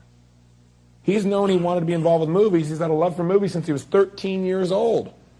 When he was 17 years old, he decided to go on the Universal Studios tour in California. And he went on the tram and got real bored real fast. He said, I want to see real movies. So he had a thing called personal what? So he got himself to take action. He snuck away from the tram, and he got down to the movie lot, and he actually stepped onto a filming and actually watched some filming going on. He wasn't supposed to be there. But he also had a tool called rapport. And he developed rapport with the director and started talking with this man. And this guy liked this moxie little kid, young kid, right, who seemed to have this real desire, and he loved the creativity and the intensity that he saw in this young man. And so he told him about what it was like to be a producer and a director, and told him it was the greatest career he could ever have, and he should do whatever it took to become one. And then finally the man said, okay, now it's time for you to go, and the security escorted him off the lot. Now, for most people, that would have been, God, what a neat story, huh? You're 17, you get to meet a real director, watch a real filming instead of just going on the tour. But see, once again, this man was totally committed to a dream. And so guess what? Using his personal what? Power, he took action. And the next day, he came up with a plan. He showed up at Universal's lot wearing this one suit that he owned and borrowed his dad's old briefcase, threw in there a candy bar and a couple sandwiches, and he walked by purposely, congruently past the guard and went, "Hey, how's it going, Harry?" Of course, he got the guy's name by reading his name tag. But he was so congruent that Harry just went, "Oh, hi." And he walked right on by. So now he's in the lot where he now goes around meeting people, watching movies, learning, right? Knowing his outcome, taking action, getting some sensory acuting, learning what worked and what didn't work in movie making. And he went there every day after school and throughout the summer. So people began, the guard would say, Harry would say, "Hey, how's it going, Stephen? How are your movies coming?" "Hey, great, it's really fabulous." Right? He found himself an abandoned trailer. There are lots of them on Universal Studios lot. He found one, cleaned it out, got some plastic letters. On the outside he wrote, "Steven Spielberg, director." People say, "Where's your office?" He said, "Over there at, K9 and everything else." People come to his office. One day finally a director said to him, "Well, let's see one of your movies." So he pops out this Super 8 cartridge. He said, "Well, wait, we got to see a real movie." He said, "You seem to know a lot about that. How did you learn so much about movies?" Well, he spent 2 years or a year on the lot, right? Being there, developing acuity, developing his stuff, getting creative, letting his mind run, totally committed to his outcome. So finally he said, "Look, if you'll make a film and show it to us, a short film," he said, "we may hire you." So he went out and convinced one of his friends who was in my seminar last week, and I told the story, and this guy got up and said, "I financed that original film." It took $10,000, and Steven Spielberg made this little film about a group of teenagers that went from the desert and hitchhiked to California. And this guy financed it. It was amazing. Anyway, bottom line is, he showed at Universal Studios, and they hired him with a 7-year contract to make television programs. Not bad. Why was he there? Because he had this great gift. His great gift was commitment to an outcome. He'd do whatever it took. And out of his personal power, he took action until he found a way to make it work. That's where the power is. Commitment to practice what is important to you, to do whatever it takes, and not to accept less than you can be. Not to accept results that are less than you deserve or anyone that you support or represent. That's critical. If you'd like more information about unlimited power or any of Nightingale Conant's inspiring audio and video programs, call us toll-free at 1-800-323-5552. Thanks for listening, and come hear us again.